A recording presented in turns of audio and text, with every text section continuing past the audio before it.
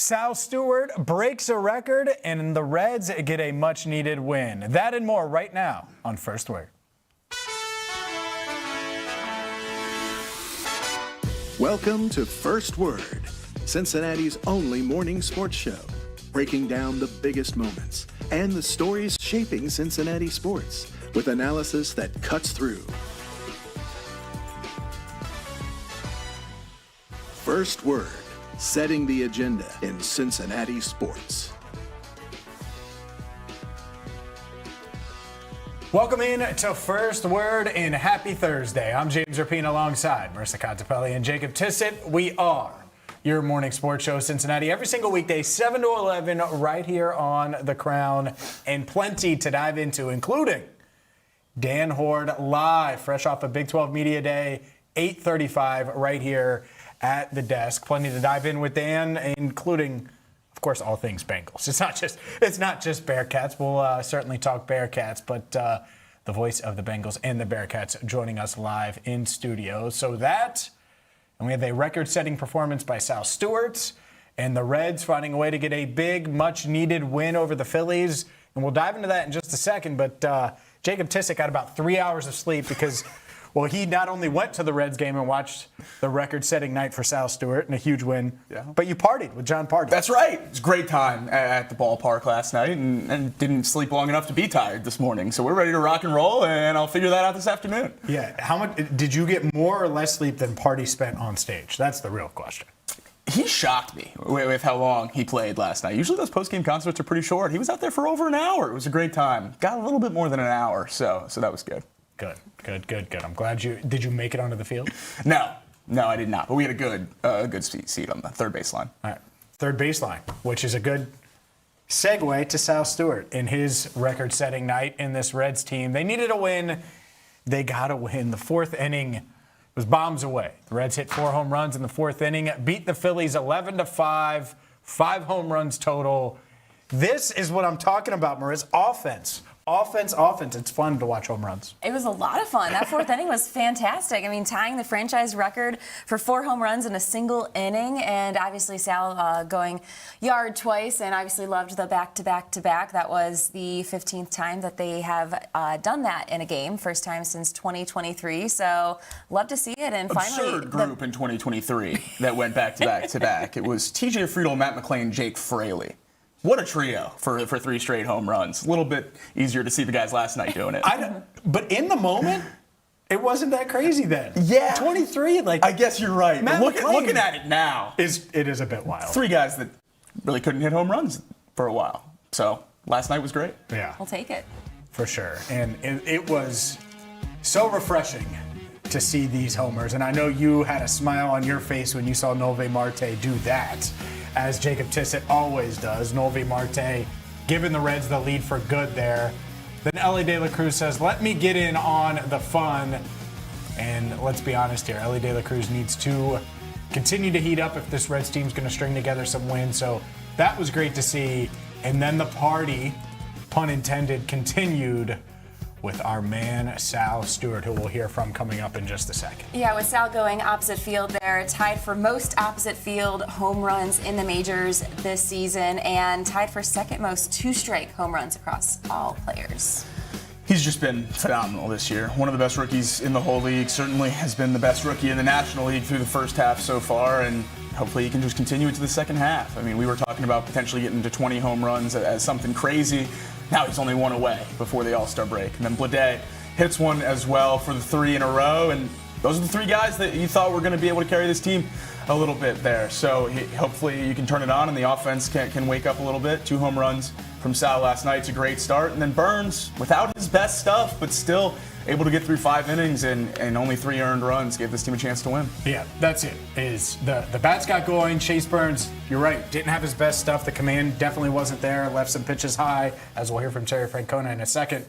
On Burns, we'll hear from Burns as well. But when you give a guy like that run support, he's like, oh, well, I can work through this. I don't have my best stuff tonight, but that's all right. And gives up the 3 runs in 5 innings. But overall, I think imagine what we've said about the Reds all week long and really for multiple weeks now.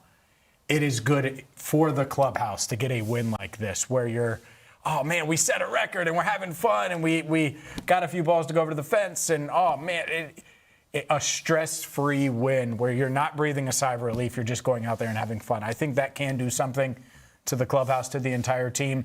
We're going to hear from Sal Stewart on the record that he set for most home runs by a Reds rookie ahead of the All-Star break in just a second. But before we do, here is Terry Francona on Chase Burns, Sal Stewart, and the craziness that was Home Run Central in the fourth inning. Yeah, I will take that. That was a fun inning. I mean, we drove some balls the other way and got rewarded for it. And you've heard me say it a million times, but that's good. And when they started to kind of climb back, as they can, it was good to have a little bit of an answer and spread it out a little bit. Well, I think he's a good hitter to start with. I mean, I don't think you can just turn into a good two-strike hitter. But I understand your point.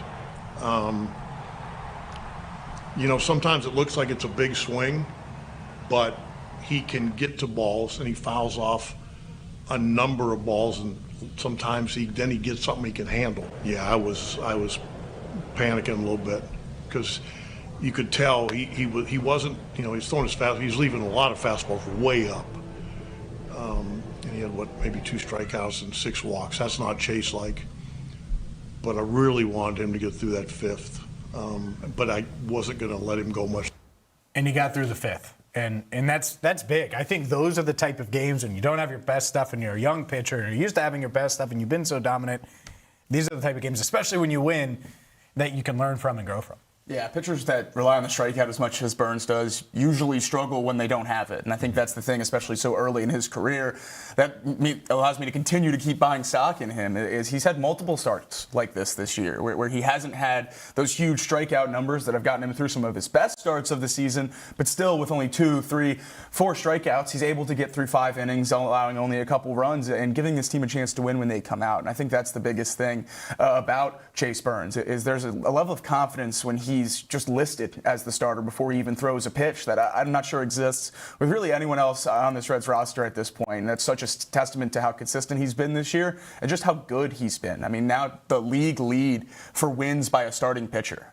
Just an unbelievable feat for a guy pitching for a team that hasn't won a ton of games over the last few months. And he's won his last 10 decisions. So unbelievable consistency, and this team just continues to win when Chase Burns pitches. Yeah, 10th straight winning decision for Burns without his best stuff, like you said, but didn't matter because the bats finally came alive. But with Burns, 106 pitches on the night, new career high for the starter, and a little uncharacteristic with these 6 walks, also the most he's given up this season. Also, he finally crossed it, 100 innings on the season, career high for Chase Burns. So now time to watch some of that, possible fatigue throughout the long season, and the innings limit conversation will come back up at some point in the next couple weeks. Yeah, you want that command to continue. The good news is the break right around the corner here. Huge. Hopefully he can get some little rest and relaxation, even though he's an all-star. Speaking of all-star, Sal Stewart, all-star as a rookie, has 19 home runs, the most ahead of the all-star break in Reds history, breaking Frank Robinson's record.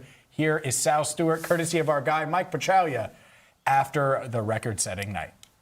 Think to yourself after the challenge doesn't go your way, reset, homer. Kind of what was it like in between those 2 pitches? Exactly what you said, reset and get back into my zone. So I thought the ball was just off, but I was wrong, and I had to get back in the count and get going. How much did this team need a boost like this tonight? You guys have been searching for results. Tonight you got results. Yeah, it was a big win, against a really, really, really good team. So yeah, it felt good, to win like that, and yeah, it was just a great day overall. Past Frank Robinson, most homers by a Reds rookie. That mark stood since '56. Wow. Just a Hall of Famer, that kind of a name, and to know that you're in that company, how's that make you feel? Yeah, that's the first I kind of hear from it. So, yeah, I mean, it feels good to be in company with someone that great of a stature of a player. Means a lot. So, definitely grateful. Like I always say, man, Jesus, he does things that I can't even explain. Statistically, this year you're one of the best 2-strike hitters in all baseball. Why do you feel like you're so good with 2 strikes? You know what? I can't really tell you. I just feel, I feel like when I see more pitches, the more pitches I see, the more advantage switches to me. So, yeah, I guess just the competitive nature comes out, and I just try to go compete. Along those same lines, Sal, why are you so good with power to right field, especially with late count? I just feel like if I could let the fastball travel as deep as I can, then I can kind of stay with the off-speed pitches, and it makes me more of a difficult out. So I just try to be as complete as I can be. And at times this year, I've kind of gone away from that, and I've lost success. So I just got to get back to what I do, which is let heaters travel and stay on off-speed pitches. After Marte and De La Cruz homer, and you come up just kind of looking for a favorable pitch, or what's it like being part of a 4-homer inning? Man, honestly, I didn't really know, to be honest with you. When you're in competition, you kind of don't think about that. So I'm just going out there trying to give my best at bat. Stewart isn't thinking about that. He's just focused on the competition. Well, that mindset has certainly helped him have an awesome rookie campaign so far for the Reds. He's been a bright spot. Was awesome in April. Has had some lulls there and some slumps, but he's worked his way through it and has had an all-star first half. He's just been as awesome as can be, and I think one of the things that's worth highlighting, a huge win for the Reds. Chase Burns on the mound, Sal Stewart shining bright. Two key pieces moving forward. Absolutely, and those are the two guys that are going to be part of this core, hopefully for a long, long time. So it's great to see them continue to perform, and it's great to see Sal get hot again. I mean, it's been about 3 weeks now where he's been close to what he was at the start of this season. He has 3 home runs in his last 7 games, and he's hitting almost 280 in his last 15. He's been as hot as he's been really for any stretch all year long, other than that first month or so when he was one of the best players in all of baseball. This is about as much as you can ask for a rookie, especially someone at this age, moving around the infield as much as he does. Can't say enough good things about Sal Stewart. Yeah, it's great to see Sal heating back up a little bit now on a 4-game hit streak with 4 ribbies in that time frame too. So I kind of like him in that 2 spot. Yeah, there's no doubt. The Ellie-Sal combo, love it. There's a lot to like about it. And here's the wild thing. I don't want this to get lost in the shuffle. Sal Stewart has 19 home runs. J.J. Bleday hit his 14th. Yeah. Started the year in AAA. He was a Louisville bat. And we'll hear from Chase Burns talking him up. But J.J. Bleday, slump and all, has been a major bright spot for this Reds team. He discussed the big 4th inning and what it was like to be a part of back-to-back-to-back jacks in the clubhouse afterward. Yeah, absolutely. That's cool. Never been a part of something like that. Wasn't trying to do it or anything like that. Just watched them hit some bombs and just thought it was, the opportunity was cool and kind of went in our favor. Can you walk me through that at bat? Yeah, just trying to be aggressive. Just get a pitch to hit. Find something that I can kind of something close to me and something I can put the barrel on. And he made a mistake there and put a good swing on it. Your season started with that missed flight coming to Reds Fest. Just to think about how far you've come, and again, these numbers very impressive from the first half. Mm-hmm. How do you kind of ingest all that over the next few days that you'll have all? Yeah, I mean, it's been a blessing being here, and I love this place, and it's been a good fit. There's been some ups and downs for sure, but looking back this far, I feel pretty happy where I'm at, and just got to continue to keep pushing and doing my best to help this team win, and that'll be probably what I reflect on come All-Star break. When was the last time you had this much fun, like consistently? It's been a while. I really couldn't tell you, but these guys, good group of guys here, and it's just fun to be around and fun to watch them play. Does a night like tonight remind you of the talent that you guys still believe is in this clubhouse? Oh yeah, absolutely. Again, it's just having the confidence and having the experience too to have a game plan and to go out and execute and try to make adjustments. Whether that's game to game or pitch to pitch. If we can do that, I mean, we can compete with anybody. What stood out the most to you about what Sal's been doing all season? I mean, I was sitting with him before the game on that traject thing, and he was just being a little smart ass the whole time. And it was just we were just joking around, and he was going oppo homer, and so I wasn't surprised when he hit two oppo bombs today. So I mean, the kid's got all the confidence in the world, and he's fun to watch. Is the trajectory machine kind of like does it throw it harder, or is it? It shows that pitcher that day, so they'll upload like the pitchers that you're going to be facing that day, and you can some guys like it, some guys don't. But it'll have their metrics, and you can get, like a couple at bats if you wanted to before you get to the game, essentially. That's JJ All Day Bleday. He got his nickname back at least for one day. That courtesy of Mike Petraglia in the Reds clubhouse. He's been a bright spot. I know it's been ugly recently, but JJ Bleday is certainly a bright spot for this Reds team. Yeah, he has certainly, been in a little bit of a slump, but hopefully this is him working his way out. The first home run he's hit since June 15th, first ribbies he's driven in since June 28th, so hopefully turning that page to where the bat's going to come alive a little bit more, because he's now hit in 5 of his last 6, and over the last 7 days, batting .261. Already tied his home run total from last year with the A's so far this season. I know it's been a slump lately. There was an all-star campaign a few weeks ago, and certainly that's fallen off at this point, but I don't think that you could ask for this signing to turn out much better than it has for the Reds. JJ Bleday has carved himself, if not an everyday role, certainly pretty close to it, and in the top half of the lineup every single time he's in it. So I am thrilled with what JJ Bleday has become for this team, and these are the types of signings that the Reds need to capitalize on. The discarded former top prospects that aren't asking for a huge deal with multiple years of team control in the offseason. Take a gamble on guys like this. They work out more often than not because that talent's in there still. You just have to get it out. Yeah, no doubt about it. We are just getting started live on the First Word YouTube channel, live on X at First Word Cincy. Up next, we'll hear from Chase Burns and get to everything you missed while you slept right here on First Word.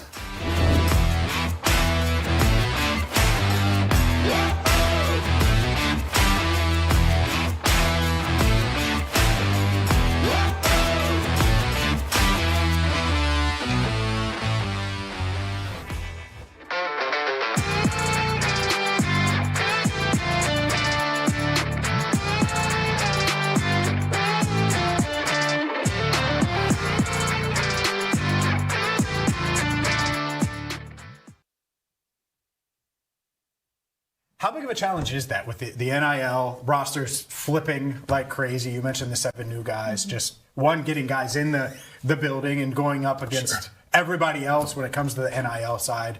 And then when they get there, you got to get them familiar and comfortable, and not on the court, but off of it as well. Yeah, we've tried to embrace just understanding that this is a one-shot deal every year, right? And you're just starting over. You hope you can retain some good guys. Your recruiting starts with trying to retain. But, this year we only have one starter back, so we're going to have essentially a brand new team. And in some ways it's exciting because you're going out and you think that you're able to really narrow down and pinpoint these are exactly the needs that we have. And then you just got to figure out, are we in the ballpark money-wise? Obviously, bringing in players is a huge piece, but you just mentioned the retention there. As a mid-major, how's the struggle when guys progress and play really well to have them not try to take that leap and keep them at NKU? It's not a struggle. You just lose them. You just do. I think our league last year, the stat was of the 15 guys that made one of the all-conference teams, 14 of them left the league. Wow. And so it's kind of an assumption. And so, again, even in recruiting, we got a really talented freshman this year that I think maybe could help us a lot. There's no guarantee he's back to the sophomore year. So, again, we just kind of take that one-year approach. How can we be the best team to win a championship this year in the Horizon League?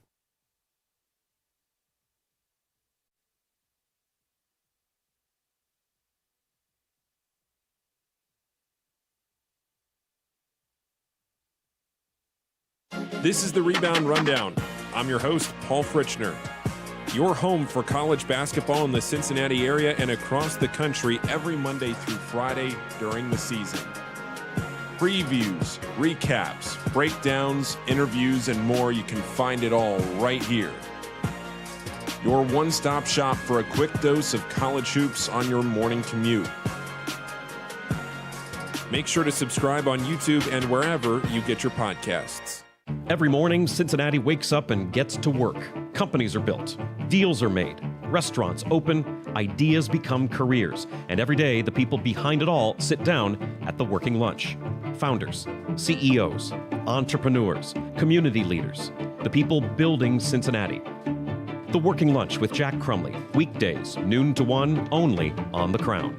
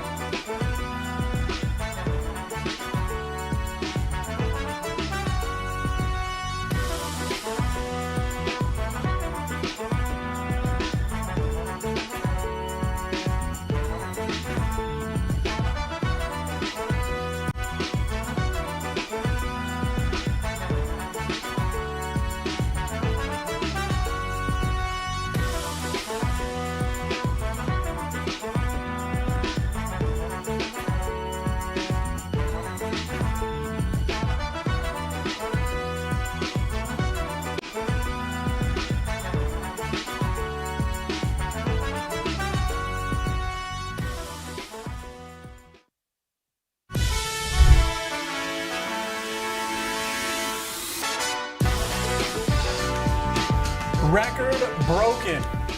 Yeah, we've definitely sounded like a broken record talking about those struggling Reds. Well, yesterday it was certainly an exception. Sal Stewart breaks the Reds rookie record, most home runs by a Reds rookie. Kept you on your toes there. You didn't know what was coming. That was great. You didn't know what was coming. I can tell because he makes a little smirk. And I can tell if it's a good smirk or a bad smirk. That was a good smirk. It was good to see Sal Stewart hit 2 home runs yesterday, has 19 on the season, breaks Frank Robinson's record for most home runs ahead of the All-Star break for a Reds rookie. That alone is just crazy to say out loud that he broke Frank Robinson's record in a season that's been ugly, especially the past 2 months and 9 days. For Sal Stewart to do that, pretty darn noteworthy in an 11-5 win. So the win matched the record, matched the party afterwards at GABP. It was a heck of a night for the Reds.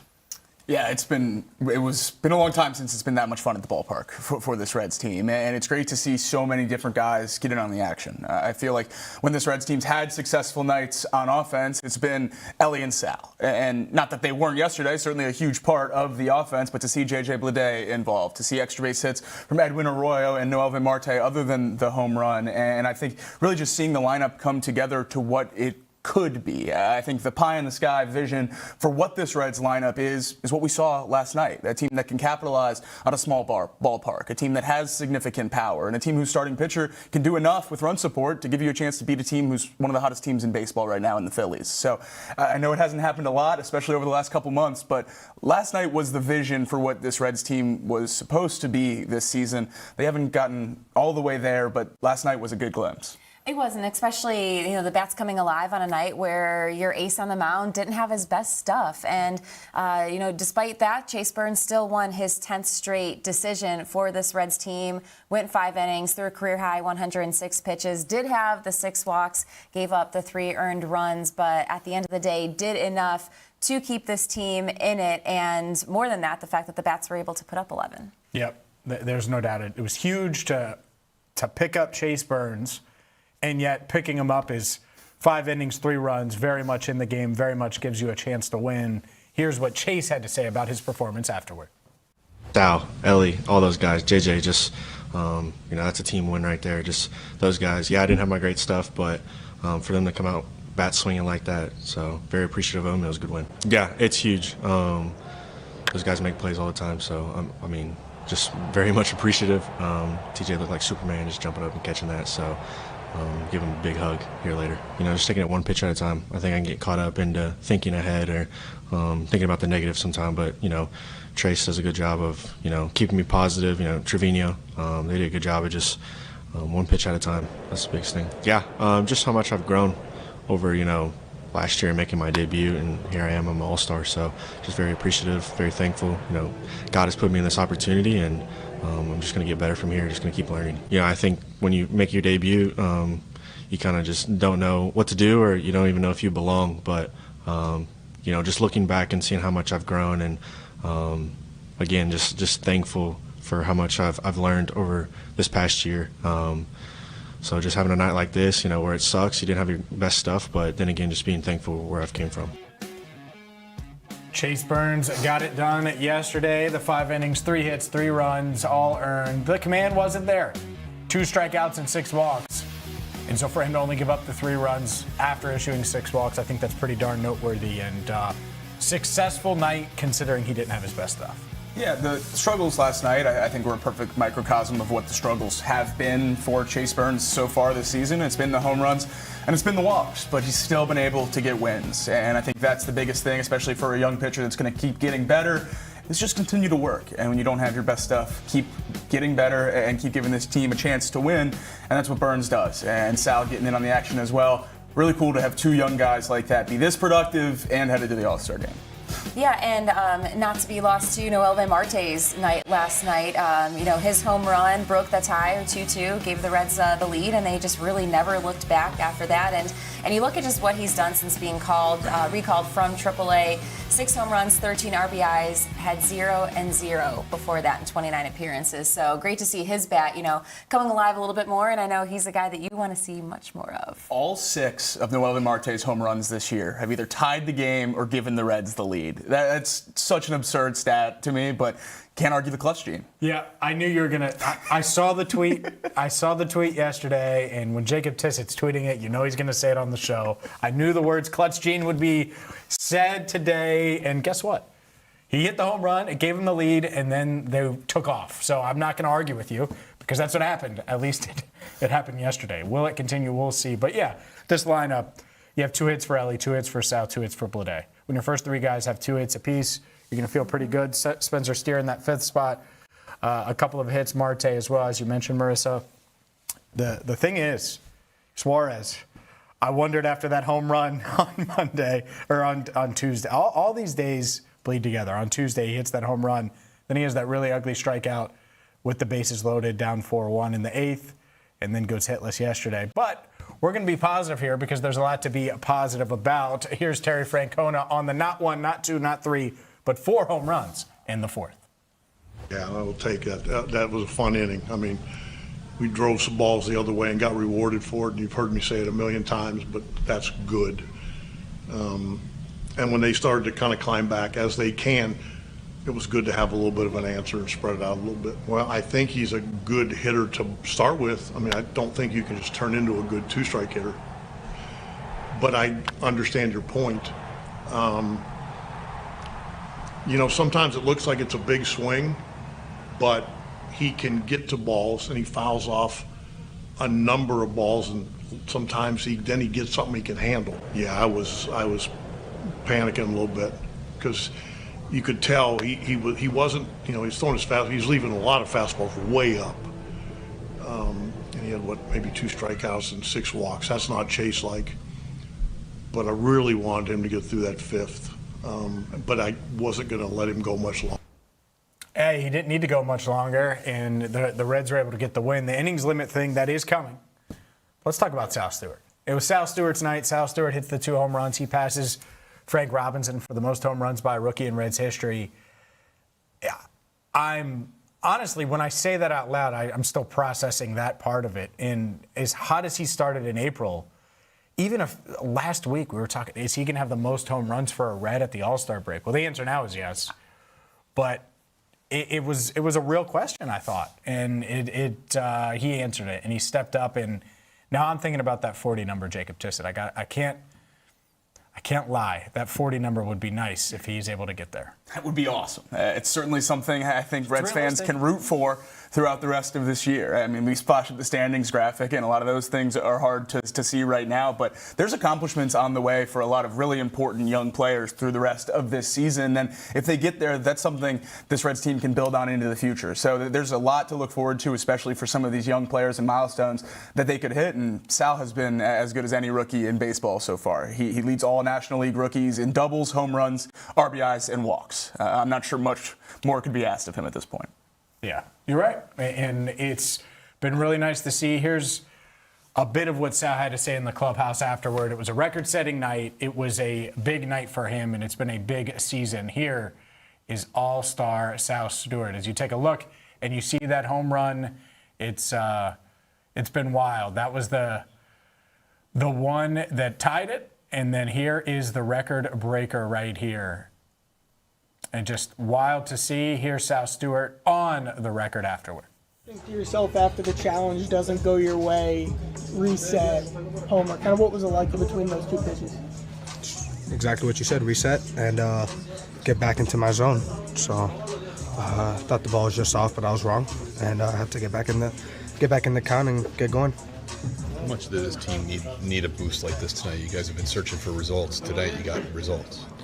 Yeah, it was a big win, against a really, really, really good team. So, yeah, it felt good, to win like that. And, yeah, it was just a great day overall. Past Frank Robinson, most homers by a Reds rookie. That mark stood since '56. Wow. Just a Hall of Famer, that kind of a name, and to know that you're in that company, how does that make you feel? Yeah, that's the first I kind of hear from it. So, yeah, I mean, it feels good to be in company with someone that great of a stature of a player. Means a lot. So, definitely grateful. Like I always say, man, Jesus, he does things that I can't even explain. Statistically, this year you're one of the best 2-strike hitters in all baseball. Why do you feel like you're so good with 2 strikes? You know what? I can't really tell you. I just feel, I feel like when I see more pitches, the more pitches I see, the more advantage switches to me. So, I guess just the competitive nature comes out, and I just try to go compete. Along the same lines, Sal, why are you so good with power to right field, especially with late count? I just feel like if I could let the fastball travel as deep as I can, then I can kind of stay with the off-speed pitches, and it makes me more of a difficult out. So I just try to be as complete as I can be. And at times this year I've kind of gone away from that and I've lost success. So I just got to get back to what I do, which is let heaters travel and stay on off-speed pitches. After Marte and De La Cruz homer and you come up just kind of looking for a favorable pitch, or what's it like being part of a 4-homer inning? Man, honestly, I didn't really know, to be honest with you. When you're in competition, you kind of don't think about that. So I'm just going out there trying to give my best at bat. When you're in competition, you're not even thinking about that, Jacob. You're thinking about hitting long balls and hitting home runs, and that's what Sal Stewart has done. Congrats to him on the record. Last thing on the Reds here, Will Benson. Well, outrighted the AAA. He cleared waivers. No one wanted to take a flyer on him. And the interesting is, as Terry Francona mentioned, he was like, man, we were rooting for someone to do that. I think they really like him, and they think, hey, get a shot somewhere. Guess what? You kind of know what Will Benson is at this point. Yeah, not necessarily surprised he wasn't claimed. Has hit 200 since his breakout season in 2023. And I just think at this point the most surprising thing with Will Benson is that he accepted the outright to AAA. I thought for sure he would have elected free agency after clearing waivers for this ordeal. I don't know what his path is to getting consistent playing time in this Reds organization at this point. I feel like he's been given chances and hasn't seized them. So it's great to have him still in the organization, clearly well-liked and a great vibes guy. But I certainly expected him to elect free agency. Great to see him in Louisville, though. Yep, no doubt about it. And don't look now, but not one, not two, but three, Evander, a MLS All-Star for the third consecutive year. Yeah, big news for Evander going to his third straight All-Star. This now marks the fifth straight season that FC Cincinnati has had at least one player named to the MLS All-Star team. That will be coming up on July 29th in Charlotte. But an outstanding season by Evander so far. 9 goals, 6 assists, and 14 appearances. Earlier this season became the first Brazilian-born goal scorer all-time for MLS. And he scored in 5 consecutive matches leading into the World Cup break. So great honor for Evander, and excited to see FC Cincinnati start to be resuming play here now that the World Cup's going to be coming to an end in a few weeks. For sure. Might see them in person tomorrow. Spoiler alert. Paulie Sharanya over there. Paulie Sharanya with the hookup. Who? He's going to join us at 10:15. But one more thing, and this is something that is naturally going to come up with Dan Horde when he joins us at 8:35. Brendan Sorsby. Well, the University of Cincinnati received a letter about Sorsby's time in Cincinnati. Obviously, Sorsby ineligible for the NCAA. He's not going to play this year. Will enter the 2027 NFL draft. But Ross Dellinger reporting that, UC did receive a letter inquiring, hey, were you aware of any of these gambling ongoings that Sorsby had at the time when he was suiting up for the Bearcats?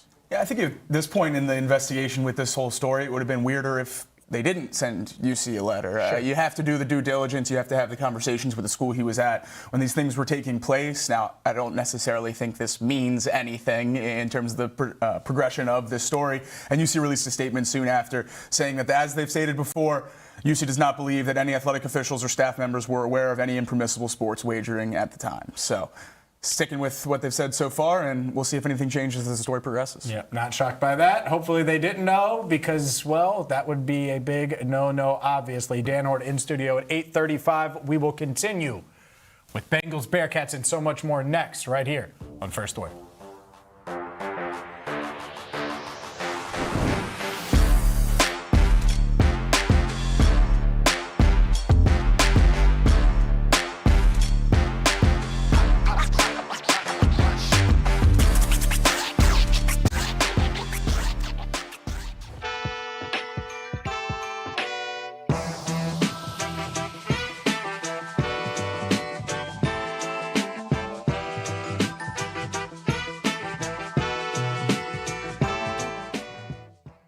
What is The Crown?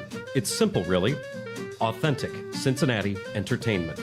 Not hot takes from a studio 3 states away. Not national noise pretending to know this city. Rather, bringing a voice to those who call the Queen City home.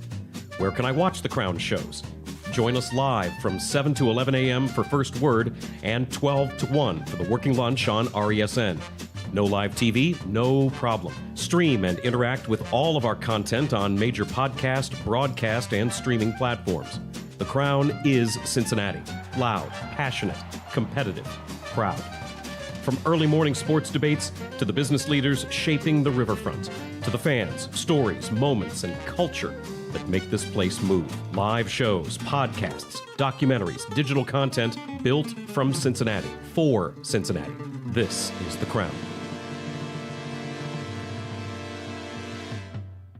Because if Joe Burrow thinks he's that good and he's prepared against him, he's probably that good. Exactly. And Joe Burrow just isn't going to say something like that just for the sake of saying it. He truly believes it because Joe also knows his words are going to be consumed across socials, across the NFL world, and everyone's going to dissect what he is saying. So the fact that Joe is saying that means a lot. It carries a lot. And it's also giving that reassurance, I think, to both Dexter and the rest of this locker room and fan base that, yeah, the Bengals went out, got a difference maker, one of the best defensive linemen to add to bolster this defense so they can be a lot better than they were the last 2 years. Absolutely. And Dexter's production took a step back last year, but the production as an interior defensive lineman is only about half of the battle here. And I think that's what's part of what's so exciting for a lot of people in both in the fan base and in the building, including, I assume, Joe. As much as Dex affects everyone else in that defensive line and on the defense, playing at a true nose tackle position over the center, getting double teamed as much as he did, like Marisa just said. But even last year in a down year for the production, it's what he does when he's on the field that makes a huge difference. The Giants, when Dexter was off the field last year, were 32nd in yards per attempt, 31st in sack rate, and 27th in EPA per pass. When Dexter was on the field, they were 8th in yards per attempt, 9th in sack rate, and 10th in EPA per pass. He didn't just make them a fine defense. He took them from a defense ranked in the 30s in a 32-team league to a defense in the top 10.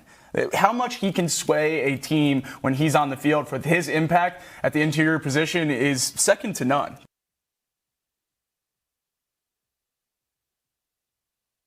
This city deserves.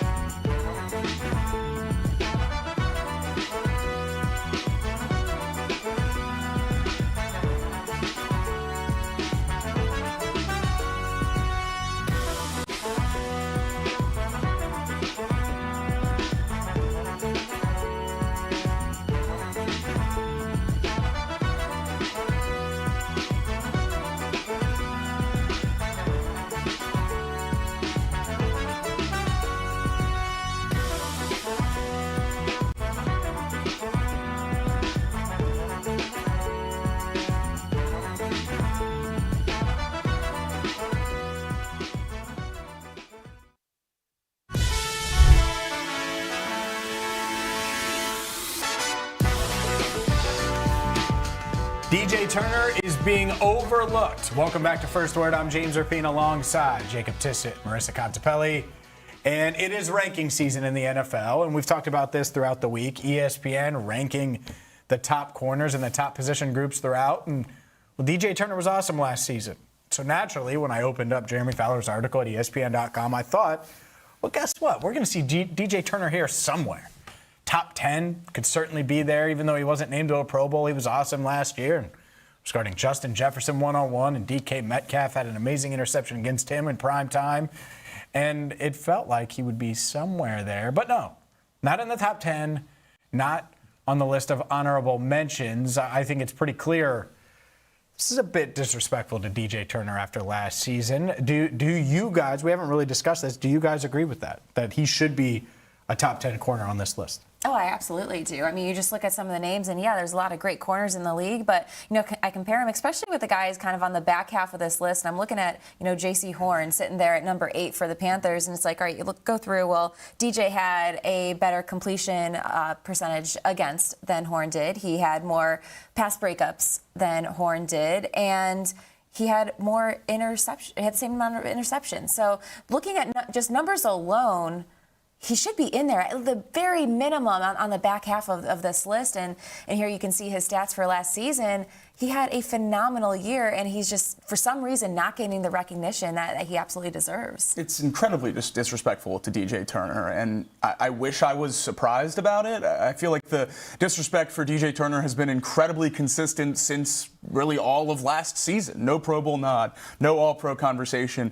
This is the third or fourth list we've talked about so far this offseason where his ranking makes no sense based on the production from last year. And I did the same thing as you, Marisa, looking through some of these names on the back end of the list. And obviously DJ Turner was better last season numbers-wise. The only difference I can find between these guys on this list and DJ Turner is the pedigree as a prospect coming out of college. A lot of these guys were first-round picks. A lot of these guys have been talked about quite a bit since their time in the NFL. DJ Turner really broke onto the scene last year. That shouldn't matter.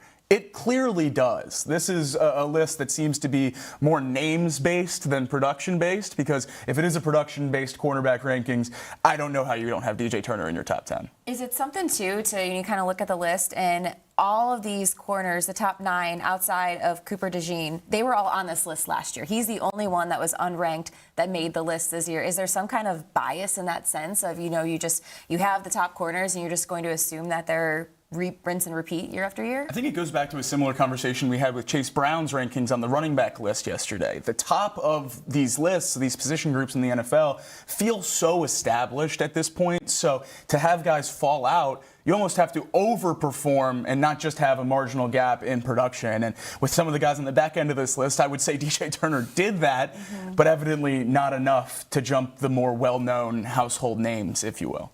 DJ Turner had 18 passes defensed. Like, that to me is it. Because I think there are going to be a lot of people that say the 2 picks. And like, oh, he doesn't have the ball production. Yeah, he does. He was getting his hand on a ton, and he was tied for second in the league with those 18 passes defensed. And so I think that's one thing. 2, he was mentioned, not as an honorable mention, but as another receiving votes. And for me, that's disrespectful because I do think DJ is a top 10 corner right now. Like, right now. And I think the Bengals believe that, and that's why yesterday we talked about, like, big picture with Chase Brown and where his value is. I think DJ's getting paid and will certainly get paid, and I think the Bengals are going to have to pay him. I think Dax Hill's disrespected here too. I think he should certainly at least be someone that received votes. And that's how I can kind of tell, you guys aren't that familiar with the Bengals. You didn't watch them that closely. I don't think we're overrating, and I'm overrating and looking at it through orange and black. Like, they have 2 awesome cornerbacks. This is not orange and black glasses season. This is not, let's pump up 2 guys that can't play. No.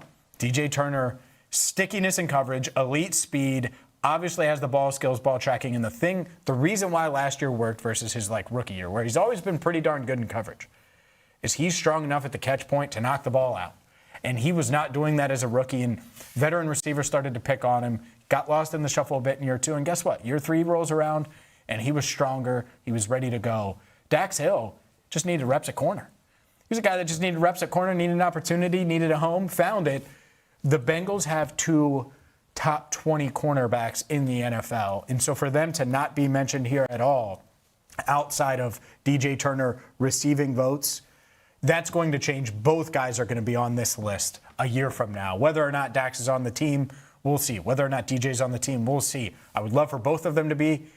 But I do think that both guys should be mentioned on this list. They should. I'm not overly surprised, though, that Dax Hill wasn't. I mean, you just look, numbers-wise, he was so much better, I think, on the back half of the year than he started off the year. Like you said, he needed those reps at corner and to kind of get comfortable. But numbers-wise, he only had 1 interception, and completion percentage against was a 63, which is much further back than you look at the guys at the top of this list are, in those 40s. I mean, DJ's was a 46.8, which is 4th best in the league. So I think looking at some of those numbers-wise, he did have, 11 passes defense, which is great. But as a whole, for the whole of the season, not surprised, just given kind of where he ended up falling at the end of the year. I think he could be a name that surprises a lot of people this year by being on this list. And by that, I certainly mean people outside of Cincinnati, because I think people here are waking up a little bit to how good Dax can be.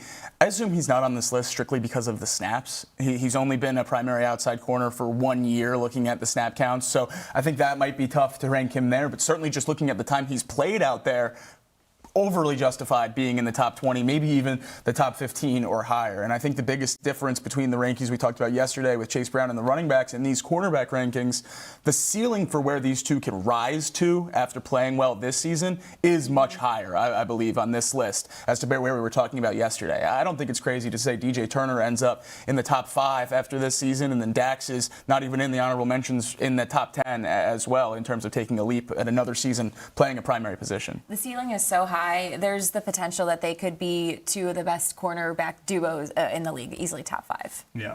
I was looking at passes defensed, and I wanted to make sure. I knew DJ didn't lead the NFL last year, but I knew he was at the top. I thought he was second, but I didn't want to misspeak. And as I was looking it up, it pulled up the all-time passes defense. Jonathan Joseph. Jonathan Joseph. And this is the cautionary tale. Never should have gotten out of the building.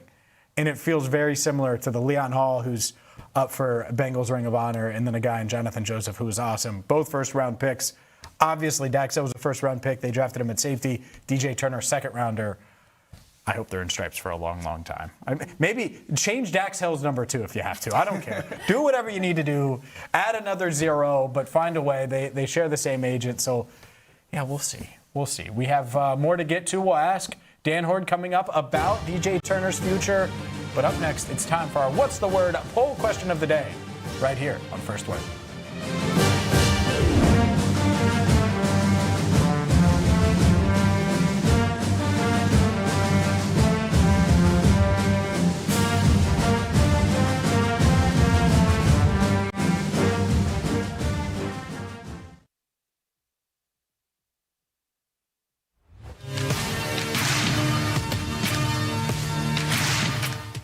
The city lives and breathes sports, and now it finally has a morning show to match. I'm James Rapien, and this is First Word, the only morning sports show in Cincinnati and the place where every day starts. First Word, weekdays 7 to 11, part of the Crown Network. Well, it wasn't all love for these these Bengals coordinators when it comes to this Bleacher Report article, because it named a bunch of future head coaches or potential head coaching candidates, and it was a bunch of coordinators, some experienced, some not so experienced. Do you see Al Golden there? Oh, well, that's not a shock. The Bengals defense is bad, so it makes sense. Do you see Dan Pitcher's name on that list?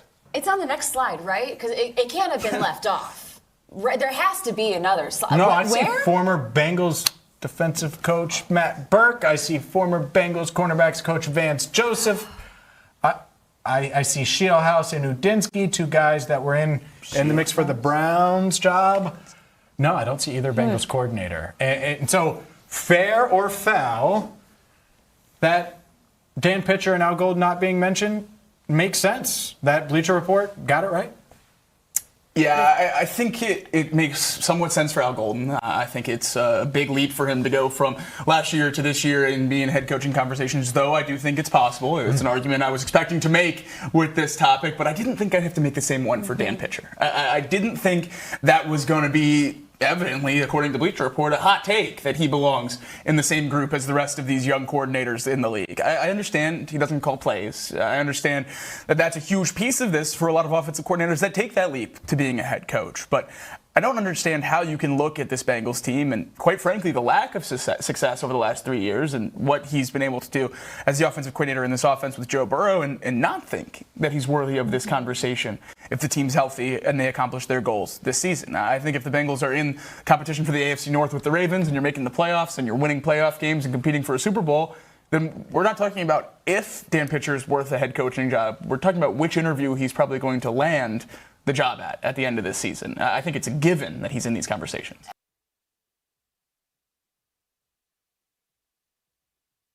Every morning, Cincinnati wakes up and gets to work.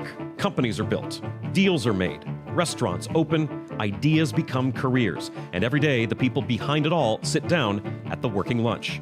Founders, CEOs, entrepreneurs, community leaders, the people building Cincinnati. The Working Lunch with Jack Crumley, weekdays, noon to 1, only on The Crown.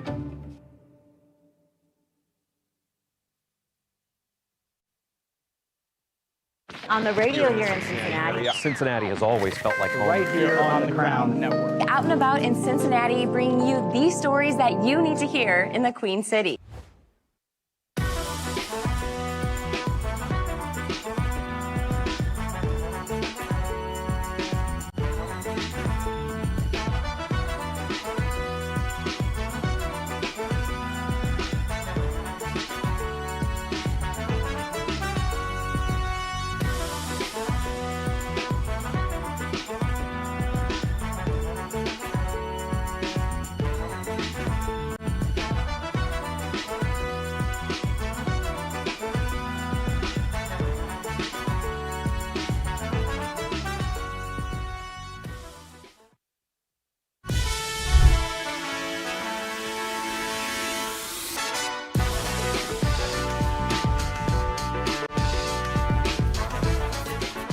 12 times a day, Marisa thinks, hey, James, stop it. James Rapien, Marisa Contipelli, and Jacob Tissot with you till 11 o'clock. Dan Horde going to join us live in studio at 8:35. Plenty to dive into with Dan. But let's continue the Bengals conversation right now with our What's the Word poll question of the day.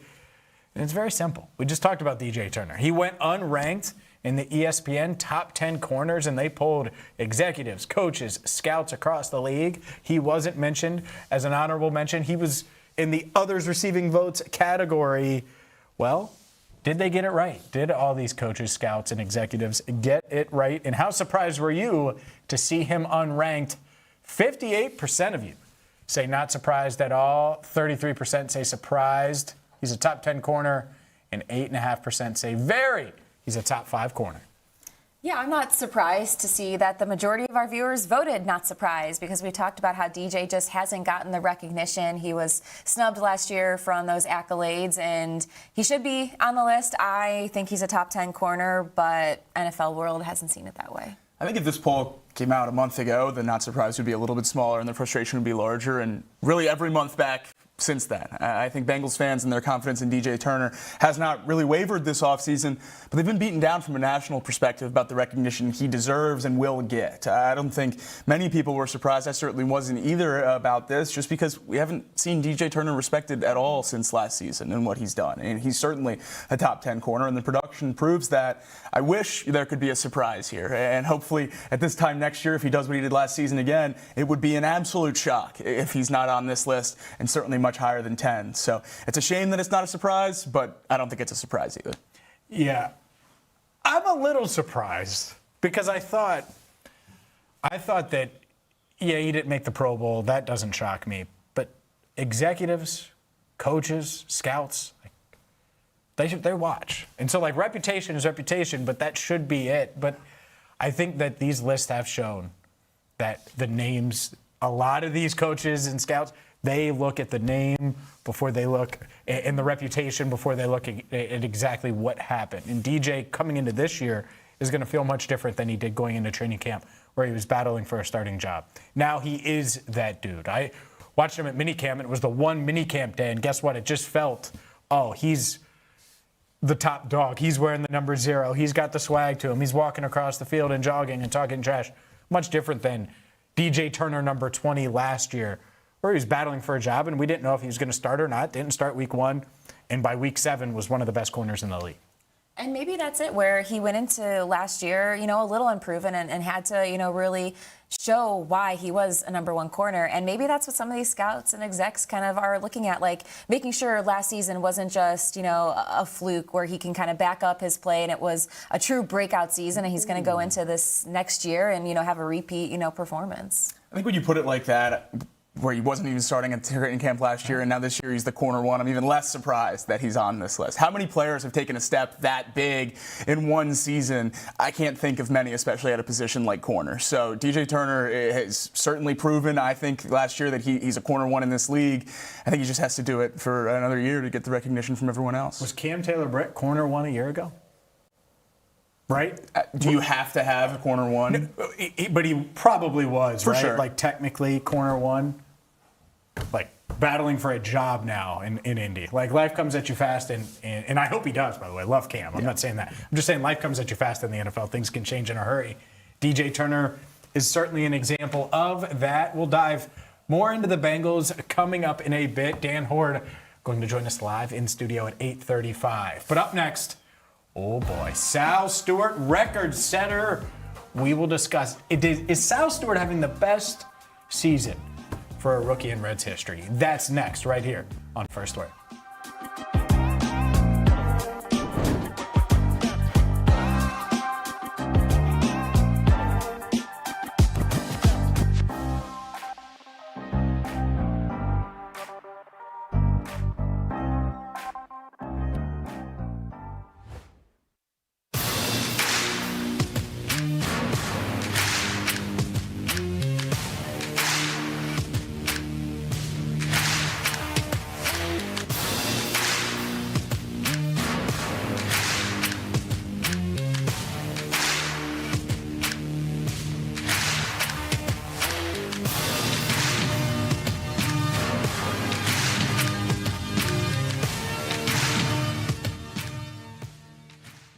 CB1 calculated DJ Turner on Instagram with the soon post there, and you see it. That's a lot of stacks there. That's a lot. I don't know. Did you count them all? I was trying. I think it's like $25 million a year, so I'm good with that. Yeah, he's good with that too. Are the Bengals good with that? I think that's where it leads to. Let's start here. Do we think that this CB1 calculated, the soon Instagram posting it, knowing it's going to get the people going, is a deal looming? Yes, I feel like it has to be. You're not just going to post that just to post it. The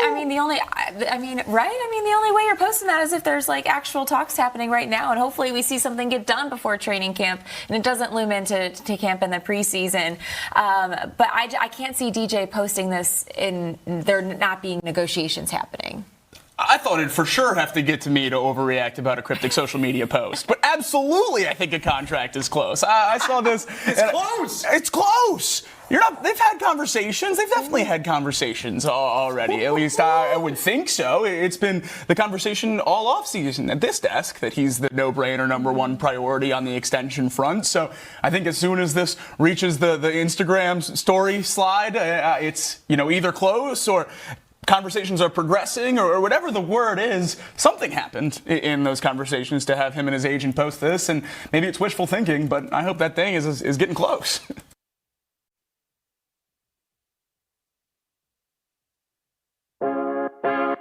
Hi, my name is Adelaide Jones. Just your typical 40-year-old Cincinnati girl. Although, no, I'm not married or divorced. I don't have any kids, and I don't live in the neighborhood I grew up in, which is the West Side, by the way. But what I do have is a lot of freaking time, and I've been using it well. So come along with me on this grand adventure, because I've been trying all the new around town that you need to know about. This is Nat Tries That.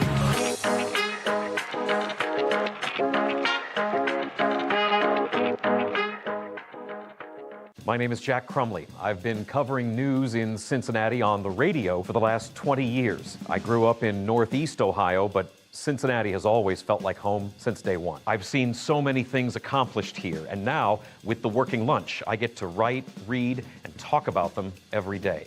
Hard-working people with a drive and a dream. Innovative ideas that help shape this city. Cincinnati is a great city, and I'm excited to tell you about it every day. This city deserves its crown. Watch, listen, subscribe.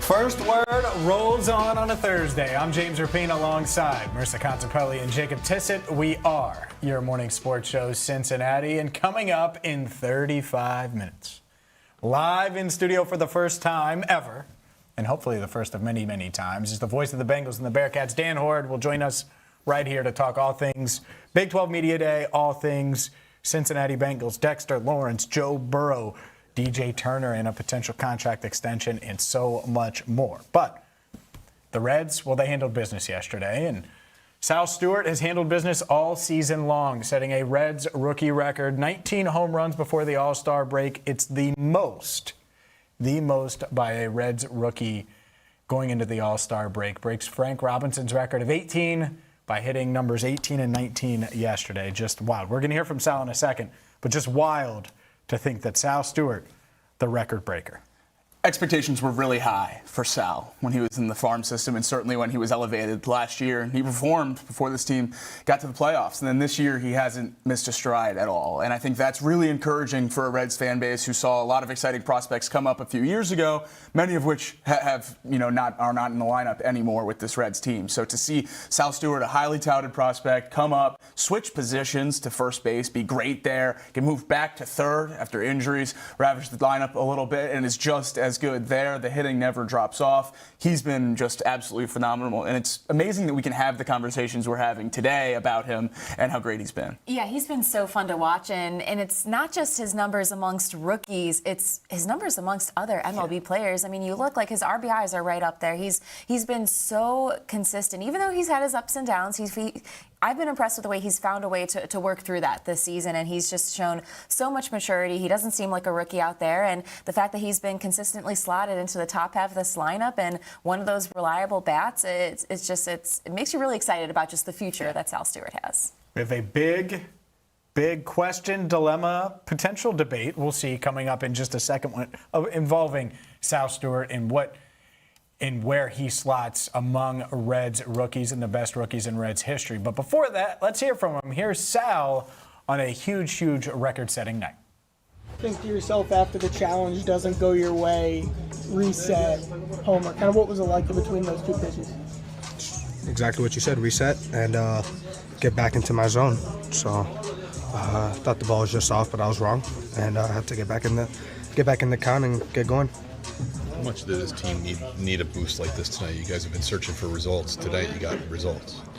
Yeah, it was a big win, against a really, really, really good team. So, yeah, it felt good, to win like that. And, yeah, it was just a great day overall. Past Frank Robinson, most homers by a Reds rookie. That mark stood since '56. Wow. Just a Hall of Famer, that kind of a name, and to know that you're in that company, how does that make you feel? Yeah, that's the first I kind of hear from it. So, yeah, I mean, it feels good to be in company with someone that great of a stature of a player means a lot. So, definitely grateful. Like I always say, man, Jesus, he does things that I can't even explain. Statistically, this year you're one of the best two-strike hitters in all baseball. Why do you feel like you're so good with two strikes? You know what? I can't really tell you. I just feel, I feel like when I see more pitches, the more pitches I see, the more advantage switches to me. So, yeah, I guess just the competitive nature comes out, and I just try to go compete. Along those same lines, Sal, why are you so good with power to right field, especially with late count? I just feel like if I could let the fastball travel as deep as I can, then I can kind of stay with the off-speed pitches, and it makes me more of a difficult out. So I just try to be as complete as I can be. And at times this year I've kind of gone away from that and I've lost success. So I just got to get back to what I do, which is let heaters travel and stay on off-speed pitches. After Marte and De La Cruz homer and you come up just kind of looking for a favorable pitch, or what's it like being part of a 4-homer inning?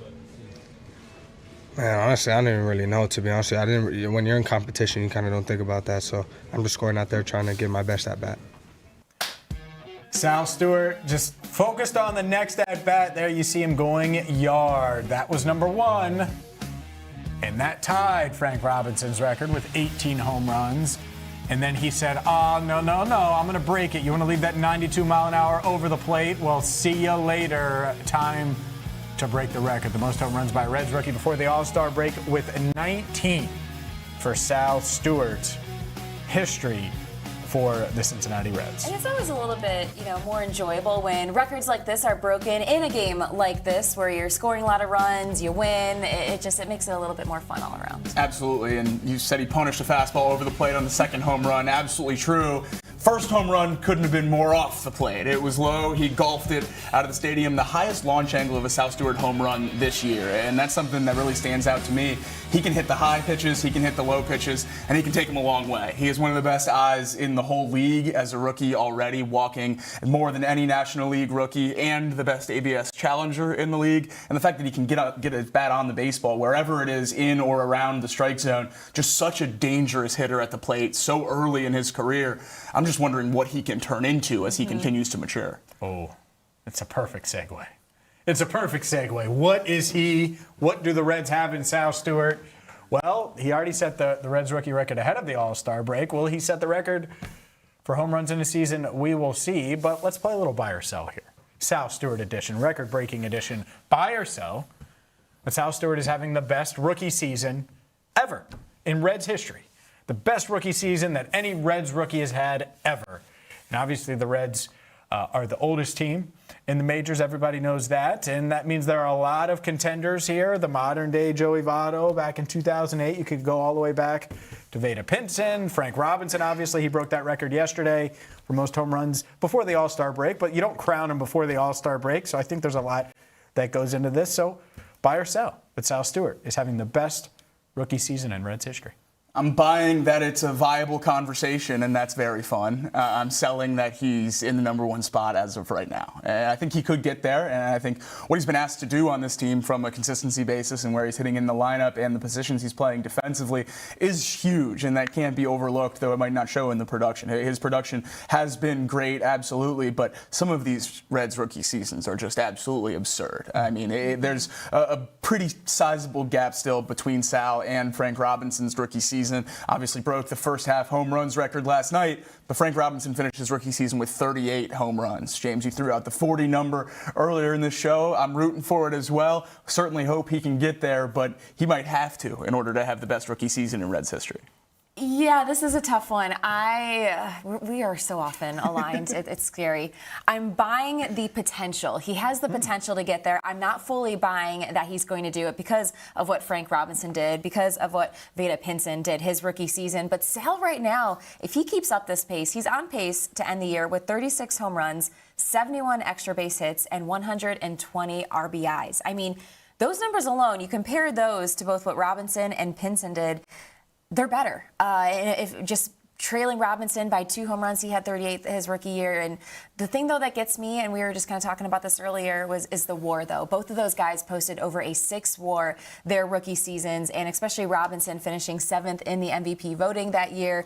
Pinson, really, really good defensively, too, had a .984 field percentage. I think it would be really tough for him to overtake one of those two. But I absolutely buy that Sal is having a top 5, maybe top 3 rookie campaign in Reds history. Yeah, it's really tough. First off, I buy it. I buy that he absolutely, and here's why. Because it's really tough to compare to 1956. Like, it just is. Yeah. And so, like, there are eras, and I think you can buy it and not be disrespectful to Frank Robinson or be disrespectful to Vada Pinson. I think what the interesting thing for me is you look at Joey Votto in 08. You could do Johnny Bench as well if you want to, but like Votto, Sabo, some of these last 40 years guys, and obviously Votto's the main one because he's the best player the Reds have had over the past 30 years. And it's like, yeah, his numbers should be better than the 24 home runs that Joey Votto finished with, the 84 RBI that Joey Votto finished with. And so if he gets there, he's going to have that case. If he finishes with 110 runs batted in and 30 home runs, which if he stays healthy, he has 19 home runs now and 64 runs batted in. So can he get to 100? He should. Can he get to 30 home runs? He should. And maybe he gets even farther. Maybe he does break Frank Robinson's record. So let's just say he finishes with 110 runs batted in and 38 home runs and ties Frank. Can you make the case then that, hey, this is the best rookie season in Reds history? I think you'd be able to, whether or not he shatters the numbers so much so that he is close WAR-wise. I think that's unrealistic. And part of that is today's game versus then. I think it's really hard to compare eras that long ago. Frank Robinson's awesome. I'm not saying Sal Stewart's going to be Frank, but do I think he could end up having a rookie season that aligns with the best in Reds history? And you can make the case, and we can sit here in November, and when we do a Reds topic, like buy or sell that Sal Stewart had the best rookie season in Reds history. I think his trajectory is there. And I wouldn't have said that a week ago. But when you see what happened last night, and you see this first half of the year, and then you look at the numbers, it's like, yeah, well, this aligns, this aligns, and this aligns. And by the way, this isn't a bad lineup, where it's not like opponents are like, oh, well, we have to throw to Sal. No, you can pitch around Sal. You can adjust the sound. He's went through those slumps. He's came out the other side. I buy it that Sal Stewart could certainly be in that mix. Yeah, he is in the mix. He's already in the mix. It's a conversation that should be being had with some cheese on it. It's important to mention all the bats. Obviously, it's easier to compare that way. But Mr. Perfect, Tom Browning, one of the best rookie seasons in Reds history as well, cleared 20 wins. Much harder to compare that to a bat, but still incredibly impressive. And I think what you said there with how he's much closer to Votto's numbers and some of these other legends, if you will, is if he's the modern Reds rookie, best Reds rookie, then that's certainly something to hang your hat on as well. The eras are a huge change in baseball. I think it might change as much as any sport from one era to the next in terms of how the pitchers they're throwing with velocity and the shapes of the pitches and the power and the ballpark dimensions and everything along those lines. And I think if he passes Joey Votto to a level where it's relatively easy to say that he had the best rookie season since, say, 2000 for this Reds team, then that is a huge, huge win for this Reds team and Sal Stewart. No doubt about it. No doubt about it. Hopefully he can keep it up. He's been a bright spot this year. We have more on Sal coming up next and While You Slept. Plus, Dan Horde in studio at 8:35 right here on First Word.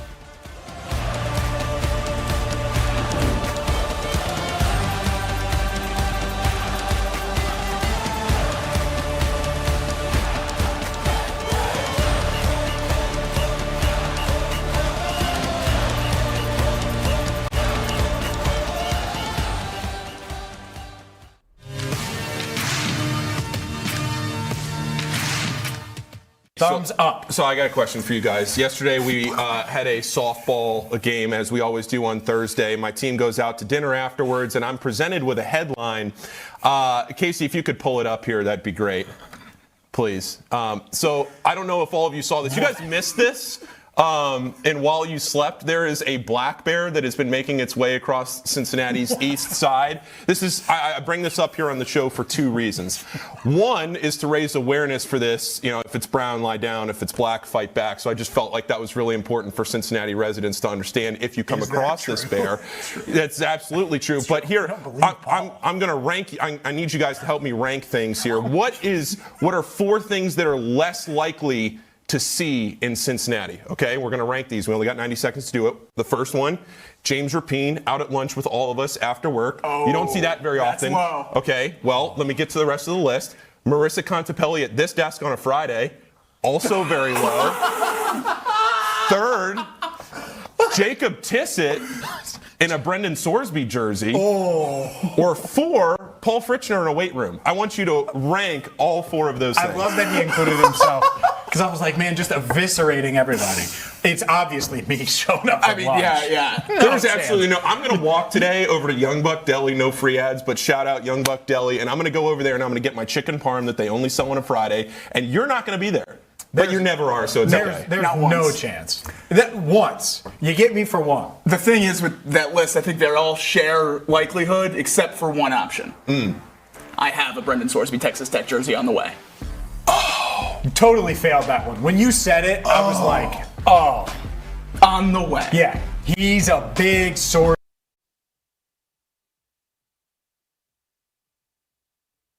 Real or ridiculous that the Bengals feel like they are legitimate Super Bowl contenders going into training camp? I think it's absolutely real, and I don't really know how it wouldn't be. And that's, I think, the frustration we had about a week ago when we talked about a lot of the people in the national media talking about the Bengals and their Super Bowl chances. Just they seemed to think it was ridiculous at some points. Well, the Bengals are Super Bowl contenders anytime Joe Burrow's on the field, and the fact that they've added to the defense to have legitimate talent, and there's a conversation that we had yesterday on the show that this Bengals defense could be potentially top 10 in the league.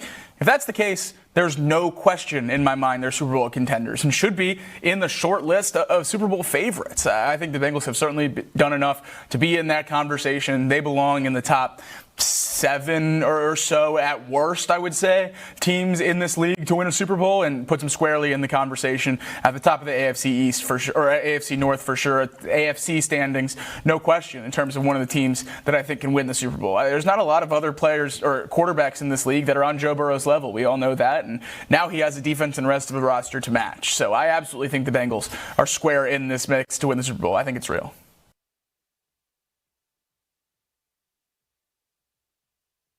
On the radio here in Cincinnati. Cincinnati has always felt like home. Right here on the Crown Network. Out and about in Cincinnati, bringing you the stories that you need to hear in the Queen City.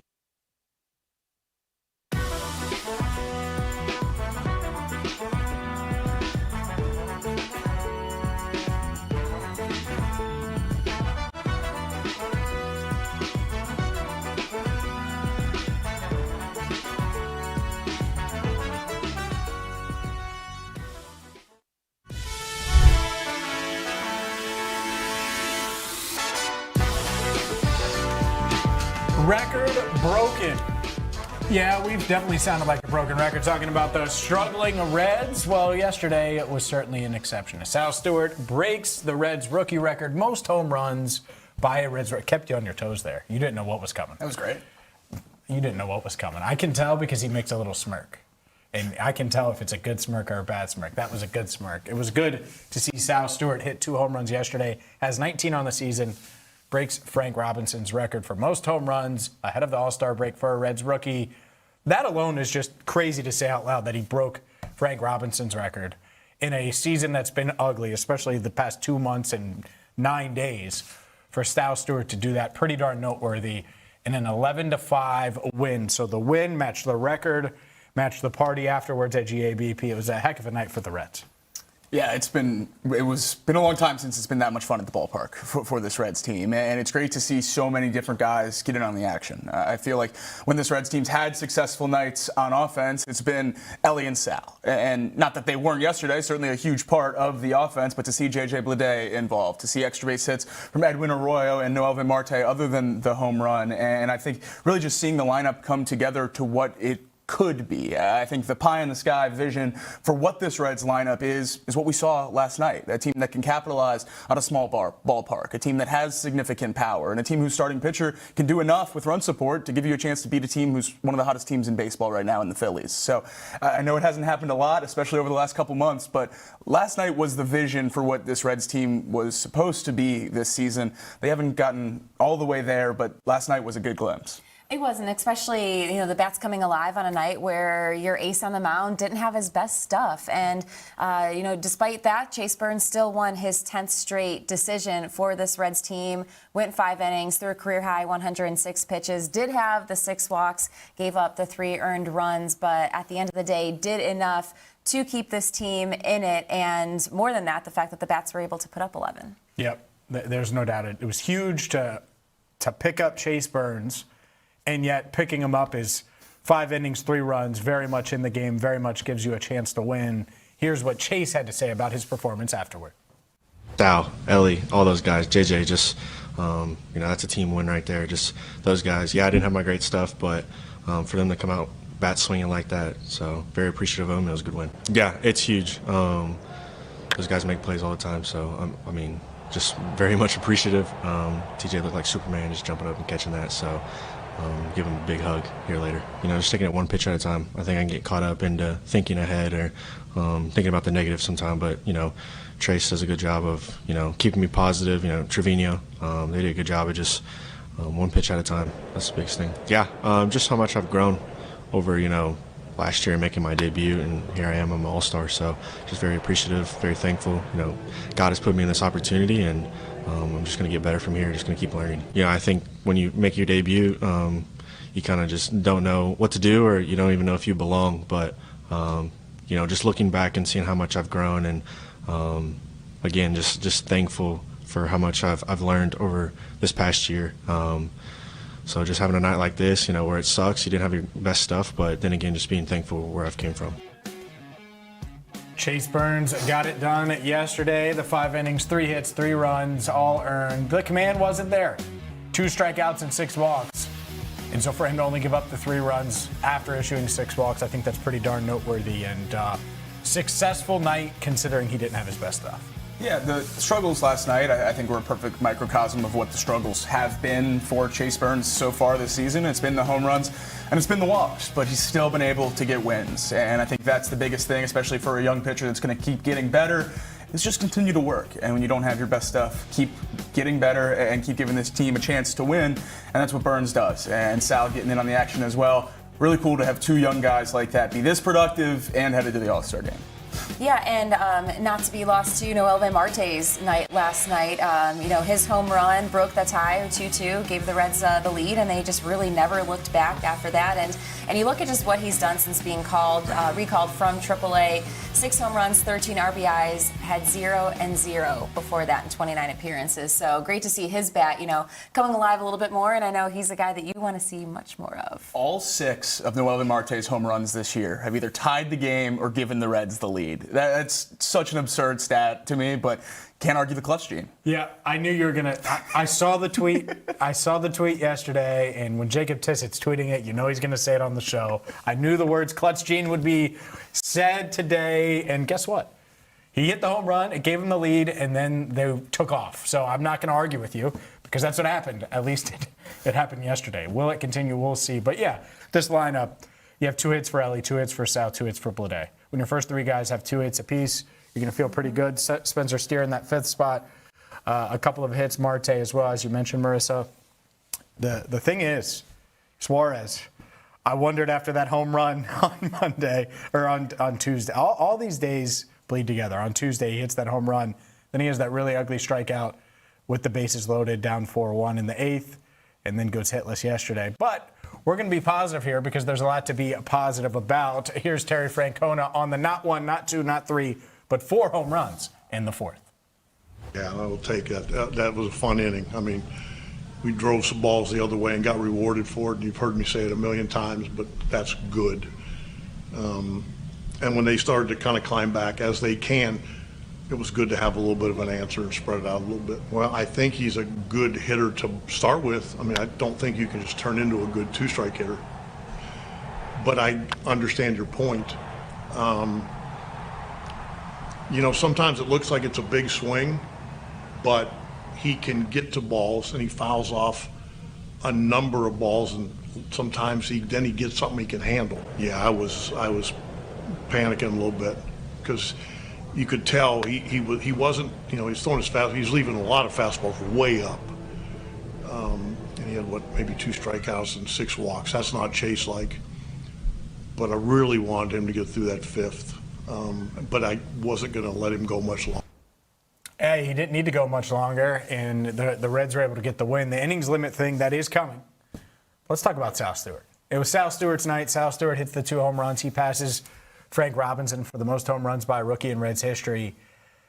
Yeah, I'm honestly, when I say that out loud, I'm still processing that part of it. And as hot as he started in April, even if last week we were talking, is he going to have the most home runs for a Red at the All-Star break? Well, the answer now is yes. But it was a real question, I thought. And he answered it, and he stepped up. And now I'm thinking about that 40 number, Jacob Tissot. I can't lie. That 40 number would be nice if he's able to get there. That would be awesome. It's certainly something I think Reds fans can root for throughout the rest of this year. I mean, we splashed at the standings graphic, and a lot of those things are hard to see right now, but there's accomplishments on the way for a lot of really important young players through the rest of this season, and if they get there, that's something this Reds team can build on into the future. So there's a lot to look forward to, especially for some of these young players and milestones that they could hit, and Sal has been as good as any rookie in baseball so far. He leads all National League rookies in doubles, home runs, RBIs, and walks. I'm not sure much more could be asked of him at this point. Yeah, you're right. And it's been really nice to see. Here's a bit of what Sal had to say in the clubhouse afterward. It was a record-setting night. It was a big night for him, and it's been a big season. Here is all-star Sal Stewart. As you take a look and you see that home run, it's been wild. That was the one that tied it, and then here is the record breaker right here. And just wild to see. Here's Sal Stewart on the record afterward. Think to yourself after the challenge doesn't go your way, reset, homer. Kind of what was it like in between those 2 pitches? Exactly what you said, reset and get back into my zone. So I thought the ball was just off, but I was wrong. And I had to get back in the count and get going. How much did this team need a boost like this tonight? You guys have been searching for results. Tonight you got results. Yeah, it was a big win, against a really, really, really good team. So, it felt good, to win like that. And, it was just a great day overall. Past Frank Robinson, most homers by a Reds rookie. That mark stood since '56. Wow. Just a Hall of Famer, that kind of a name, and to know that you're in that company, how's that make you feel? Yeah, that's the first I kind of hear from it. So, it feels good to be in company with someone that great of a stature of a player. Means a lot. So, definitely grateful. Like I always say, man, Jesus, he does things that I can't even explain. Statistically, this year you're one of the best 2-strike hitters in all baseball. Why do you feel like you're so good with 2 strikes? You know what? I can't really tell you. I just feel, I feel like when I see more pitches, you know, the more pitches I see, the more advantage switches to me. So, yeah, I guess just the competitive nature comes out, and I just try to go compete. Along the same lines, Sal, why are you so good with power to right field, especially with late count? I just feel like if I could let the fastball travel as deep as I can, then I can kind of stay with the off-speed pitches, and it makes me more of a difficult out. So I just try to be as complete as I can be. And at times this year I've kind of gone away from that and I've lost success. So I just got to get back to what I do, which is let heaters travel and stay on off-speed pitches. After Marte and De La Cruz homer and you come up just kind of looking for a favorable pitch, or what's it like being part of a 4-homer inning? Man, honestly, I don't even really know, to be honest with you. When you're in competition, you kind of don't think about that. So I'm just going out there trying to get my best at bat. When you're in competition, you're not even thinking about that, Jacob. You're thinking about hitting long balls and hitting home runs, and that's what Sal Stewart has done. Congrats to him on the record. Last thing on the Reds here, Will Benson. Well, outrighted the AAA. He cleared waivers. No one wanted to take a flyer on him. And the interesting is, as Terry Francona mentioned, he was like, man, we were rooting for someone to do that. I think they really like him, and they think, hey, get a shot somewhere. Guess what? You kind of know what Will Benson is at this point.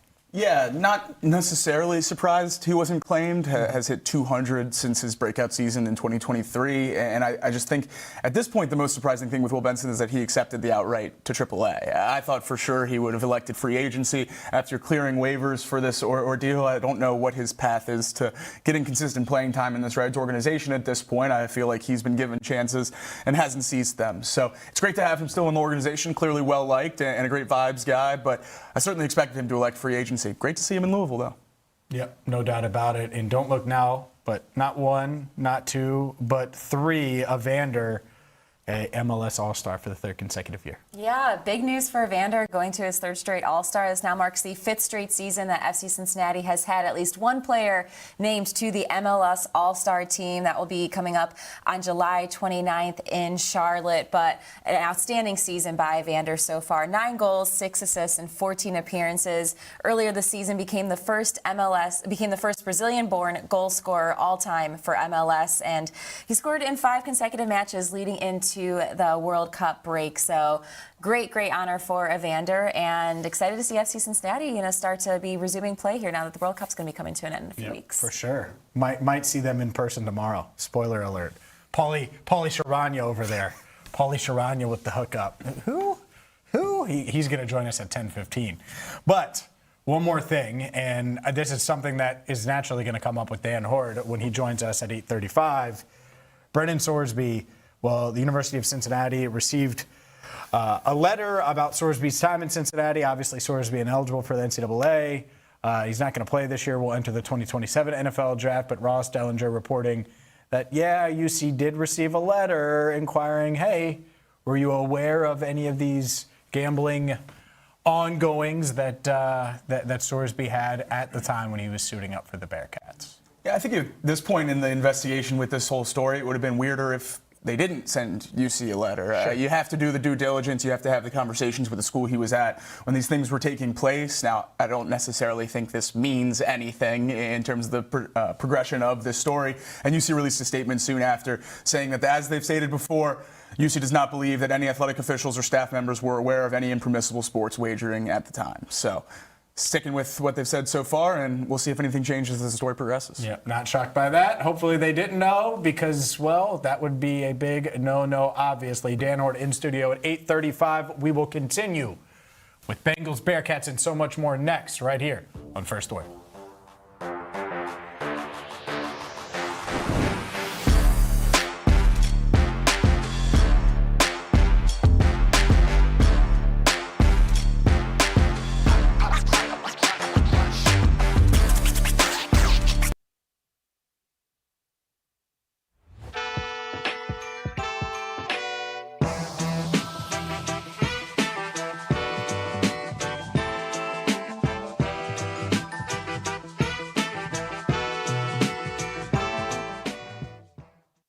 And so when I see off-season winners lists, I always expect, just naturally, oh, well, the Bengals will be on it. Maybe they're not 1 or 2.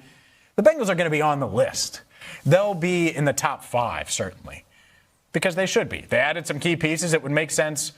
Well, not according to Josh Edwards. Let's take a look at this list here, courtesy of CBS Sports, where, wait, the Bengals they didn't even have the best offseason for an Ohio team? That, according to this CBS Sports ranking, the Browns lead the way, followed by the Raiders, Jets, Rams, Titans, and we're going to break this down. Then the Chiefs, Panthers, Commanders, Texans, 49ers.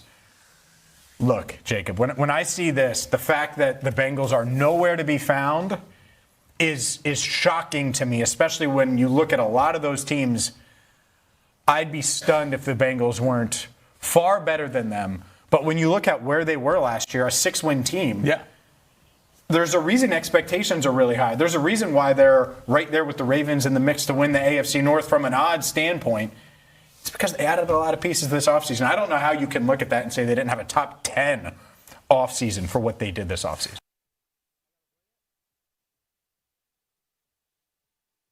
So, over, under 3,000 yards receiving for both Jamar and T combined this season. Oh, come on. I can't. How Come am I? on. You guys. You? What do you mean, you guys? 3,000 yards. The most that they've ever combined in their careers 2024. together, exactly, was just over 2,600. So you're telling me, where are these other 400 yards coming from? When you have an offense that needs to feed Mike Gesicki, you need to feed. You're not going to feed Mike Gesicki? Not if I can feed Tim Jamar. But Okay. needs is relative. Needs, not Mike. Don't make it about Mike. The word needs is what stood out. Well, you to need me. to feed Chase Brown. That I will stand by that one. That's fair. But He's a no, running you back. have so many offensive, options on this team. T and Jamar are going to be double teamed at times too. So there's that factor in it as No well. doubt. However, this is also a team where we're expecting to be good, to be better this season, to be playing ahead with leads. They're going to be running the ball a lot more later in games. At least I'm expecting them to. I'm hoping they are, because if they're down and they're throwing, then there are other problems at hand. I realistically just don't see them getting over that 3,000 mark. I could see them getting between 2,700, 2,800, but not over 3. So you think they're going to get really close? And I just not think get they'll be close. I just don't think they'll get over.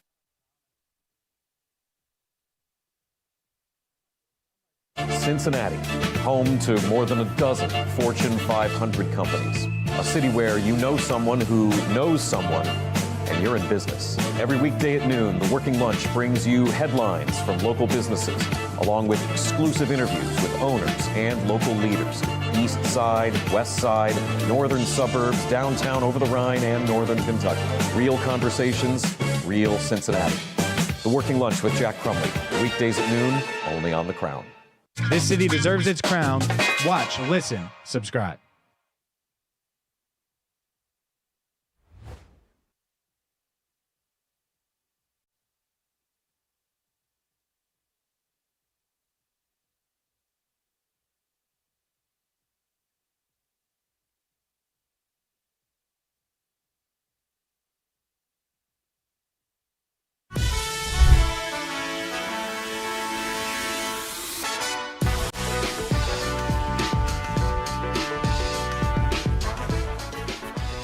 Welcome into First Word. I'm James Rapien alongside Marisa Contipelli and Jacob Tissot. We are your morning sports show, Cincinnati. And for the first of what we hope is many times, Dan Horde, voice of the Bengals and Bearcats, in the building joining us on the show. This has got to be a loud round of applause. Thank for you. Dan. Let's go. I'm glad I wore black. I know. fit in. I saw you. I was like, Dan got the memo today. I did. And I have already discovered the potential for humor on this show by lowering my chair. Are you ready for me to be really short? Yes. Here we go. Let's go. Amazing. How's that look? Amazing. Now I'm tall for the first time in my life. I'm bringing it back up. Man. Excellent comedy potential feels there. better. Yeah, that chair's good. He's fitting in great at the desk. Yes, for sure. Because we have plenty of fun here at the desk. How much fun did you have at Big 12 Media Day? It was looked great. fun. Yeah, it was great. We traveled in style, private jet. I always love private jet travel. Don't get to do that very often. First time I've ever been to the Star, where the Dallas Cowboys practice. It's palatial. Jerry Jones knows how to make money. That we know. Doesn't win a lot of football games, at least in the postseason, but does know how to make money. So it was really cool. It was fun to be around the 4 UC players, and they had a ball, so it was great. Yeah, All right, first, private jet life. What's that There like? you go. Let's start there. What's that like? Because I've never been on a runway to take a picture like that. I had never been on a private jet that big. I've been on private jets. I've been lucky to have the opportunity to travel on a few, but they're always really small, and they bounce around quite a bit. But that sucker was impressive. Larry Shakeley, great UC supporter and booster. That is his corporate plane, and he was nice enough to allow the football team to use it, so we traveled in style. It was great. I love that. I love that. And look, the UC football team last year, they obviously made it to a bowl game. What overall outlook, overall thoughts going into this year? I want to ask you about higher ground, and then there's a bunch of other stuff. I know he wants to talk guard for obvious reason. He's a lineman. But, all right. But just going into this year, what should reasonable expectations Well, be? let's turn the clock back to last year because I think people forget where they were after 8 games. They were ranked 17th in the country. And then, unfortunately, the bottom fell out and they lost the last 5 games. So the season ended on a very sour note. And it's that second year in a row that they've ended the season with a 5-game losing streak. But they did make a lot of progress. You know, they were tied for first in the Big 12 with 4 games to go. So they've made steady progress in their first 3 years in the Big 12. You would like to see that progress continue. The challenge this year is that the league schedule is brutal. There are 16 teams in the Big 12. You play 9 league games, so you don't play everybody. There's a little bit of a luck of the draw every year for how your schedule looks.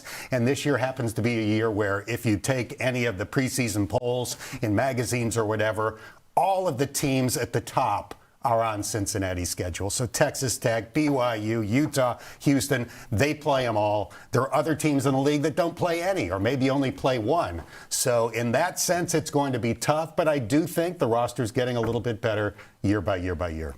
This offensive line is going to be the catalyst for any success UC has this year. It has the potential to be one of the best in the country.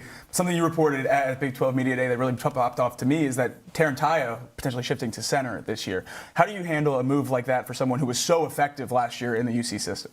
He wanted to do this. Obviously, Gavin Gerhardt's been their starting center for the last 4 years. He's in the NFL. He got drafted by the Vikings this year. So there was a big void there. But Tarantayo more or less said, I would like to do this. He had played tackle when he was at Ball State. He played right guard for UC last year. He wants to be able to show that versatility and improve his chances of being in the NFL. So he did it throughout spring football. He looked like a natural at center. I think he's going to be fine. So they've got great players at left tackle, left guard, and center. They'll have newcomers at right guard and right tackle. Those guys look fine in spring practice, so I do think it'll be one of the best lines in college football. I have to ask you, too, just Evan Tangenstahl named a preseason All-American. Just talk about it being one of the best lines. Just kind of what are your expectations of him this season? He's a stud. I talked to the strength and conditioning coach, Nico Palizzetti, a few days ago about Evan Tangenstahl.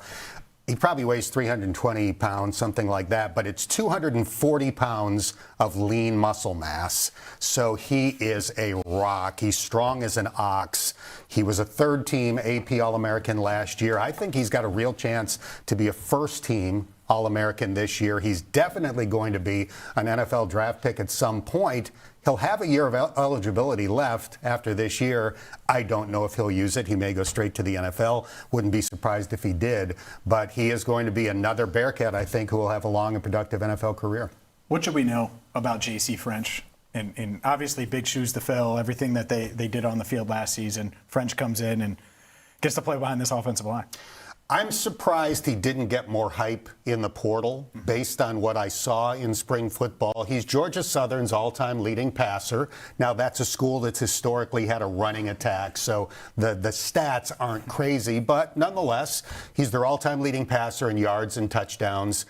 Didn't have a lot of hype in the portal, but then he came here and looked really good in spring football. He completed 70% of his passes.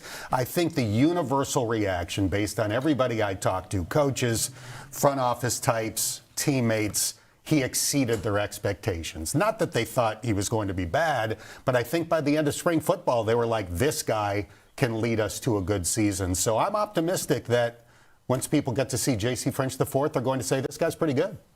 How much does that level of experience coming from Georgia Southern help when you're onboarding a new signal caller to a new system and he's going to have to start in year 1? 2 years of starts in college football, even though it was in the Sun Belt, is invaluable. And they faced some really good teams while he was there. They played on the road at Ole Miss. They played on the road at USC, played on the road at Fresno State. So he's been in some big-time environments, faced some difficult defenses, started bowl games each of the last 2 years, won a bowl game last year. They won the Birmingham Bowl. So you want to have a quarterback that's been in the fire, especially as a Big 12 team. So the fact that he's got 2 years of starts is huge. No Camp Higher Ground this year. Are you personally bummed or excited that you're going to Clifton every day? Neither. I mean, the lack of the commute is good. I put a lot of miles on the car over the last, however many years going back and forth to Higher Ground. When Chuck and Brenda ran the facility, they were two of the nicest people in the world. They no longer own it. So that ended a little bit of my connection with Camp Higher Ground when they left last year. I do think there was a benefit to the bonding over the years, particularly during COVID. I think that was a big reason why Cincinnati was so successful during the COVID season. I mean, they were exempt from anybody testing positive because they were in this bubble with, no virus coming in or out. But with the facility that they built, it's one of the best in college football. It really makes no sense to leave the Shakely Indoor Practice Facility for something that's not as good. And you mentioned the schedule earlier, that it's going to be, a tall task. And I always loved asking you this question, looking ahead to the Bengals season. But is there a game you're looking forward to for the Bearcats, either calling or visiting locations stadium-wise? Kind of what's maybe, top for you right now? The final game of the regular season is at BYU. I think BYU is the favorite to win the Big 12. That's an awesome place to call a game. Spectacular setting. You can see the Wasatch Mountains over the stands on the opposite side of the stadium. So that's going to be really cool. Cincinnati's final home game in the regular season is against Colorado. My son is going to be a junior there. He works for the football program. He'll be coming to town for the game, so that's what I'm looking forward to as well for family bragging rights. Yes. Oh, that's fun. You got to have some kind of breakfast on your son. I don't know if you want me to name it. Breakfast on your son when UC handles business against Dion. We're going to play for tuition. Yeah, let's do it. It's a good call. High stakes. Yeah, exactly. If UC wins, Sam's got to foot the bill for his final year. There you go. I like that. A lot on the line. I do have to ask you about the Ross Dellinger report, about the inquiry about the Brendan Sorsby stuff that came out yesterday. Your reaction to it. To me, it was a no-brainer. Yeah. I mean, when Brendan Sorsby's agent came out and said Cincinnati knew about this for 2 years, I think it's nonsense, but he made the statement. I think the NCAA at that point more or less has a responsibility to look into it. The problem that I have is that when the report came out that the NCAA had notified Cincinnati that they were going to do an inquiry, the reaction to that is guilty. And it's anything but. I think they're going to look into this. They're going to talk to coaches, administrators, maybe players, maybe former players, and they're going to find out that Cincinnati did exactly what they were supposed to do under these circumstances. They were alerted in Brendan's first year that there was gambling activity on his phone. They called him in. It turned out to be NASCAR and UCF, which is legal. Then they counseled him. They did everything you're supposed to do. They talked to everybody to see if anybody knew of any illegal gambling activity. They learned of nothing, so they allowed him to play. They did nothing wrong. I don't think anything will come of this inquiry. Yep. I certainly hope you're right, and hopefully we don't have to keep covering the Sorsby saga. You mentioned the agent stuff. We covered that a ton. There's so many layers to it that we've covered here on First Word. But up next, it's time to talk Bengals with the voice of the Bengals, Dan Hort, right here on First Word.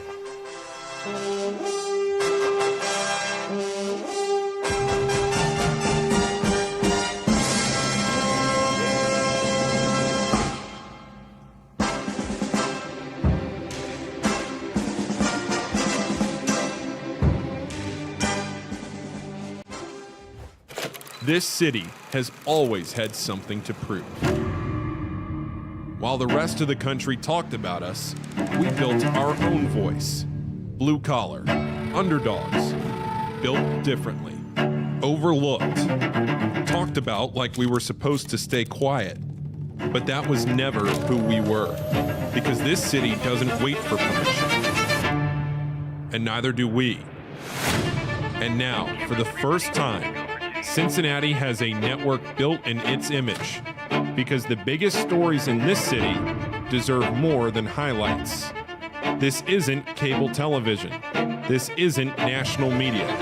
This is ours. This is the Crown.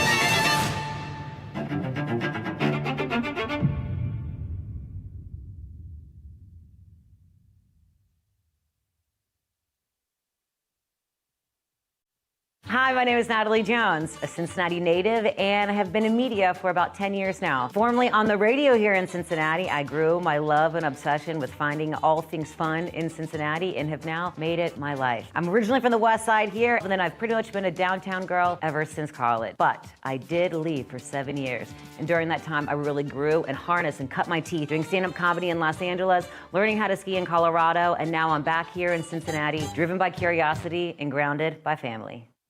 Vacation edition, the lounge edition of Countdown. I'm getting a good stretch. Yeah, there we go. You need it. I know. You are not the most malleable. That's better than the other options you could have went with. Yeah, probably. I was trying to figure out a good one. All right, let's dive into it. From basketball. We're going to stick with basketball. This one's yours. This is my favorite Unbelievable. thing ever. Shaquille O'Neal trying to test his reaction time. This I mean, it's just not even close, Shaq. My man, what are you Yay! Play it again, Gabe. Hold on. got one. Let that run for a minute, because this is my favorite thing. Man. He's so dialed. And look. The best is number this one. Whatever, like 7 or 8, where he doesn't even look. Oh gosh. Oh man. I'm gonna get you. Man. I'm gonna get you. No. This one. And he doesn't even turn. He didn't even see it. This is the best, or one of the best centers of all time. No reaction time.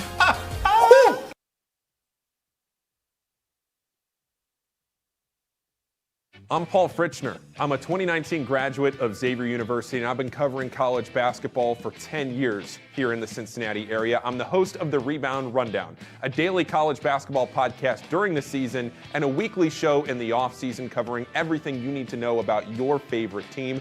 And if you're not a fan of a team here in Cincinnati, I have you covered from the national perspective as well. Follow it on YouTube and wherever you get your podcasts.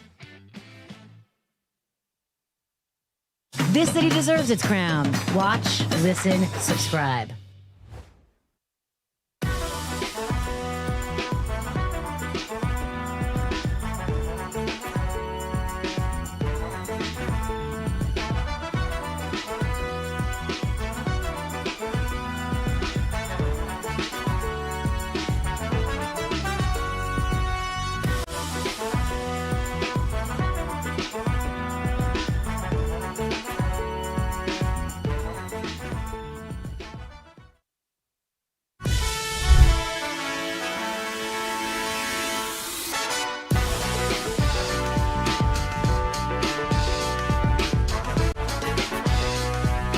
Let's talk about those Bengals here on First Word. I'm James Rapien alongside Jacob Tissot, Marisa Contipelli, and we are joined by voice of the Bengals, Dan Horde. Plenty to dive into. Nothing happened this offseason, nothing at all. Let's start with Dexter Lawrence. Where were you when the sexy Dexy news broke, and do you recall it? Because it was definitely a where were you moment. We were doing test shows at that time. Yeah. And our group chat went crazy as we scrambled and did what we were doing and reacting to on that Saturday night. So, I absolutely remember what I was doing. I think every Bengals fan does. I was at the FC Cincinnati match. My wife and I are season ticket holders. This is the thing I get to go to strictly as a fan. Yeah. You know, have a beer. I really don't know the sport all that well, but I enjoy going a lot. So it was halftime of the match. We went inside to the club area, the beer area, and I got a text on my phone from my son with the words Dexter Lawrence and like an exclamation point. I'm like, well, come on. So I called him, and he was out of breath, and he said, Dad, the Bengals have traded for Dexter Lawrence. I said, Sam, I've got to hang up. I'll call you back, because I thought he had been scammed. Yeah. I thought it was like Alan Schefter, or, some bogus, some bogus Twitter account had said that the Bengals had traded for Dexter Lawrence. So I hung up. I called Bengals contacts. They confirmed, yes, this is real. I called Sam back and thanked him for telling me about it. So then I started to think, okay, when's he going to get here? What can I do? I'd like to do an interview with him. So I learned he would be coming to the stadium the next morning at like 8 or whatever it was. I was there when he walked through the door. I followed him up to the Paul Brown conference room. Marisa knows all of this stuff well, where the players sign their contracts. And he got on the phone with his agent, and at that point we were all told to leave the room because he was having a private conversation about the details of the contract. So we all kind of hovered outside this room while he was going through the particulars of the deal. And he signed the contract, and then he came out and chatted with us. I met his wife, and their little daughter was there as well. And then we went downstairs and did a one-on-one interview, and he was fantastic. He's such a positive guy. He's like 300 pounds, 340 pounds, whatever it is, of sunshine. He's just charismatic and a people person. He seems to be loving being here. So I think it's just a home run move by the Bengals. How much do you, covering the team and as close to the team, know right away, hey, this free agent addition is that ray of sunshine, or this guy they traded for is that? Like, the initial vibes end up coming true with guys just over the years in general? You don't know. In his case, I knew pretty quickly. I mean, that day I got a sense of it. But B.J. Hill also came on the private jet that Dexter took to get from his home in North Carolina to Cincinnati to sign the contract. So after I talked to Dexter that day, I chatted with BJ, and he talked about how great of a person he is and what a difference he would make in the locker room. So in this case, it didn't take long. I would say that first day, we knew that Dexter Lawrence, in addition to being a great player, was going to be a great fit and a great leader on this team. All right, Dan, so big question for you. We just saw on screen Dexter hitting the Sexy Dexy at the draft party. Have you been practicing, or have you done the Sexy Dexy yet? You'll never know. I think we need some. That means you've tried it. That means he's tried it. And I'm not good. I'm not good at any of this stuff. Like, I see Jamar Chase teach, 4-year-old kids how to do the gritty, and it seems so easy, and these kids pick it up immediately. So then when nobody's looking, I'll try it, and I'm terrible at it. Yeah. Unless it's a wedding and I've had a few, I can't dance. He says use your heels every time with the gritty. I think I agree with that. I think the Sexy Dexy easier than the gritty. That does look easier. I think I can probably pull that off at some point, but it's going to look awful when I try. So I'm going to save it until I practice a little more. Coming to a wedding near you. Yeah, but no, I mean, you talk about just, that presence that Dexter has, and it's just, I'm excited to see the impact that he is going to have on maybe some of the other younger players on this defense, especially those, first, second-year guys. Just from your vantage point, what have you seen, out of that leadership, so far, and maybe how is he going to make, maybe the linebackers and even guys in the secondary better? Young players respect guys that have his track record, multiple Pro Bowls, 2-time All-Pro. So naturally, they look at him and think, all right, what has he done that I can steal, essentially, and learn from? So that's already started to take place. But I think in Dexter's case, he really looks at almost the responsibility of being traded for the 10th pick in the draft. To him, that's a really big deal that the Bengals were willing to do that, because very few teams do. The Bengals never have given up a pick like that for a veteran player from another team. And Dexter looks at that as a responsibility. He wants to justify that the Bengals were willing to do that to get him by being great on the field, by being great in the locker room. And I've already seen evidence that that's happening. Yeah, I love that he's embracing that pressure, and the Bengals obviously, I think it completely changed the offseason and how a lot of us view the offseason. We have a lot to dive into with Dan Horde. What Brian Cook means, Joe Burrow. At some point we will talk about Joey franchise, that and so much more as we roll on right here on First Word.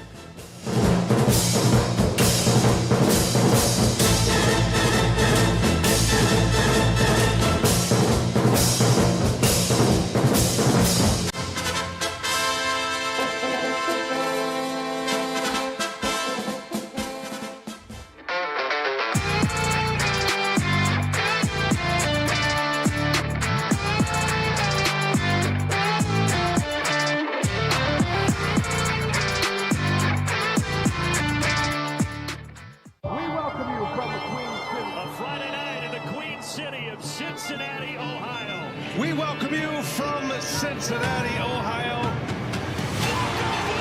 Nick had with the fan favorite to put it away. Touchdown, Cincinnati. Oh, what a catch. Cincinnati can't score. David Cook scores and the Reds win.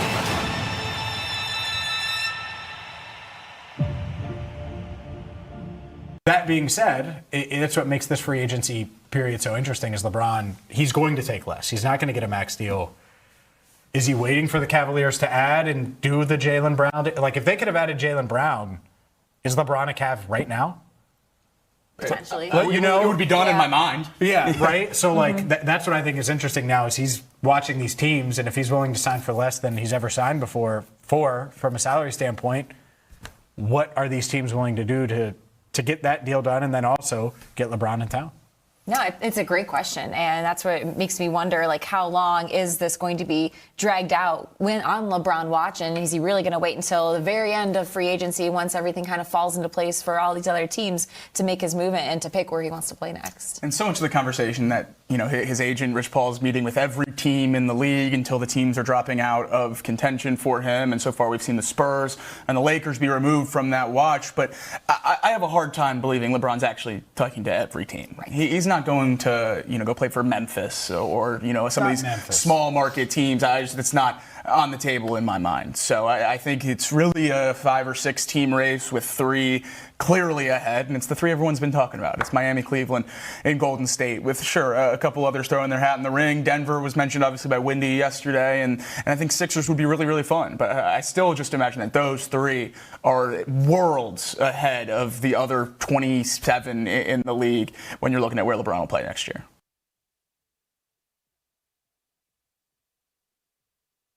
Cincinnati, home to more than a dozen Fortune 500 companies. A city where you know someone who knows someone, and you're in business. Every weekday at noon, The Working Lunch brings you headlines from local businesses, along with exclusive interviews with owners and local leaders. East Side, West Side, northern suburbs, downtown over the Rhine, and northern Kentucky. Real conversations, real Cincinnati. The Working Lunch with Jack Crumley, weekdays at noon, only on The Crown. On the radio here in Cincinnati. Cincinnati has always felt like home. Right here on the Crown Network. Out and about in Cincinnati, bringing you these stories that you need to hear in the Queen City.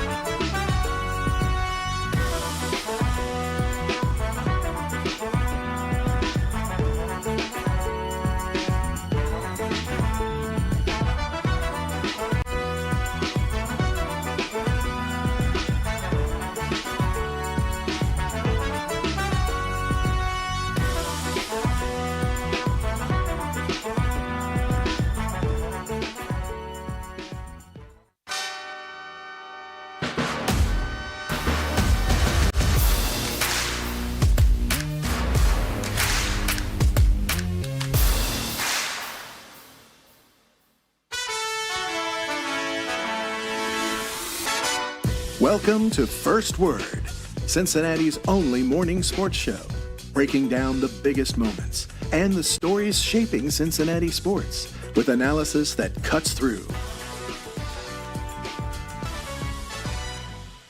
First Word, setting the agenda in Cincinnati sports. First Word rolls on a Thursday. Welcome back. We're joined by the voice of the Bengals, Dan Horde, for one more block here. Plenty to dive into, from Dexter Lawrence to Joe Burrow to, I think, Brian Cook. I think we'll mention a Bearcat here. Spoiler alert. Yeah.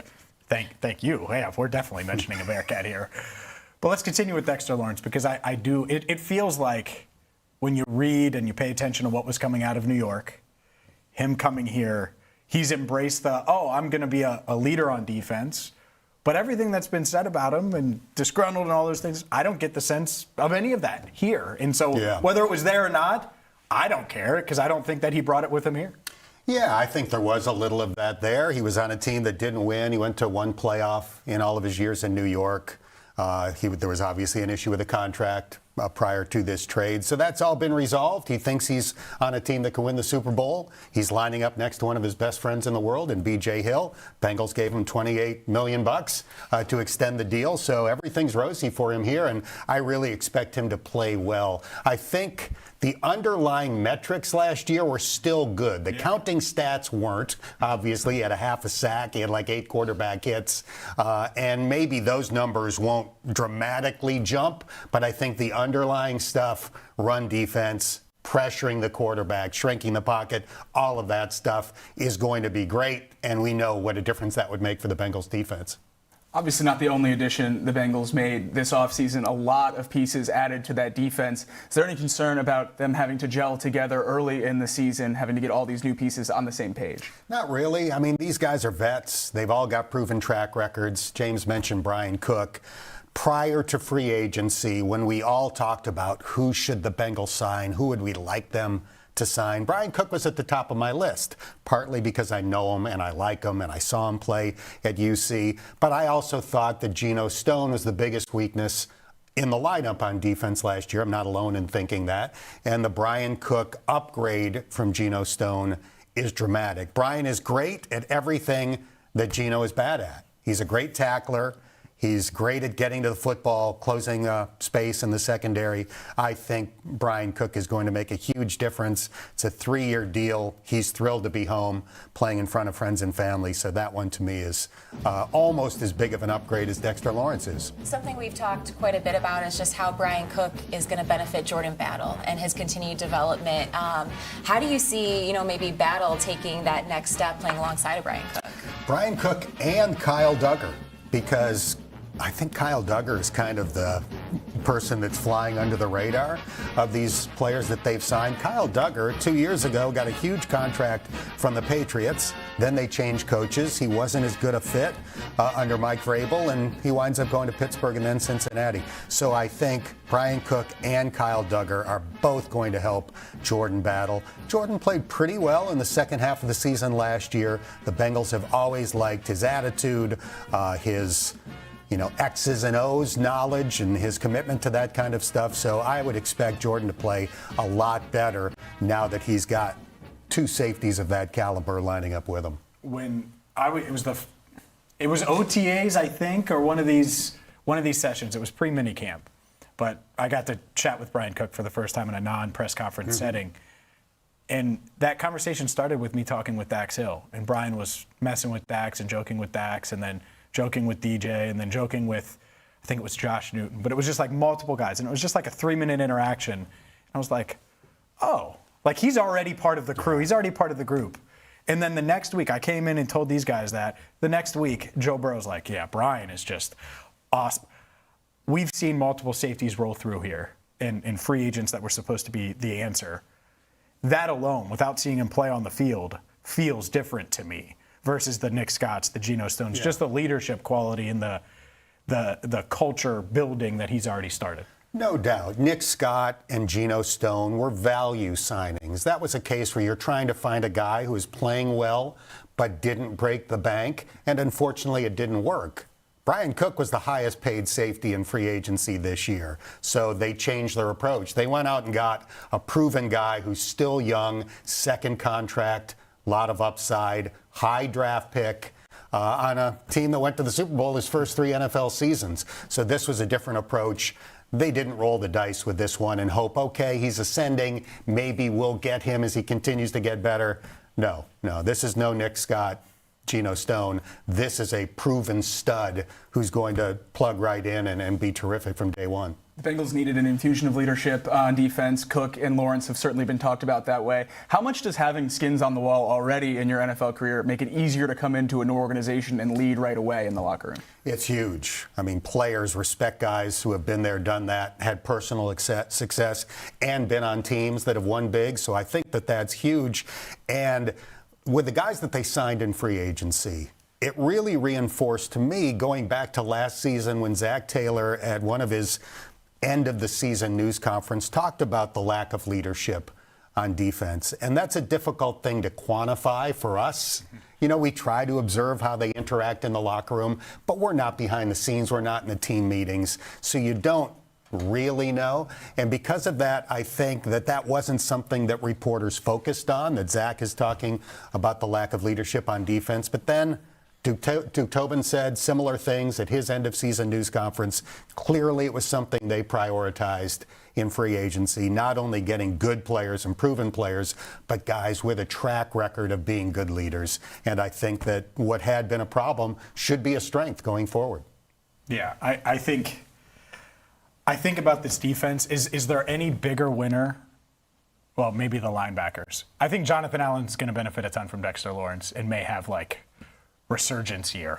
Like if Dexter Lawrence only has a sack or two and the counting stats aren't high, does Allen have 10?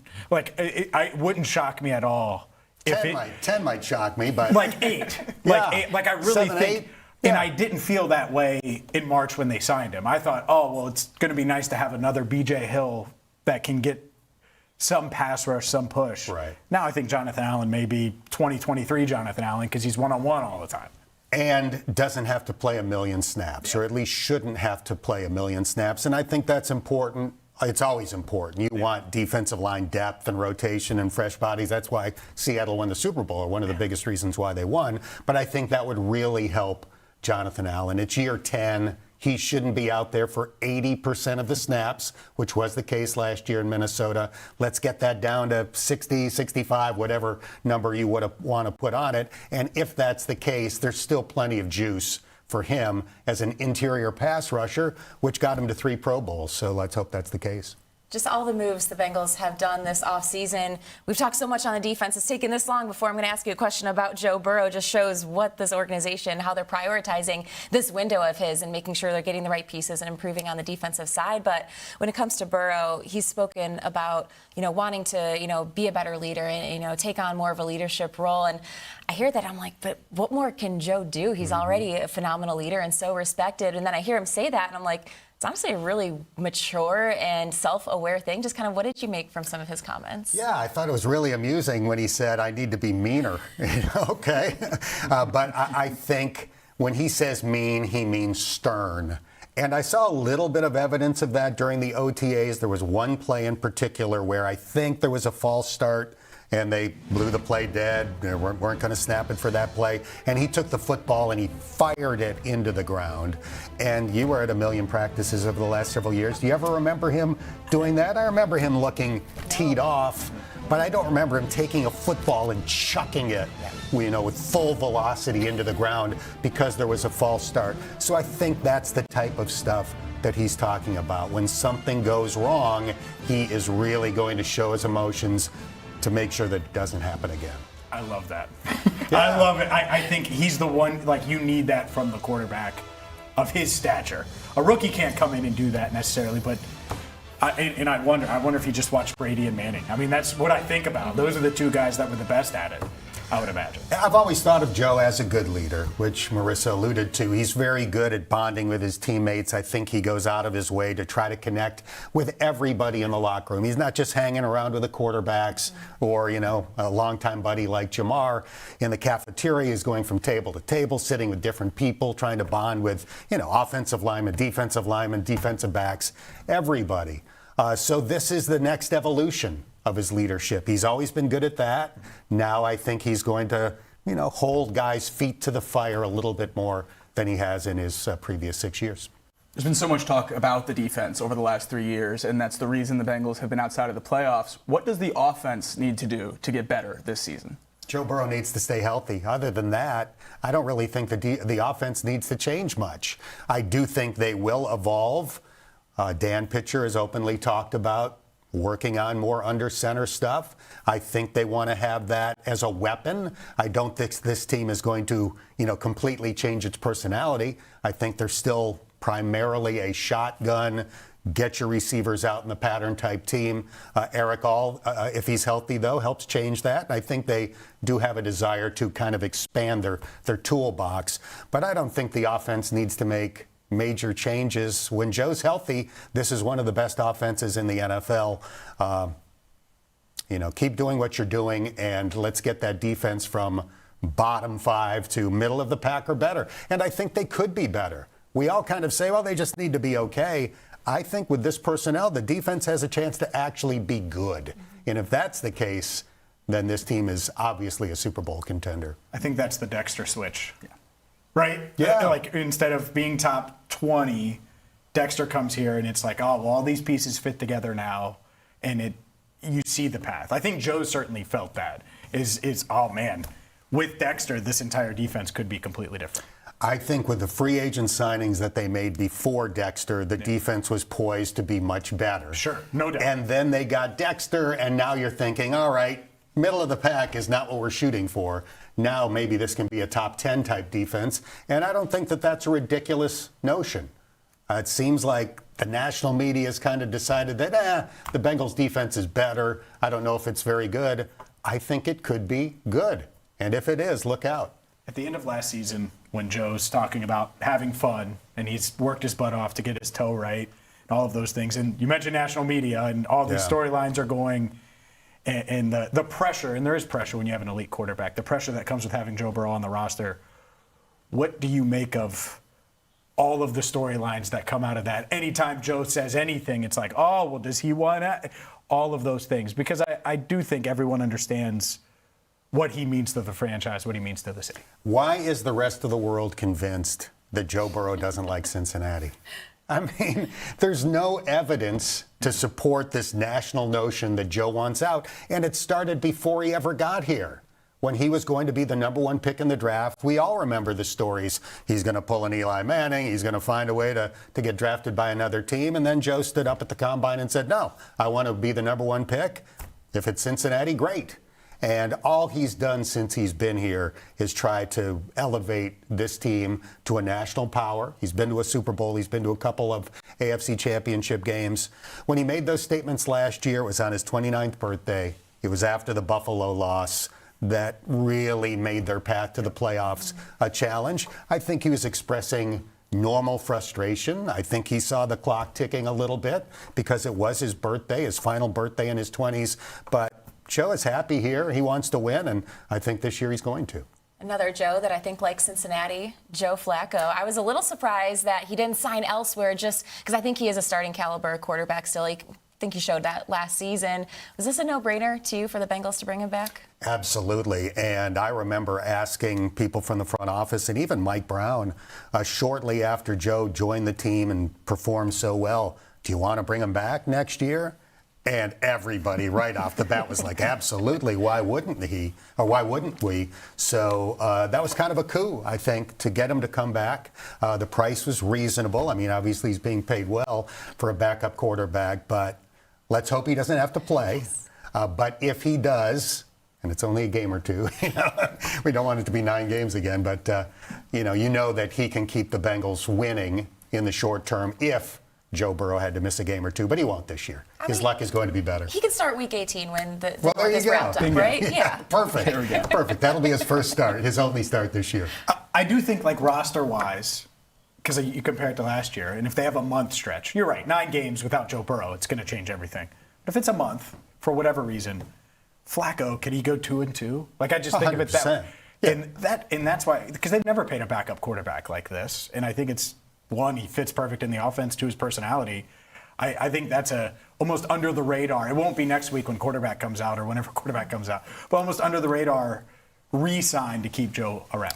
100% agree, and I think he's been really good for Joe because Joe never had a guy like him in the quarterback room. They were always younger than him or guys that didn't have great NFL track records. I mean, Joe Flacco is a Super Bowl MVP. He was a Pro Bowler last year. He's had a tremendous career. He's been there, done that. His personality is unflappable. I think it's been really good for Joe Burrow to have somebody like Joe Flacco in the room. You started this off by saying Joe Burrow's health is the key for this Bengals team having success. How much does bringing back all 5 offensive linemen mean to that comfortability back there for Burrow? Well, those guys played really well over the last 12 weeks. As good as just about any line in the NFL. So this is the best starting line he's ever had. It gives all of us comfort to know that he's got 5 proven guys in front of him that had great chemistry. And they're starting from a high level this year, having started that stretch of games together last year. So that's different from some previous training camps where you didn't know who all of the starters were going to be. They were still gelling even as week 1 arrived. I mean, in week 1 last year, their starting guard went down in the second series of the game. And, they wind up bringing in a player that signed the week before, who's suddenly playing most of the snaps in week 1. So nothing like that this year. Hopefully everybody makes it through camp, close to 100%, and they can hit the ground running with the O-line. So much of that conversation about the O-line has been about protecting Joe Burrow, but Chase Brown has had more scrimmage yards all 3 years of his career. How much does it mean for him going into a contract year as well? Well, it's huge for him, and Chase is so underrated. I look at these ratings that are coming out this time of year, kind of this period for NFL fans where people don't have specific stuff to write about. So a lot of the stuff is ranking the top running back rooms, ranking the wide receivers, et cetera. And Chase never seems to be very high on these lists. And I'm not sure that there's a better fit for what the Bengals do than Chase Brown. He's a great dual threat. He keeps getting better and better as a receiver coming out of the backfield. I do think he would like to stick around long term. So hopefully at some point between now and the start of the season, in addition to extending DJ Turner, maybe they can work something out with Chase as well. Are those the two for you contract? I'm not trying to single anybody out, but like the two priorities. I would think so. Certainly DJ has to be at the top of the list. It's an important position. He proved that he's one of the best in the NFL last year. And you want to reward the guys that you draft and develop. So I would put him at the top of the list. But, running back is tricky. There is some merit to the notion that you can find running backs, but I don't know that you can find one that fits this offense as well as Chase fits. And he's a great person with an unbelievable work ethic, so I think they would like to work something out with him, and hopefully they can. Entering training camp, don't know if you can necessarily say wide receiver 3, a true open battle. I feel like it's Andre Iosivas's, position to kind of lose. But the Bengals drafting Colby Young, is he a guy that maybe over time and maybe even, early on in the season could kind of start to maybe push Andre for wide receiver 3? The interesting thing about that is that Andre has made himself into a slot receiver. That's where he gets most of his snaps. Now, obviously, Jamar, rotates in there as well.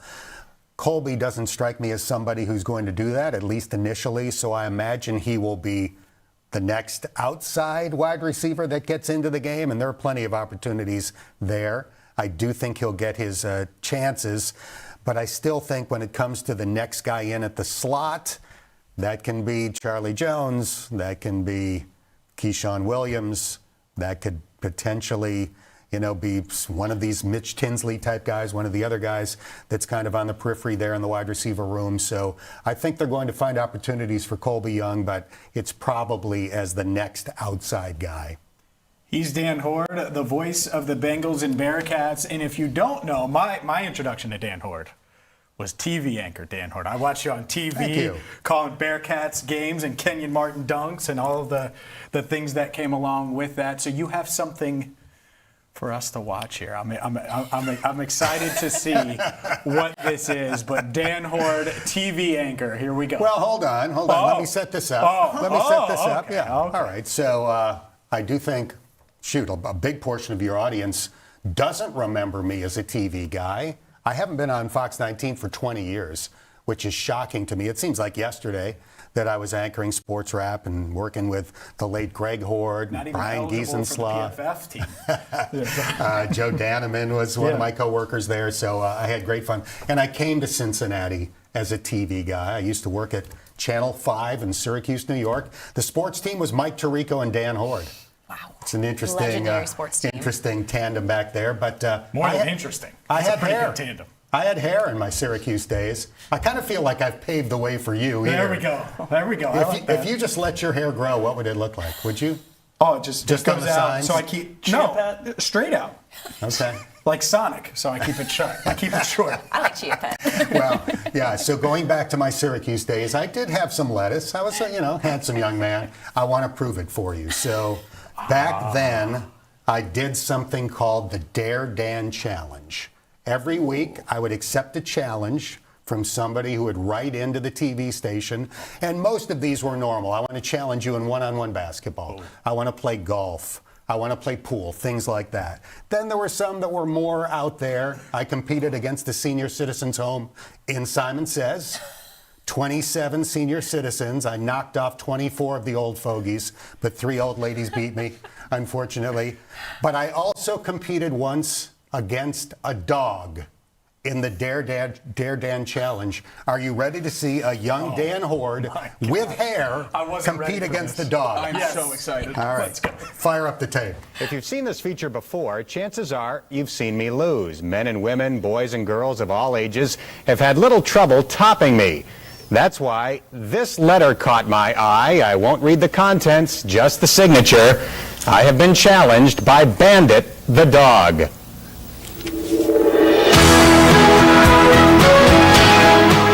Bandit's as friendly as they come until you're going head-to-head or head-to-snout in running and catching a Frisbee.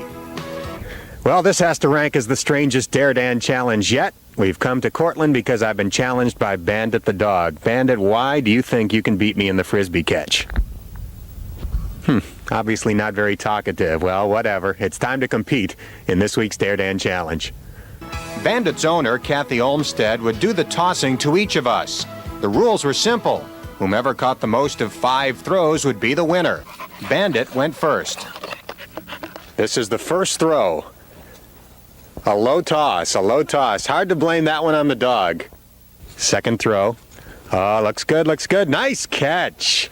Come on, Bandit. Bandit's 1 for 2.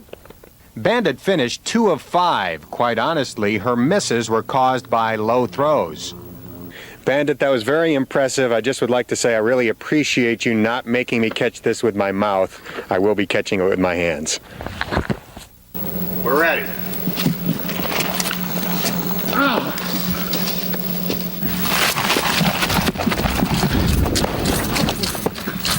Thank you. Thank you very much.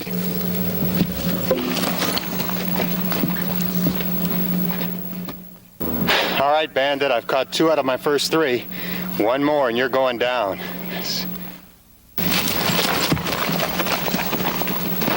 Wow! Oh, yes! What a catch! What a catch! Oh! Thank you. Thank you. My losing streak is broken. Tremendous throw. Totally laid out for the catch. This is one of the greatest moments of my life. I'm sorry, that wasn't your fault. Those were bad throws. You tried. Well, admittedly aided by some favorable throws, I'm back in the win column, but that doesn't mean that Bandit comes away empty-handed. As is always the case, Bandit receives the official I Dare Dan t-shirt. On the back this week it reads, "And Dan won." Remember, if you or your pet has a challenge, send it in. We're accepting those dares every Monday. Wow. Unbelievable. Thank you. You crushed it. You saw the hair, you saw the athleticism. The athleticism, the ability to sprawl. Yeah. Wide receivers 3, slot receiver. I mean, has Burrow seen this? Well, he's probably watching this morning. I'm sure he watches every from day. Milan. Yeah, he definitely does. On YouTube. Yeah.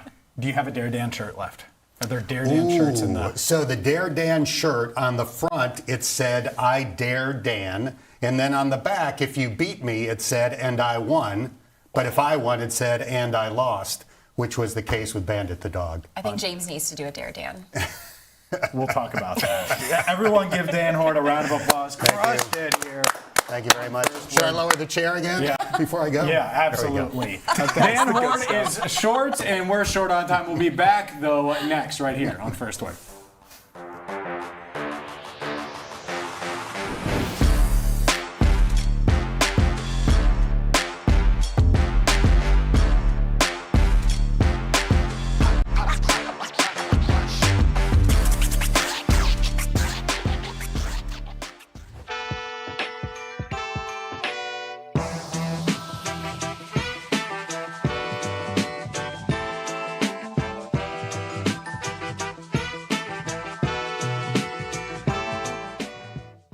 The Crown has you covered. Start your day with the First Word, Cincinnati's only morning sports show. Power through midday with the Working Lunch, Cincinnati business talk that keeps you in the know. Nat tries that for lifestyle around the city, and the Rebound Rundown covers every corner of the college basketball scene in the tri-state and beyond. This is The Crown. built for Cincinnati. First word for you morning sports, the working lunch for business that hits home. Nat tries that for lifestyle around the city, and Rebound Rundown for college hoops. This city deserves its crown. Watch, listen, subscribe. Hi, my name is Natalie Jones. Just your typical 40-year-old Cincinnati girl. Although, no, I'm not married or divorced. I don't have any kids, and I don't live in the neighborhood I grew up in, which is the West Side, by the way. But what I do have is a lot of freaking time, and I've been using it well. So come along with me on this grand adventure, because I've been trying all the new around town that you need to know about. This is Nat Tries That.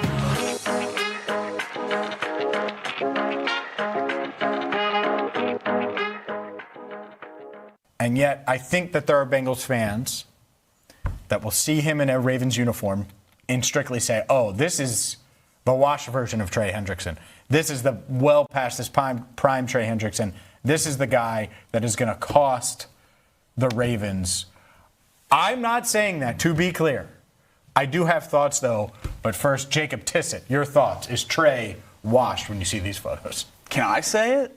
You can say whatever you want. He looks washed in the photos. I mean, this is Brooklyn Nets, Kevin Garnett. This is Tennessee Titans, Julio Jones. Ravens, DeAndre Hopkins, if you will. It's just that end of the career jersey guy that it just doesn't look right. And maybe that's partially because he was playing for the Bengals in so many big games against the Ravens. It's still not quite clicking for me that he's in Baltimore. It's going to be weird to see him suit up there week one. But Seahawks TO. All of these, before my time, but absolutely a Seahawks TO comp there. Celtics Shaq, Cavs Shaq, Suns Shaq. All the Shaqs. Yeah, I mean, he's in that group for me when I see these pictures. And Magic Patrick Ewing. Magic Patrick Ewing is a great shout. Yeah, that's a big one for sure. But I think Trey is getting there, and maybe that can obviously be quelled with any kind of significant production this year, which I think he certainly still has some juice off the edge. We'll get into some stat predictions later. But when I saw those pictures, it really shocked me how washed I thought he looked going into next year.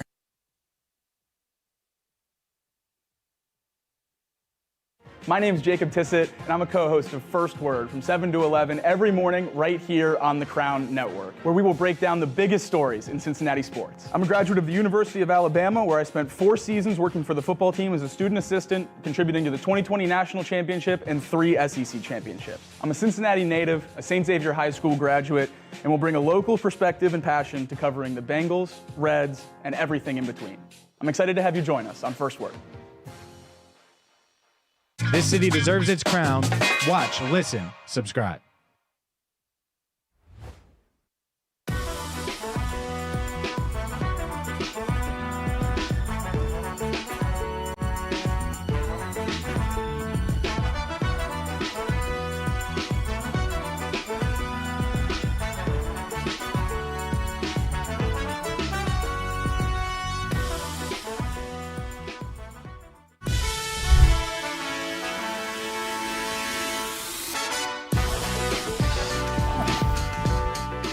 First Word rolls on. I'm James Rapien alongside Jacob Tissot, Marisa Contipelli. If you missed it, we tried to tell you. Dan Horde was in the building. Dan delivered. That should be the segment. Dan delivered. Exactly. Absolutely. I knew Dan would be phenomenal. That bit at the end, cherry on top of that entire segment. That just made my day. I was incredibly excited to talk to Dan Horde about the Bengals and the Bearcats. I was 10 times more excited for his bit, and it significantly over-delivered. I also want one of those shirts, though. The dog's name was Bandit? Yeah. Mm-hmm. All right. So, like, it's ranking season. Little disappointed in Bandit. Low throw. I don't know if it's Bandit's fault. Guess what, man? That's your owner. You got to make your owner look. You got to make your quarterback look good. Jamar. Other way. That's your dog. You got to make your dog look good. Well, I agree, but the owner apologized. Especially if you're Bandit. challenging Dan in that way. Winners and losers from that first one. Bandit, you're on the losing side. Winner, Dan Horde. Those dives. Dan dives. There's just a lot of ways we can go with the Dan. Yeah. I just like that he had the competitor in me likes that he had hey, challenge me to something every week. There might be something there where we steal that from Dan. For Jacob, not me. I'm not competitive. You just want to give people around Cincinnati a t-shirt that says James beat you. Nat tried that. James won. I like it. Up next, it is time for Contipelli's Countdown right here on The Crown.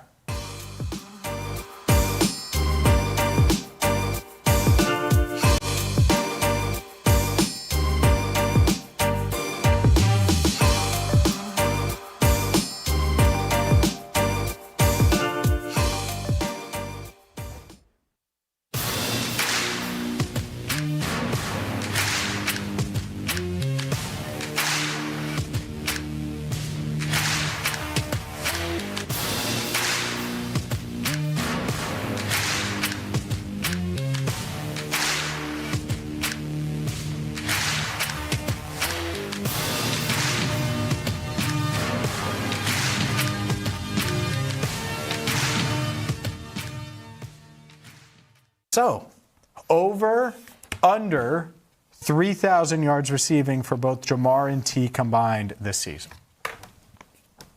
Oh, come on. I can't. How Come am I? on. You guys. You? What do you mean, you guys? 3,000 yards. The most that they've ever combined in their careers 2024. together, exactly, was just over 2,600. So you're telling me, where are these other 400 yards coming from? When you have an offense that needs to feed Mike Gesicki, you need to feed. You're not going to feed Mike Gesicki? Not if I can feed T and Jamar. But Okay. needs is T- relative. Needs, not Mike. Don't make it about Mike. The word needs is what stood out. Well, you to need me. to feed Chase Brown. That I will stand by that one. That's fair. But He's a no, running you back. have so many offensive, options on this team. T and Jamar are going to be double teamed at times too. So there's that factor in it as No well. doubt. However, this is also a team where we're expecting to be good, to be better this season, to be playing ahead with leads. They're going to be running the ball a lot more later in games. At least I'm expecting them to. I'm hoping they are, because if they're down and they're throwing, then there are other problems at hand. I realistically just don't see them getting over that 3,000 mark. I could see them getting between 2,700, 2,800, but not over 3. So you think they're going to get really close? And Yeah, just I not think get they'll be close. I just don't think they'll get over.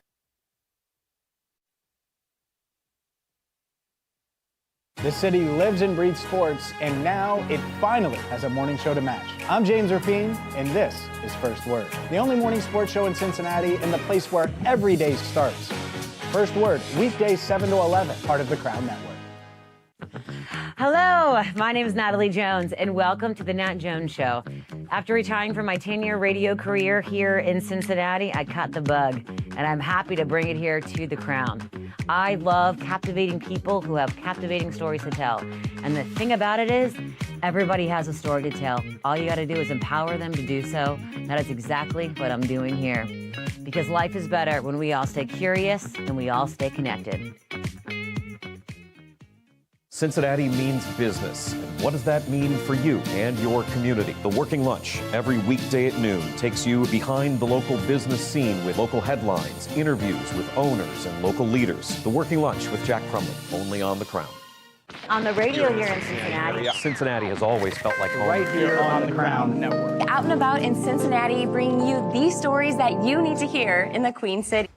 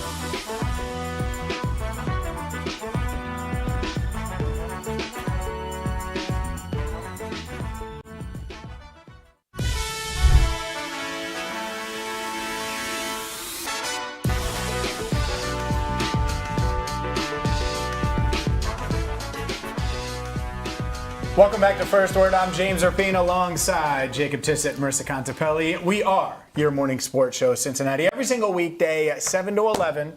Always open. Right here on The Crown. Look at that. Look at that. Jacob Tissot locked in, and we're locked in because it's time for Contipelli's Countdown.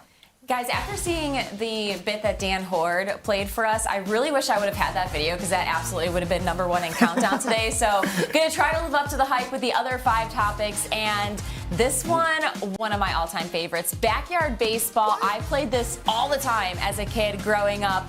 Well, it's been revived. It is back out, available to download on your PCs. This is absolutely getting downloaded in the Contipelli household. I was so excited when I saw this. Please tell me you guys are also going to be playing this. Absolutely. And Contipelli household, this is getting downloaded in the office. And we're running tournaments right here. I cannot wait for this game. PC coming up soon, then consoles later this summer. So July 9th is a little bit of a tease just coming to Steam, but when it comes to Xbox and PlayStation, this is going to be an absolute blast. It will be here. It takes me back to my CD-ROM days where I would dominate in backyard baseball. I played it there. I've not played it on a console, and I can't wait. Because Pablo, I wonder if he's still the best. Does he still have it after all of these years? That's going to be a theme. Aging All these years, he hasn't aged. Yeah, that's it. Absolutely. It's Pablo Sanchez. What do you mean? I hope so. I hope so, but I'm going to need to see it. In this, I hope this works. Because backyard football was fire as well. And you said yes, so you know about it. I didn't know. I don't know how many people know about backyard football, but I need that one to come back too. Let's just go might back. have even played more backyard football than baseball. I absolutely did. Yeah. Both phenomenal games. This has to work to get the other ones It was back. like Ernie Longlegs or something. Yes. Oh, and yes. He was T. Higgins before T was T. That's true. Both were phenomenal. For me, though, it was backyard baseball all the way. So very excited that get to dial it up again and play. I'm excited for the competition in office. Absolutely. Marissa's really. I'm loud about how competitive I am. Marissa's really competitive. She's gonna want to whoop us in this. It's gonna be fun. For sure. I'm just not I'm a little quieter about just it. a I'm little as bit. competitive as they come. She's just a little quieter. She pretends to be a lot, but she's a little quieter. I think it's just realistic. She'd go out of her way and say she's going to beat professional athletes in sporting events. Is there a professional athlete you think would beat you in backyard baseball? There we go. Let's get her bragging. Let's get her bragging. Let's go. We'll Joe think, Burrow. we'll think on you that don't one. want none of Marisa Contipelli in backyard baseball. See, I'll trash talk you. Backyard baseball confirmed to be played in the office here at the Crown. But I don't know what's going on in Pittsburgh. They might be playing some backyard baseball there as well. We talked about it on the show this week about pitchers being pulled early due to innings limits and pitch restrictions. And we saw this again. Jared Jones threw 6 perfect innings for the Pirates and was pulled from the game with only 72 pitches to his name. Jacob, when I saw this, I immediately thought of you and the conversation we just had, because check this out. He is the only starting pitcher in MLB's modern era to pitch at least 6 innings, retire every batter he's faced, and not get the win. Unbelievable stat. Even more unbelievable that it was only in the 70s for the pitch count. I know Jared Jones just got back from the injured list, still working up a similar story to Yuri Perez, but it doesn't make it any easier to stomach. This is another stat I found around this that just absolutely rocked my brain. Pitchers pulled with a perfect game of 6+ innings, 1901 to 2015, 0 times. 2016 to 2025, 3 times. Wow. It's now happened twice in 4 days in 2026. This is a problem. Perfect games are fun. History in baseball is good. Let these guys chase some records. Yes. This is insane. It should be impossible. If you're Pittsburgh, why would you? He's never going to do this again. Probably not. Probably not. Probably not. Not be in that position. And so if he's in that position and he's throwing 77 pitches, he's not an opener. Like, he's your number 2 star. But that's what I'm saying. It's not like you were like, all right, well, like if the Reds did this, let's do it Reds-wise with Chase Burns. And there's an innings limit. And he's 77 pitches in, and he's perfect through 6. I would be furious if they didn't let him go out there for the second. And you evaluate inning by inning and hitter by hitter, all of those things. Fine. Gives up a hit, you can pull him. Walks a batter, you have the discussion. But my goodness, man, what are you doing? He was perfect. It's a tough message to a starting pitcher. Like, hey, you can be perfect.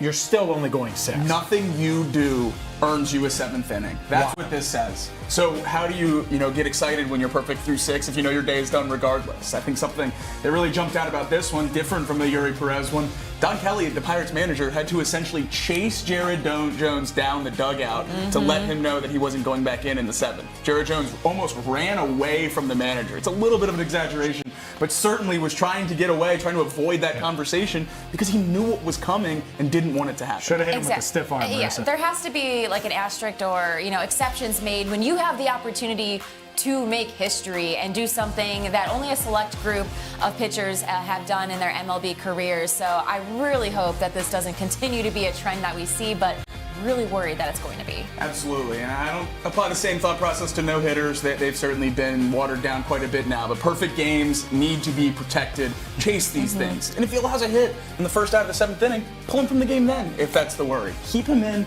until he loses perfection. It's that simple. It's that simple. So don't enjoy seeing that, but something I did really enjoy seeing, King James, LeBron has been back in the gym, getting ready to make his return to Cleveland. Posted a ridiculously hard workout right there, and for whatever reason, some people on socials thought, hey, yeah, LeBron, that doesn't look too difficult. We can do that too. I'm just absolutely mind blown that is what these guys are thinking. They can do a really difficult workout like LeBron. James, take it away. Yeah. Look here. And they make fun of me or give me grief about LeBron and all of those things. The last thing anybody on the planet can do, not in this studio or in the city or in Ohio or on the planet can do, is try to pretend like LeBron James isn't an alien.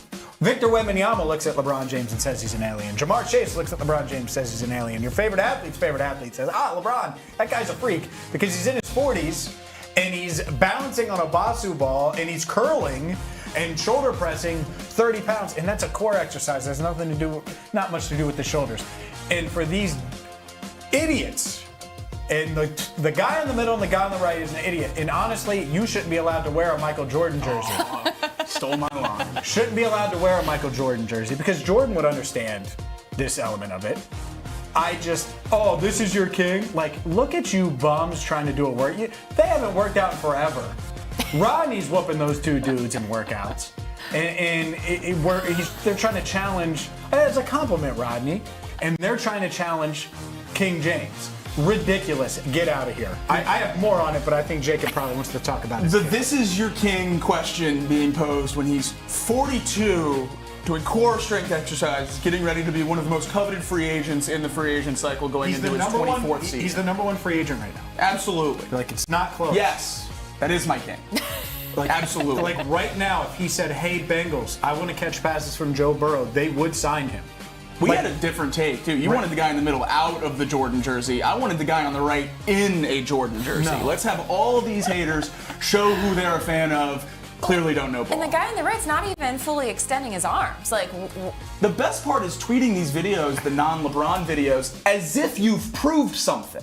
Like, they filmed this, they watched it back, they went to their Twitter account, and then they tweeted it as if they proved their argument right. When you put them next to each other, it's so different. The guy said, and his name was Jacob, so I'm judging all Jacobs, the middle guy. Walked into my gym cold, first try ever doing this nonsense. Did 3 reps with 30 pounds, laughing emoji. By the way, I'm 180 pounds and lift 3 to 4 times a week to stay in shape. Your king is mid. No, brother, I would argue you're he mid. didn't do it. No, he didn't do it. That's the whole point. Right. The whole point is not to rock. You know how hard it would be to just do that and lift your arms no weight. Yeah. Like, it would take me a lot, and I work out every day. It would take me a while to get that form down with no weight. Bums, get them out of here. Well, I do have a bonus clip for you guys for number 3 here. The LeBron talk isn't over because both LeBron and Donovan Mitchell posting on their Instagram stories that they were doing a little bit of golfing in the Cleveland, Akron area. And Jacob, you sent this to me. I got excited when you sent it and I saw it. James, you said earlier something we haven't seen before. You want to see something new? Well, LeBron's never, played in Cleveland with Donnie Mitchell before. So, why not? Why can't that be the new thing? That's not that new. He's played in with a small. He's played in Cleveland with a small guard before. We've seen that. That's fair. We've seen that. We've seen that with a guy who has an edgy nickname and a decent handle. Well, Kyrie had a way better handle. Decent handle. Donovan has a decent handle, just to be clear. You weren't talking about Donovan. We were going to have some problems. You call Kyrie's handle decent. Kyrie. I love Kyrie. Cleveland's so in their feelings right now about this, like, Harden for Kyrie coming off of the ACL. Does that make more sense? Like, you should have just kept Garland, because LeBron might be there right now. We'll see what happens. Garland would have probably been in the foursome up in Cleveland playing golf with these two. Max Strus also posted a smiling through it all, can't believe this is my life selfie on the green yesterday. I think Garland would be working out with LeBron and throwing oops to him right now if he were a Cav. Like, it would be already happening. LeBron's not picking up a basketball. It's golf season, man. It is golf season. Did you see who was golfing yesterday? The pro? Yeah. My guy Steph. Just throwing that out there, too. Said some things. Just Was throwing he that out there, golfing too, in Cleveland Contipelli. or with He LeBron? said, oh, yeah, I've talked to or- LeBron. He was talking Braun. I've talked to LeBron. Well, it may be golf season for LeBron, but it's soccer season here in Cincinnati, and FC Cincinnati going to be back on the pitch for a friendly this Friday against Burnley FC, and Burnley already in town and making some stops. They stopped by Paycor Stadium, hang out with a few of the Bengals. Love this little crossover. Landon Robinson getting to meet some of the players. Over at the Bengals, super cool. And then threw out the first pitch last night at the Reds game as well. So great to see Burnley over here for the friendly with FC Cincinnati tomorrow. Getting in, having some fun with the other pro teams here as well. Yep, love to see it. Landon, I need to message you. I want to have you on the show. I'm hoping to have you in studio. And so I know you're training, you're working your butt off, trying to make the Bengals roster. If you're watching, I'm going to be bothering you soon, my friend. So it seems like Burnley's maybe getting ready for Friday by getting accustomed to Cincinnati, maybe, the cuisine, the culture. So how is FC Cincinnati preparing for Friday? Well, their social team asked the players to greet them in a British accent. So let's go ahead and take a listen in and see how some of our guys did when asked to speak in a British accent. Do I really have to do this? No. How do they do? Good morning, mate. Good morning, mate. I don't think I have a British accent. Hey, mate. Good morning, mate. Hello, mate. How you doing? Good to see you. Got a cuppa. Boy, mate, you had it. Want some fish and chips, eh? Morning, mate. Cheers. Do I really have to do this? I mean, are we not surprised that our guy Nick Haglund was hands down the best at this? That video went exactly as I expected it to.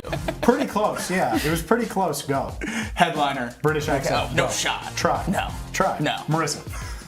Absolutely Try. not. Come on in, mate. That's way I feel like that might have sounded That's a little way bit more better than anything Australian. I do not have accents in my Can you bag. try it again? Come on in, mate. Yeah, that's the one that's going to lead the first word crew. It That's ain't going to good be stuff. me. I bet Rodney's good at it. Rodney's probably really Yeah, I good. bet Rodney's good at it. Josh might have something too. He's thrown out an accent here and there. There we go. Josh's pretty good. It's pretty solid. Yeah. I wish everyone could have just heard what we heard in our ears with Josh. It helps when you have the soccer verbiage in your bag. It definitely Yes. it can't hurt. I still think Nick is number one. He nailed that. He was like, so good. I've been working on this on the And whole it wasn't drive. it wasn't just the accent, it was a performance. Two sentences, the body language. Like, Nick. And he had the coffee ready in hand to go. And a sweet It was jersey. Seamless. It was I almost flawless. forgot that he picked the U.S. to go to the semifinals of the World Cup. That's Sorry. all right. We'll cut Nick some slack there. We were all expecting a little bit more He there. also told but me France was going to win, so he has a chance there. And you know what else I was expecting? DJ Turner to be a top 10 cornerback amongst NFL rankings, but he was left off the list. We have to get back into that next. Here on First Word, our What's the Word poll question of the day is straight ahead.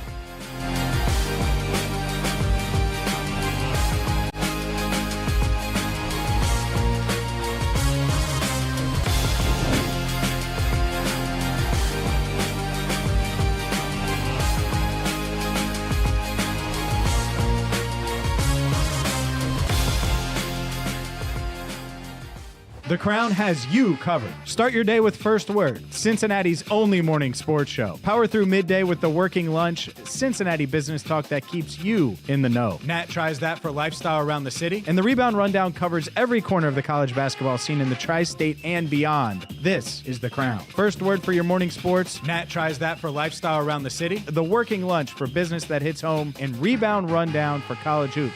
This city deserves its crown. Watch, listen, subscribe.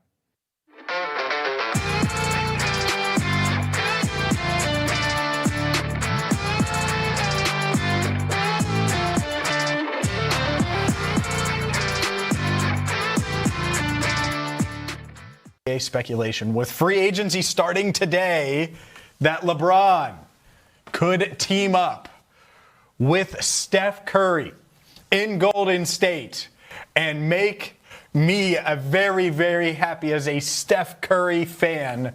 Very, very excited. Meanwhile, Marisa Contipelli is about to walk off the set just with the idea and the thought of LeBron going to Golden State? You know, oftentimes you can be dramatic and exaggerate things. You're not right now. This would literally be my nightmare as a Cavalier fan. I think I might boycott the NBA if LeBron somehow ends up in Golden State. Oh my God, you can't boycott them. We're going to talk NBA here, Marissa. You can't boycott Not if LeBron's in Golden State. I can't She do just it. ignores the NBA as a whole. Yeah, no, that's good. I mean, they'd probably play all 82 games on national television, so it would be hard to avoid them throughout the season. Yeah, all I care about as we roll into NBA free agency is number 5. It's getting LeBron that 5th ring. And Curry number 5. Best chance to do it for both of them is to play together. So I would love to see him run for it. I would love to go chase number 5, and it's a pretty dangerous proposition to have James and I on the same side during NBA season this year. Where's the broom? Do we switch spots for NBA? I think so. No, but I am all in on the Steph, Draymond, 80 LeBron Warriors.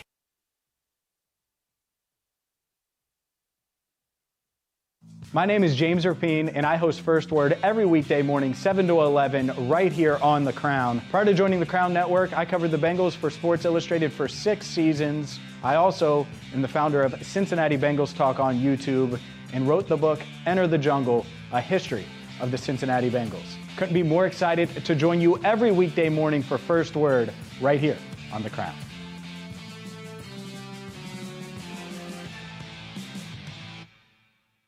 This city deserves its crown. Watch, listen, subscribe.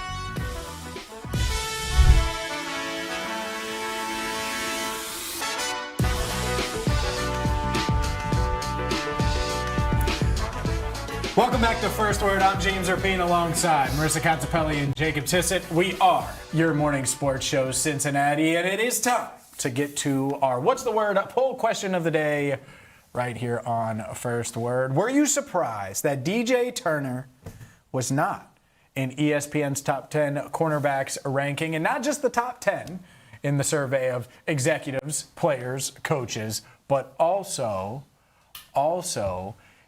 he wasn't mentioned as an honorable mention either. Was just a guy who received votes. 58.5% of you say not surprised at all. 33% say surprised. He's a top 10 corner, and 8.5% say very surprised. He's a top 5 corner in the NFL. Yeah, I'm not surprised, but he should be, if that makes sense. I think at this point in the offseason, I've just come to the conclusion that no national media watched DJ Turner play football last year, or at least haven't looked at the numbers, because he's clearly one of the best corners in the league from last season, and he's consistently disregarded, essentially, on these lists. To not even be mentioned as an honorable mention, just with additional vote getters at the end of this article, is incredibly disrespectful to what DJ Turner did last year. He wasn't handed a starting job at the beginning of the season. He worked for it all through camp, earned it, and then had the best season of his career. Yeah, I'm surprised because I feel like he is easily a top 10 corner, but not surprised because he doesn't get the national recognition. He was snubbed last season from a Pro Bowl and other accolades, and you look at his numbers, and he was in the top 10 in nearly every major statistical category for a cornerback. Tied for second in pass breakups, 4th best catch rate allowed, one of the best coverage grades in the league, and it's mind-blowing that people aren't talking about him and recognizing him because his play shined when he was out there. It's hard to wrap my head around. A lot of top 5 numbers there. Yeah. And we're talking about outside of the top 10. It seems crazy to me.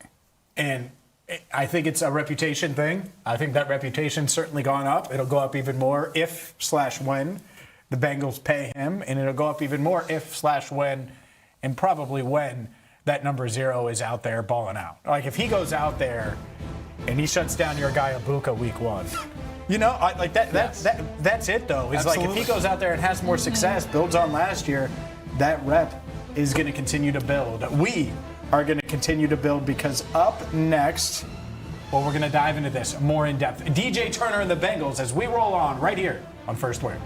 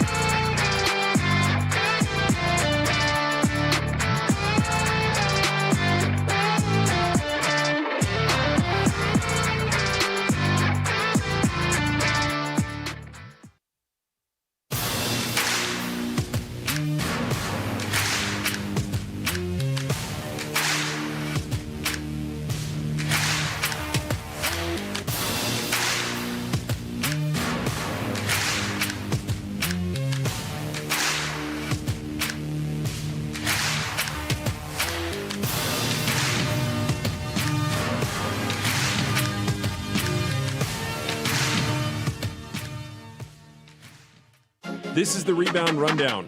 I'm your host, Paul Fritchner. Your home for college basketball in the Cincinnati area and across the country every Monday through Friday during the season. Previews, recaps, breakdowns, interviews, and more. You can find it all right here. Your one-stop shop for a quick dose of college hoops on your morning commute. Make sure to subscribe on YouTube and wherever you get your podcasts.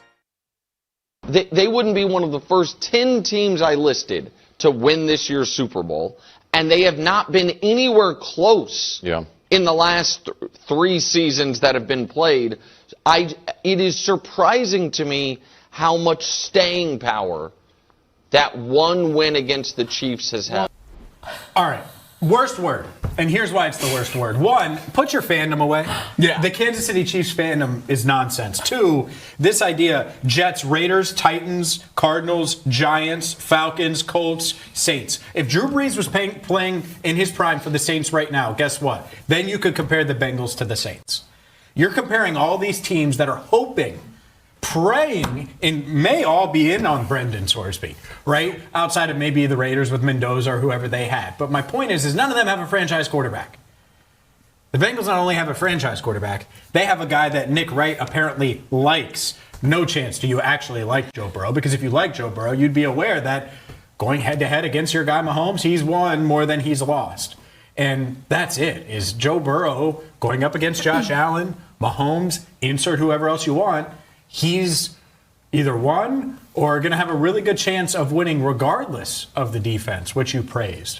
And I think that's it. Why are all these shows talking about Joe Burrow? Because he is one of the best on the planet. Have they had some down years? Absolutely.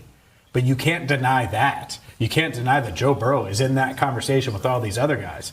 And so, like today, who are you taking? Patrick Mahomes coming off of a torn ACL? Did you watch Mahomes last year? Joe Burrow, when he was out there, was better than Mahomes was last year. I know Burrow has the health issue. Fine. So you could say, the Bengals are really good, but Joe needs to stay healthy. Well, everybody knows that. This argument that they're one of 3 teams and then comparing them to the Falcons and all of these other, quite frankly, losers that can't figure out quarterback is unfair, because the Bengals have Joe Burrow and they don't, and sometimes it is that simple.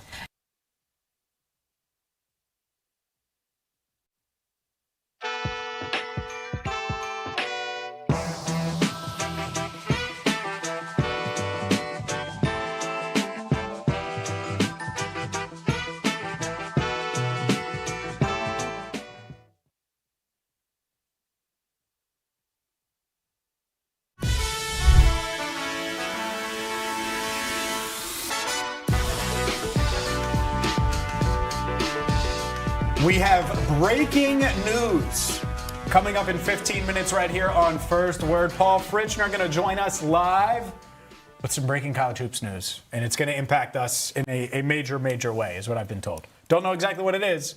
I'm excited for it, though. Paulie rap sheet? Oh. Paulie Schefter? Paul Sharania. Paulie Sharania. It's Paul Sharania. Not Paul Sharania. Paulie Sharania? Paulie Sharania. Paulie Sharania. I can get behind that. It's definitely Paulie. Along came Paulie. I'm in. What do you think? Whatever Paul wants to go with. Oh. Paulie Raps? Paulie Raps isn't bad, but you're Jimmy Raps. So Paulie it makes Pauline. him... I don't call myself Jimmy Raps, so Pauline? I don't like that one. No, not as much. No. Too redundant. What's the least relevant national insider we could call him? Like Paulie. This seems like a mean question for me to answer with a No, name. like least prominent is probably, least established. I don't know. I don't either. I don't want to be mean. You're right. I guess it is kind of mean. Josh. And that's why Josh gets paid the big bucks. Josh says Paulie A. Smith going to join us at 10:15 to talk college. Or is it hoops. Paulie B. Smith and the B's for basketball? Paulie Turner II because he's flying under the radar. Ooh. But he has more than 0 scoops. Well, sure.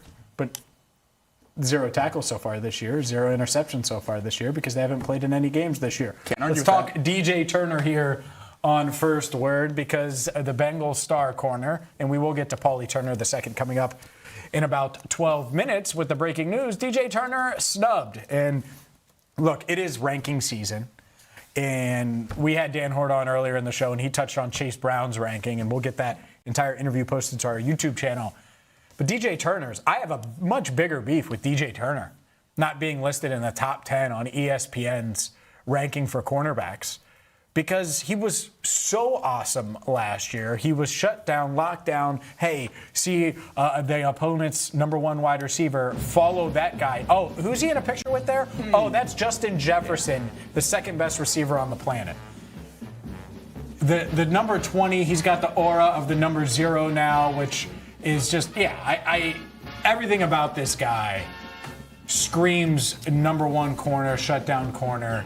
I think he's well on his way, should already be a top 10 guy. Was just so good last year, 18 passes defensed.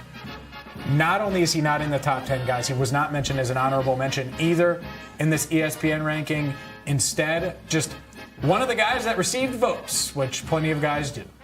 Yeah, just absolutely snubbed. And especially look at some of the guys on the back half of this list, like J.C. Horn, you saw Gardner, Cooper DeJean. I get it why he's on there, but DJ's numbers were better than Horn's were last year in Carolina. Yeah. He had a better completion percentage allowed on targets. He had more pass breakups. He had the same number of interceptions. So, what are we basing these rankings off of? Is it something where we had kind of talked about earlier? It's like these names are on here year after year, and it's like until one of them either has a truly down year or someone else has an incredible season for them to overtake. But eye test wise, and you look at all the numbers, like DJ absolutely should be in the top 10. It's honestly, it's just completely disrespectful that he's not even listed as honorable mention either. That's kind of where I thought he would land, is the honorable mention. And the point that I figured the national media would make was, we saw it once, we need to see it again before they put him in the top 10. And I could have understood that. To have him borderline top 15 is really crazy to me. And I just can't wrap my head around, when you look at the numbers, how you come to that conclusion. And I feel like maybe a big part of these rankings are where you were ranked on the draft big boards when you came out of college. I mean, most of these names on this list were first-round picks, big-time names, talked about as potentially the top corners in their draft class. DJ Turner, not so much. He's had to earn that starting job. He really broke out last year in his first marquee season in this Bengals defense. All these other guys we've been talking about for years and years, whether that's incredibly productive seasons or not, their names have still been brought up. And I think that's the thing that I see with a lot of these rankings. Entering yourself into that conversation is step one. DJ Turner certainly did that last year. Now next year, they can rank him accurately. Yeah, I hope so. I mean, with the top 10, Cooper DeJean's the only one that wasn't on that list a year ago. So right there, 9 of the same repeating for this season. Yeah, Cooper DeJean, I would take DJ over Cooper right now, and I like Cooper a lot. Quinyon Mitchell and Cooper, the Eagles stole those guys, and I love those. It's the Amarius Mims draft, so it's not like you could point to the Bengals for getting that wrong there. But two awesome corners. But DJ Turner, here's what separates him. How sticky he can be in coverage. He can be far stickier than a guy like Cooper DeJean. Part of the reason why the Bengals are so comfortable last year with him following all these number one wide receivers regardless of their build. And that's what was odd to me. I remember last year going into that Thursday night game against the Steelers where it was like season on the line and DJ had really established himself and had a great month. And we're like, hey, man, you've been awesome. What makes you so good? What's going on? What's changed for you? And I'm like, yeah, but DK Metcalf is huge, and you're 5'11", 180. And he was like, it doesn't matter. It doesn't matter how big he is. I just got to play my game. And I'm like, okay. And then he goes out there and has the best interception any Bengal had of the season. And it completely changed that game and set the tone for that game and what felt like at the time a season-saving win. Like DJ's mindset, attitude, and then the stickiness in coverage. One thing that I love about DJ now versus where he was as a rookie, because he's always been fast and athletic and sticky in coverage, at the catch point, he's going to knock that ball away. He's not going to get bullied at the catch point anymore. He plays much stronger than he did a few years ago. That's a big change. That's why he had the 18 passes defensed a few years ago when he was a rookie. Toward the end of his rookie year, you could see back shoulders. Guys would just try to body him. And it's like, oh, yeah, he may be covering me, but the moment the ball gets there, I'm going to out-strength him and just be stronger, and I'm going to win there. Well, he went up against DK Metcalf. He went up against Justin Jefferson. He went up against all these top guys. And not only did he hold his own, he played really darn well. He is a top 10 corner in the league. Maybe he's not on this list. You can't convince me otherwise, though, because he would have gotten exposed last year at some point had he not been as good as a top 10 corner and been this good. Potential to be top 5, but certainly top 10. Absolutely, and we've run through the numbers. He ranks in the top 5 or top 10 in all the major statistics. So everything DJ Turner could control last year, he did to be listed as a top 10 corner going into this year. The one thing he couldn't control is the performance of the unit, and I think that is probably playing a big role in terms of the consistent disrespect for DJ Turner this offseason. I would assume most of the national media discards the Bengals defense in most of these conversations. Now, granted, a lot of the offseason additions will change that conversation, or hopefully changes that conversation this year in 2026. But last year, talking about the Bengals defense, I think it's probably a hard sell for someone that didn't watch a ton of Bengals football to be convinced that they have one of the best corners in the league with a defense that struggled so much in the overall numbers. So as the unit continues to progress, I think more people will just find DJ Turner. They'll go look at what made this defense successful, and they'll go back and look at last year and say, oh, he had a great season before this. Why did we ignore him in the offseason? And I think we'll see a lot of that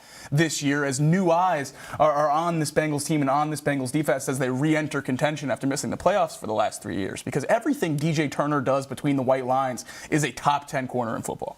Yeah, there's no question about it. And you bring that's a great point, and you're wondering if that's kind of being held against him of how the overall defense played last season. Because, you look at his numbers, and more often than not, when he was lined up against a team's opposing number one receiver, they had one of their worst games of the season. And that's not, by, just a fluke. Like, DJ is that good. And James, this really makes me wonder, with just given that he's not on these rankings, not even honorable mention, we know that the Bengals, well, we'd like to assume that the Bengals want to get a contract extension done with DJ. Could this and how he's being viewed across the league have any impact now on maybe those negotiations? Not if I'm DJ. I'm wanting paid because I see the Joey Porter Jr. is not better than DJ Turner ever, like in any world, including the world where the Bengals had DJ ranked higher on their draft board, had Turner ranked higher on their draft board than they did Joey Porter Jr. when they were in the same draft class. I get the logic, and I think with Chase Brown it could, because he's a running back. If you're DJ and the Bengals say, we're only going to pay you, let's say, $20 million per year, he's going to be like, all right, well, I'm better than Denzel Ward, so I'm just going to wait a year. And watch, I'm going to go show you. Like, I think that's what he's going to do. He's already getting a raise. He's making $3.6 million this year based on his playing time. It's just that performance incentive that's baked into these rookie deals. So he's going to make more. He should make a lot more. If you are the Bengals and you don't get this done now, he could be a $30 million a year corner. And we're talking 3 years, 90, 3 years, 95 if he hits the open market. Does he get to 4 years, 120? Like, those numbers aren't crazy. Get ahead of it. To me, like 3 for $70 would be pretty ideal if I'm the Bengals right now. Absolutely, and I think this is a super important point that we talked about with Chase Brown yesterday as well, is how far can they move in this season if the extension doesn't get done beforehand. And Chase Brown doesn't have as big of a wiggle room. DJ Turner, we're talking about $5+ million annually on this contract, if not maybe even more than that if he performs the same way he does last year and gets the All-Pro and the Pro Bowl nods that most of us expected him to get last season. I mean, there's a very realistic world where he's listed in the top 3 or 4 corners in the league next year. And most people in the country would agree with that after watching him play. And I think that's the biggest concern for me going into this season is that's the contract that could swing things the most, and that's why they have to get it done as soon as possible. Yeah, the priority for me for getting DJ extended just skyrocketed. It was already high, but him not being on this list, and for what you said, he has the potential to have a massive contract if the Bengals wait and he decides to, play this season out and address it all after. Because, if he establishes himself as, one of the top 3, top 5 corners, he's going to be making a lot more money. He's got a chance to be like 98% of Denzel Ward. Yeah. Like, I don't think he's Denzel, like Denzel freak. Really close, though. There's a lot of similarities, just play style, how sticky Denzel is in coverage, all of those things. And I mean, like, prime Denzel. I think he's probably out of his prime at this point. But Denzel Ward, awesome. Best corner on the planet at one point. I'm not sure DJ can be that, but I think he could be, like I said, top 5 corner. This is a market for a position that's booming as well. I mean, we're talking about $30 million a year as the top of the cornerback market right now. That might not be the case by the end of next season. Someone on this list is up for an extension. Christian Gonzalez is up for an extension with the Patriots. He can absolutely bump the top of that up. I would expect him to get paid more than Trent McDuffie, somewhere probably around $35 million for a number 1 corner. And if that's the case, and DJ Turner is an All-Pro this year, we're talking about $10 million a year potentially on an extension, and a difference between extending him before Week 1 and after the season. Now, obviously, we don't know how the market will move, but that's something that should be in the forefront of the Bengals' mind. Yeah, it's a really good point. Gonzalez might be number 2 for me. I love Christian Gonzalez. Yeah, like it's tough because Derek Stingley's awesome as well.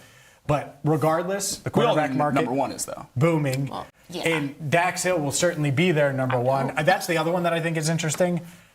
Dax Hill has a real chance to be on this list next year, and if he goes out there, plays really well, signs somewhere, that big money free agent signing gets that attention, like, don't be shocked if that's the case. That's why if I'm the Bengals, here's 3 years, $50 million right now. Say no, Dax. And you look right at him and you say no, and you see if he takes it. Because it could be a heck of a value a year from now. Yeah, if he goes somewhere else and just can lock into one position, commit to it, and really maximize his talent, I think most Bengals fans will be thinking, how could this have changed if we played him at outside corner right out of the gate? Something we talked about on draft night, but that's for another day. We have breaking news from Paul Fritchner, a.k.a. Paulie Sharanya, next, right here on First Word.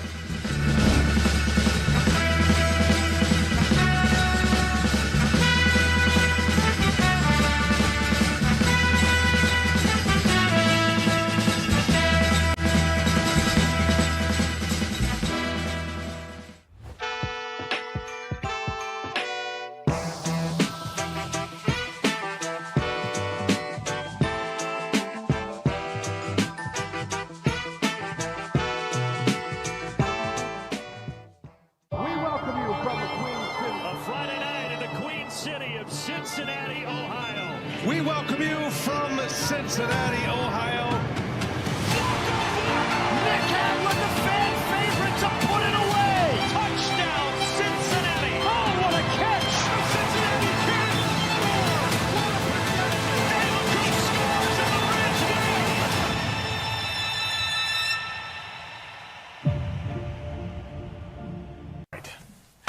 win. You put me in this position, and I'm going to do it because I need to do it. It's Patrick Mahomes is better than Joe Burrow because he's proven it for far more years. He's done more. His ceiling is higher. And you look at it, he's played at least 14 games every year he started. After that rookie year where he sat behind Alex Smith and learned behind him and he started that one game, since then it's 14 plus. So he's been durable. And that's what's tough. Like, yeah, his numbers have dipped over the past few years. And do I think in a vacuum Joe Burrow could be the better quarterback? Absolutely. He's got to prove it. Doesn't have the rings, doesn't have the MVPs, and hasn't had the durability. Would it be different if he was in Kansas City and Mahomes was here? Probably, but it's not. This is it. And I think Joe would probably admit that too. Like, he has to prove it this year. And do I think that on the surface, he can be the number one quarterback on the planet where this isn't debatable next year? Absolutely. Can I hold Patrick Mahomes coming back from an ACL when Joe Burrow's had all these other injuries? I'm not going to hold that against him. I think his weapons have been far worse over the past couple of years. Yes, he has Andy Reid. He has a more stable franchise. There's no doubt. They've been more consistent, and were consistent going into the Mahomes era. It would have been like if the Bengals drafted Joe in 2016, coming off of that 2015 run, and that roster was about to hit its prime, and then Joe takes over. It would have been a bit different. The way he inherited it, Mahomes did from Alex Smith. So I get that. Joe has the ability, and I believe he can be the best player on the planet. And I believe Zach Taylor when he says, there's no one else I would rather have than Joe Burrow. But when I look at their resumes, one is Patrick Mahomes' resume. One has been more durable. One has won more. One has more accolades. And then the other is Joe Burrow. And I can't run from that, even though I do think that in a vacuum, Joe could be better than Patrick Mahomes this season.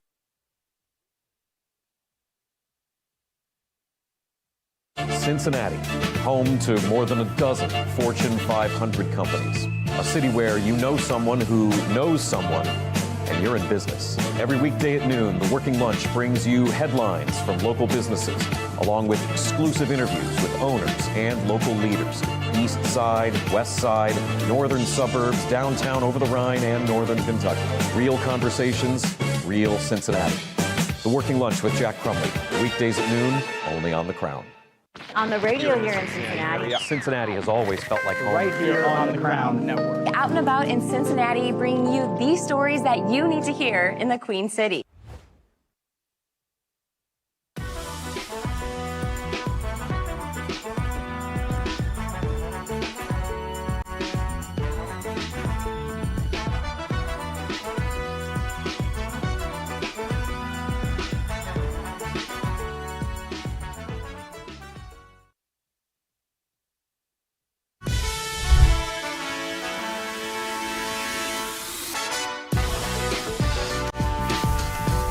Ooh, we have some breaking news here on First Word. I'm James Rapien alongside Jacob Tissot, Jacob Triscuit, Jacob Biscuit, Jacob Breaking News. No, that's not you. And Marisa Contipelli. We have Paul Sharanya, a.k.a. Paul Fritchner, in the building. Is that what we're going with? Is that from the what's Rebound sticking Rundown. here? You don't like it. No, I'm Paul fine Sharanya. with it. It just doesn't roll off the tongue as well. Not as I think even it a could. little bit. That's the point. Okay. I can get behind that. You're Paul the host of Sharanya. the show. I'm in. Paul Sharanya. The point is you broke the news. Yes. You got some breaking news for us. I don't know the details yet. Our audience doesn't know the details yet. The full details were released on the Rebound Rundown, so check that out wherever you get your podcast and right here on YouTube. Yes. But break that news here, Paulie. Yeah, some very exciting news for college basketball fans here in the state of Ohio. This is something that fans from this area have been asking for a long time, and it's going to happen in a preseason exhibition doubleheader on Wednesday, October 7th, to get the premier programs in the state of Ohio together to play in one event. It's going to be Cincinnati and Ohio State, and Xavier playing Dayton on a Wednesday night in October on center court at the Lindner Family Tennis Center up in Mason, the home of the Cincinnati Open. I think this is awesome. They're playing it on a Wednesday night because you don't want to compete with college football on a Saturday. The Blink Festival is in downtown Cincinnati that upcoming weekend. So I explained some more in a video on the Rebound Rundown's channel, also in podcast form too, that you can listen to with some more details, ticket information, tip times, all of that stuff that's going to be released later. So be sure to stay tuned for that. But honestly, this is awesome that these teams are agreeing to come together. I know the initial pushback is going to be, I wish this was happening in the regular season, and I get that. But you're not going to play a game outside in November, obviously. You have to play this in early October.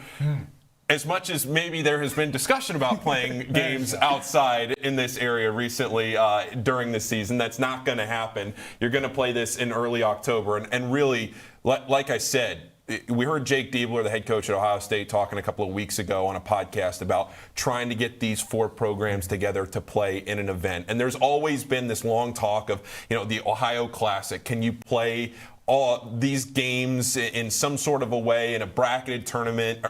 Anything like that? No, this is not a tournament necessarily. It's just going to be the one-off event. The first game's going to happen. The second game's going to happen. That's it. It's not like the two winners are going to play each other. But Yes. Look, the fact that this is happening at all is awesome for the area. It's great for these teams to showcase this. I'm assuming it's going to be all of these teams' first public exhibitions. Nobody's going to play that weekend before. So, yeah, awesome for these teams to do this. Awesome for the fans as well. Yeah. I mean, this is something people in this area have been asking for quite some time. Do you think this is movement towards potentially ever getting something in the real season, or is this kind of where something for these teams would lie? Yeah, so I think there's a bit of there's some nuance to it because the scheduling for this was pretty easy in the sense that Cincinnati had to play Ohio State because they already played Dayton and Xavier in the regular season. So the natural slot there was for Cincinnati to play Ohio State.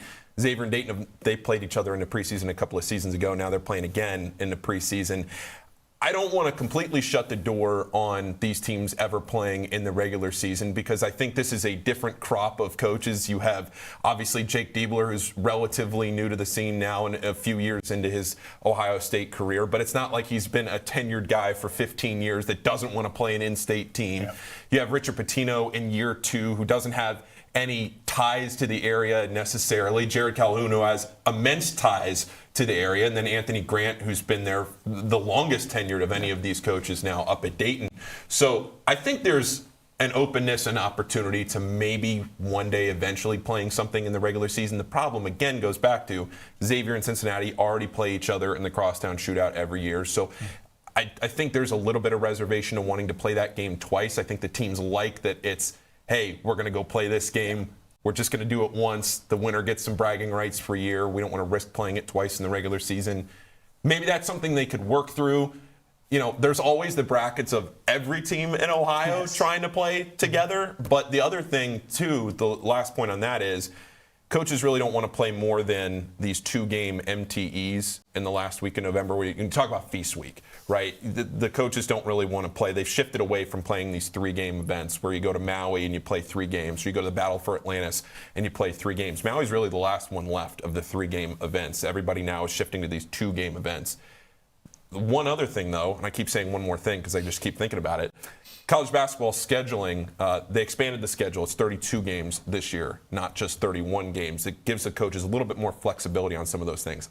All of those last 3 minutes to say, I don't think it's necessarily out of the question, but I think this exhibition format is a very natural first step in that. I'd just like to crown a champion. Have these two winners of these 2 games play each other, crown a champion of Southern Ohio. Look, if Cincinnati beats Xavier, Dayton, and Ohio State, I mean, they have the chance. They have the chance to do it. Pressure's on. Yeah. Jared, pressure's on. Yeah. Well, I am so excited this is happening. Get some Buckeye basketball down here in the Queen City. Did something like this, so, because obviously you mentioned that Diebler had kind of, spoken out about making this happen. I feel like I've seen more chatter about this over, the last couple of months of, trying to make a tournament or some type of exhibition games like this happen. Has this been in the works for a while, or did this kind of come on as of late? It has. I caught word about this a while ago, and I honestly, the most recent thing that I had heard not too long ago was I thought this might end up happening next year. I thought just with the timing of this, it's already the early portion of July. You think about the staffers at the Cincinnati Open. They have to put on one of the best tennis events in the world here in about 3 weeks. So they have a lot on their plate already, and I just kind of assumed that at the point in the calendar where we are now, we weren't going to see this until 2027, which, fine. At least we were going to get it at some point. I was confident that this was going to happen at the tennis center with these 4 teams. Just wasn't sure if it was this year or next year. But, got the call that this was going to happen. And, awesome, again. I keep using that word just because really to put an event at a unique venue, and something I mentioned on the rundown explaining this too, is like you think about playing a game on an aircraft carrier, playing games in a hotel ballroom during Feast Week. One of the things that gives so much culture to college basketball are the unique venues that you play in, and this is definitely one of those. How much of the renovations to the tennis center over the last few years made this possible to host a game like this, multiple games like this on those grounds? I think it's a huge reason that they're doing this. I think the new ownership that kept the Cincinnati Open in Mason placed a huge emphasis on not just the tennis tournament. They want this to be a year-round facility. You think about the Grizzly Golf Course right across the street. That clubhouse is now inside the tennis tournament's facility. They have pickleball, padel, all of these things that they're trying to do. They have a restaurant that's open year-round, too, that we could go up and have lunch at, dinner at, whatever. It's a restaurant fully operational that closes. Are you buying? I'm buying. It's on me. It's on me. It's on me. Well, we know he's not going to be there. Coming. You're not coming. What? If anything, I am. You're not coming. If there's food involved, just not lunch, dinner. We're there. Hopefully Marissa's there. Of course I'm there. Okay. There we go. Lunch with you James guys. isn't there. No shot. No Lunch shot. plans? Yeah. Well, it is up by where he lives. It would be an easy. It's true. The incentive is that he gets to go home. He'll go to lunch with us if it's incredibly convenient for his daily schedule. Yes. Yeah. Yes. But yes, I think the renovations played a huge. Guilty. Like, when you put All right. Who isn't going to say, yeah, if it's incredibly convenient? Yeah. Yeah. And Paul's buying? Correct. I go out of my way to share a meal with Paul. We break bread together. That makes one of us. We know. But hundreds of millions of dollars were invested into this facility over the last couple of years. It just won the Masters 1000 Tournament of the Year, which it's one of the best non-majors in the world. And you hear players talk about it from the tennis side. And I know this is going to be a basketball event, but just to put it in perspective, if you haven't been to the Cincinnati Open at all, and in particular, if you didn't go last year, it is a completely new site that you'll get to see. It'll be exposed to college basketball fans for this evening, and tip times and all that will come out later. But Wednesday, October 7th. You don't have to compete with anything else. It's just a weeknight for college basketball. You know what people are going to say and ask? I've already seen it in YouTube chat. Okay, what is it? I see Xavier. Yeah. See UC. See Dayton. Yeah. See Ohio State for Contipelli, of course. No doubt. Thank you. Contipelli's Buckeyes. I don't see the team that was the best of the group last year, undefeated last year, dominant last year, Travis Steele's Miami Redhawks. What's up with that, Paul? What's up with that? The Paul? hope is that this is a multi-year event. Now, what I don't know is if this is going to happen with these four teams and they rotate playing each other, or if they're going to incorporate other programs from around the area. So maybe that could be something in the future. But the idea now, I don't know if this is something that would happen every year and it's an annual thing, first week of October, or if it's just like, hey, we're going to do this, we'll reevaluate next year, do it in 28. Just the general point is that they hope this isn't a one-off thing, that they hope it happens again up there. From a 10,000-foot view, they just want more events at the tennis center year-round. And I think to play a game on center court, if you haven't seen my tweet, I put out, with the skyline of Kings Island in the background with the stadium full. It's something that I don't think I've ever seen anything like this for a college basketball game. So. No, it's an unbelievable venue as well, and I think something that is really exciting for me is how well they run the tournament. Not just the facilities, which are amazing, but the tennis players talk about it's one of their favorite tournaments every year.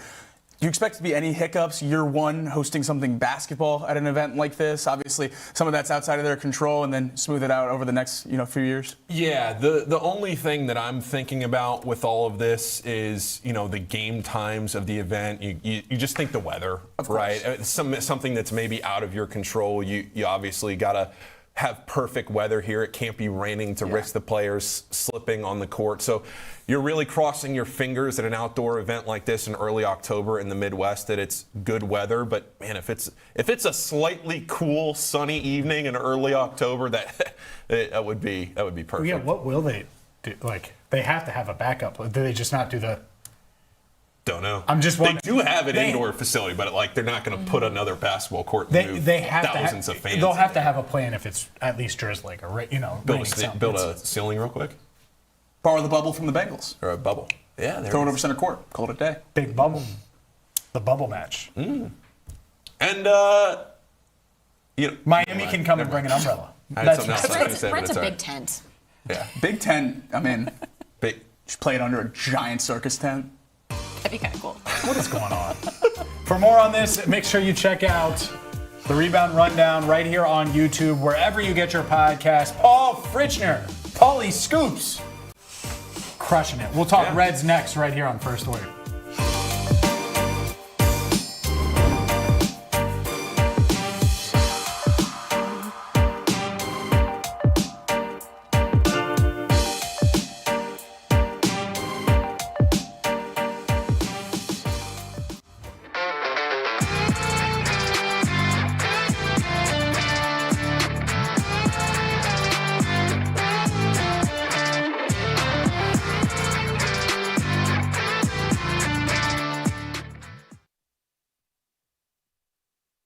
How big of a challenge is that with the NIL rosters flipping like crazy? You mentioned the 7 new guys, just one, getting guys in the building and going up against everybody else when it comes to the NIL side.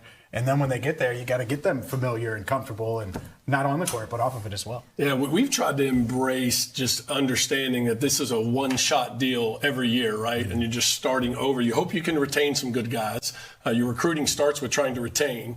But, this year we only have one starter back, so we're going to have essentially a brand new team. And in some ways it's exciting because you're going out and you think that you're able to really narrow down and pinpoint these are exactly the needs that we have. And then you just got to figure out, are we in the ballpark money-wise? Obviously, bringing in players is a huge piece, but you just mentioned the retention there. As a mid-major, how's the struggle when guys progress and play really well to have them not try to take that leap and keep them at NKU? It's not a struggle. You just lose them. You just do. I think our league last year, the stat was of the 15 guys that made one of the all-conference teams, 14 of them left the league. Wow. And so it's kind of an assumption. And so, again, even in recruiting, we got a really talented freshman this year that I think maybe could help us a lot. There's no guarantee he's back to the sophomore year. So, again, we just kind of take that one-year approach. How can we be the best team to win a championship this year in the Horizon League?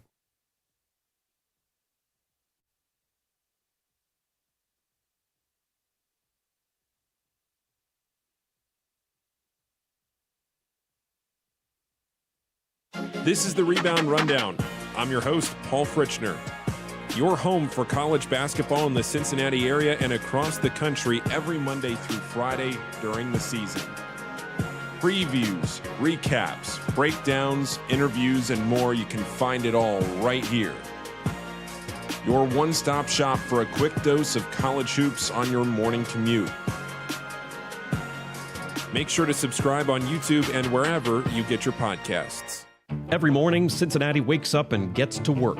Companies are built, deals are made, restaurants open, ideas become careers, and every day the people behind it all sit down at the working lunch. Founders, CEOs, entrepreneurs, community leaders, the people building Cincinnati. The Working Lunch with Jack Crumley, weekdays, noon to 1, only on The Crown.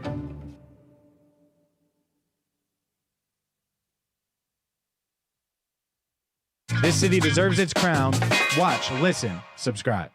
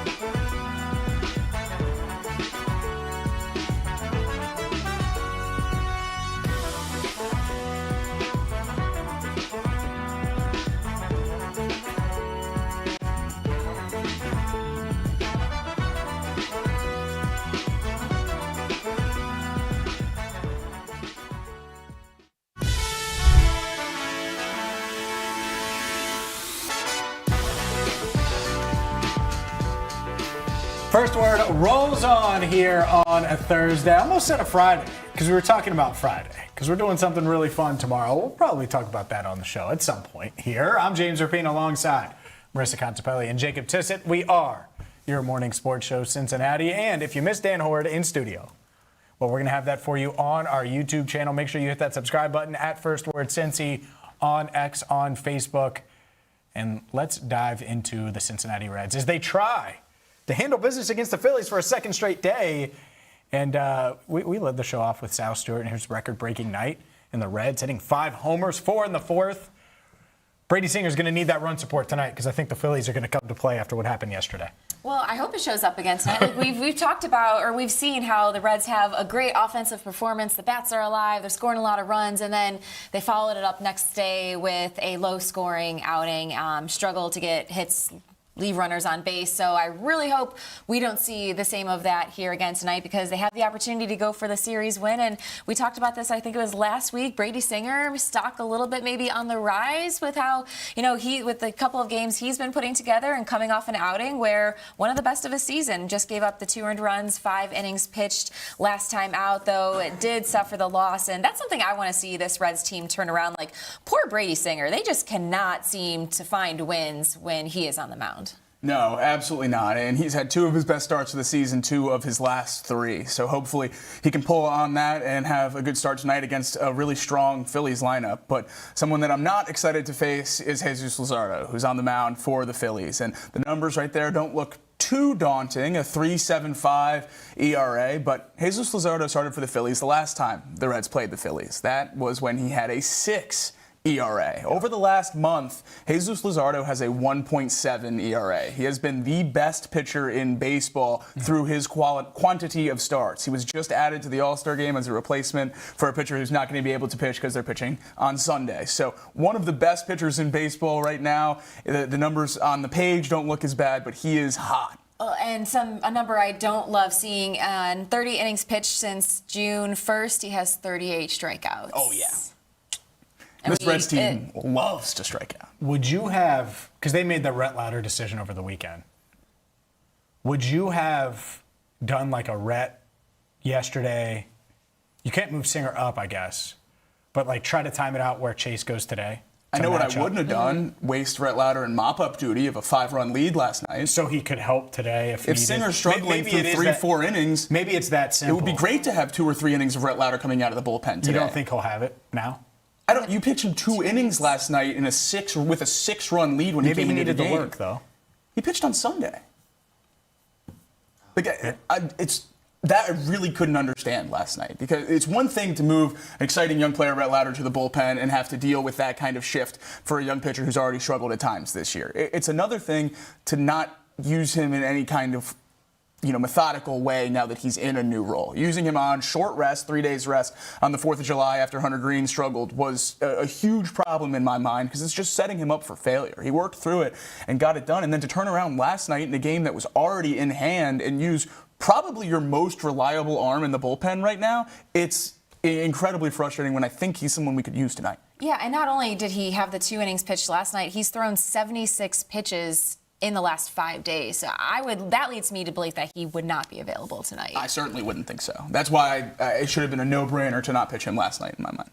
Yeah, that's what's interesting, because you're describing the challenge tonight, and I'm like, man, well, this is the Burns. This is where you want Burns. Like, so could you have done that? So that's one thing. The other, and maybe this is the optimism in me, I'm going to go Marisa optimistic here. Oh, buckle up. It's an opportunity. It's a challenge, but it's an opportunity. Imagine what we're saying tomorrow, Reds. If you go out and you score 8 tonight and you win, and suddenly you've won 2 games against a good Phillies team that's played much better than you over the past 2.5 months, has a much better run differential, and is, let's be honest, way more talented. We're not going to be talking about Kyle Schwarber as much, even though he did have another home run. He's going for the trifecta he snuck today. That one in there. Brady Singer. Oh, boy. Brady Singer's been giving up home runs. Like, that's a storyline. Does Kyle Schwarber come home and hit home runs in 3 straight? Who knows? But this is an opportunity for the Reds to go out there, get a series win in a game now that, on paper, looks pretty challenging. Mm-hmm. Yeah, I've said it a handful of times over the last few weeks. It feels like the Reds have been handed a couple opportunities over the last, couple series here. Ooh. And they haven't seized them. Here's one where you have a chance to beat a really good Phillies team, win a series, and move on to a massive, massive series against the Cubs before the All-Star break, where you could change the vibes around this team before they don't play for a week. And I think that's a huge thing looking forward. Sure, the division seems like a long shot, and wild card even does too at some points right now when you look at the standings. But the vibes around this organization, around this team, can change drastically. We're talking about 2 essentially rookie All-Stars. That's exciting. This All-Star break should be a really exciting time for Reds fans. And the way it can still get there is you win today, and you win a series against the Cubs, and then there's a lot different discussions happening at the All-Star break. Just thinking about that momentum that they could take into the break, especially if you're able to get a win tonight, and you looking ahead, I mean, I know we'll talk about it much more on the show tomorrow, but going up in that Cubs series, you got Hunter Green, Nick Lodolo, and Andrew Abbott. That to me, right on Feels paper, great. feels like, I don't want to say it too prematurely, I could see a series win. I can't. I mean, just based off that alone. So, I think a huge I hate that you're covering your face right now. I think a huge piece of those vibes, even if they are unable to win that series, is Hunter Green on Friday night. I know we'll get to there, tomorrow, but he needs to pitch well. Yeah. Coming out and having 8 earned runs through 3.1 innings, that's a huge problem for this Reds rotation. So he needs to prove that he's still an ace, can do it at a high level, because the Reds don't have time to waste for him to figure it out and find it like Nick Lodolo did, like Andrew Abbott did to start this season. Hunter Green has to be the second best, if not best, pitcher in this rotation, but by Friday, essentially. Yeah, and I think I would be surprised if he came out and had another outing like he did on 4th of July. I just don't see that happening. I'm laughing because it's tough, but because they've been so bad. But one win, and now it's like, well, and I'm not saying you're wrong. Home runs. I'm not saying you're wrong. I'm not, because if they win tonight with Singer, then theoretically Green, Lodolo, it does make. I get it. I understand. I'm not saying you're wrong. Just to be clear, it's also hilarious on the other side. Absolutely. Because they win one game, and now they're in position to be in position. And every time they've been in this position since May 1st, they've fumbled like Jeremy Hill. It bothers you every time I bring it up, but that's what it's been. That's what this team has been. So this is a heck of an opportunity, to Marissa's point. You have some good pitchers on the mound. Brady Singer, this is your chance. This would be nice if Brady Singer goes out there, pitches well, and says, hey, league, I'm available. That would be nice as well ahead of the trade deadline. So an opportunity, no doubt about it. Even at 42 and 49, they do have a chance here, but man, it would be nice if they got a win tonight. Yeah, and that's what's been frustrating about this season is you see a game like last night and they show what they can do when the lineup is, for the most part, everyone's hitting. There was a couple of guys, obviously Suarez, one of them, who went hitless last night. Obviously, it's crazy. It's true. Yeah, fair. Obviously, okay. That guy. But you're right. No, you're right. It's just obviously. It's a shame that he's in that bucket right now instead of the other one. Yeah, but I mean, we've seen when all the pieces kind of come together and they're hitting at all cylinders, kind of like they were last night, what this team is capable of. So yeah, that's what makes me optimistic when I'm looking at a starting pitching lineup that goes Green, Lodolo, Abbott to round out, the series before the All-Star break. They should win that series on paper if they can hit like they did last night. Speaking of giving Reds fans more optimism and hope, play the young guys. Edwin Arroyo looks awesome at second. He had a couple great plays last night, another extra base hit. Novan Marte, 6 bases last night, a good catch in right. Those guys should be out there every day. Reds fans have a great opportunity now to hold on to Sal Stewart, Chase Burns, the success they've had this year as a silver lining to a season that's been a struggle so far. Give them more. Give them more hope. What a Tissot's take right there. You know what Edwin looked like? Squeeze it in. You know what Edwin looked like on that double play? Everyday Eddie? Oh, for sure. No doubt. Looked like a young James Rapien out there pulling the double play at second. Oh, see, I was going to make an actual comparison to his defense at second base for a Red. What are we doing? No, but or Marisa Contipelli, who also played second. Look, I don't want to say the actual comparison, but it looks like 4. Oh, stop. Okay. He does not look like Brandon Phillips. Might be a little early, That's but way early. I love it, though. You weren't even around for Phillips' peak. Okay, that's not true. Peak was 07, brother. So I was 6. He was alive. Yeah.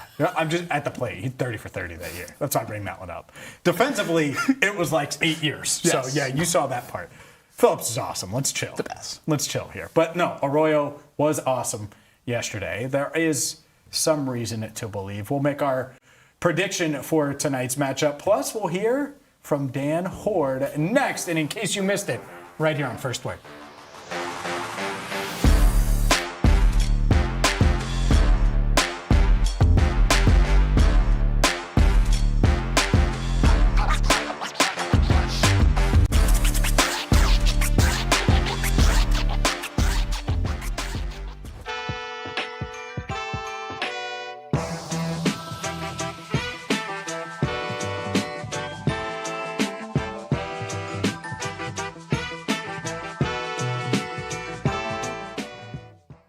What is The Crown?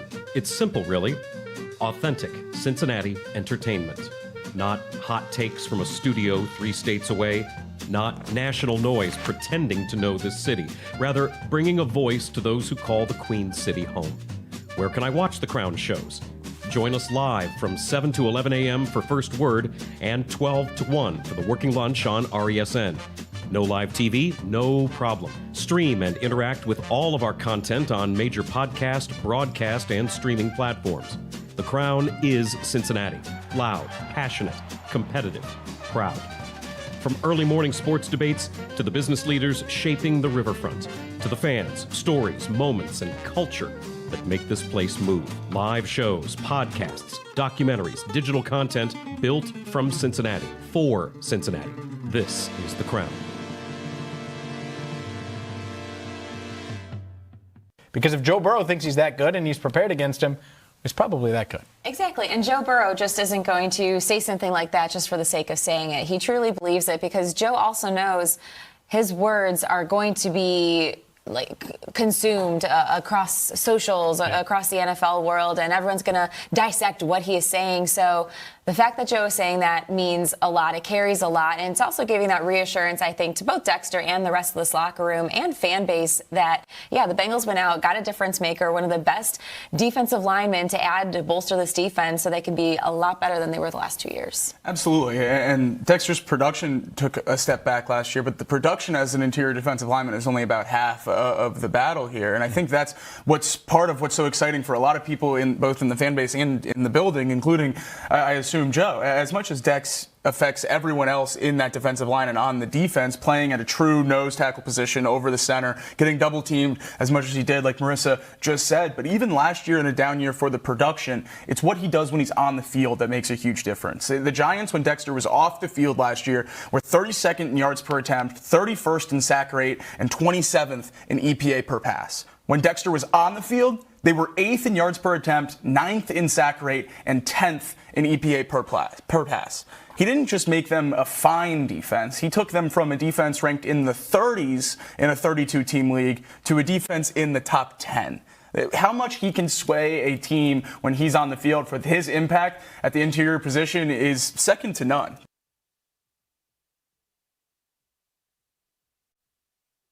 This city deserves its crown. Watch, listen, subscribe.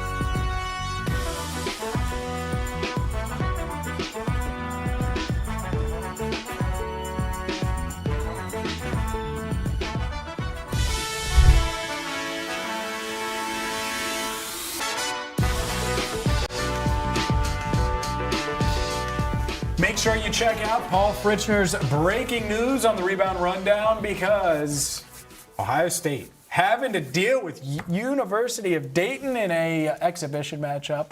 No, that's not true. It's UC and Ohio State, and it's Xavier and Dayton. I'm excited for that. The winners should have to play each other, though. It should be like first of 50. That'd be fun. And then the winners play each other. We talked about this World Cup-wise. I need a bracket. So if you just have 2 games with nothing coming off of it, give me a bracket. You are consistent with that. Yes. This is proof. This isn't just a soccer thing. This is bracket him up. Any kind of event with multiple teams in it, give me a bracket. I just even want to just look at it. Did you ever draw bracket coverage? You never had to do that, though. You never had to deal with that. No.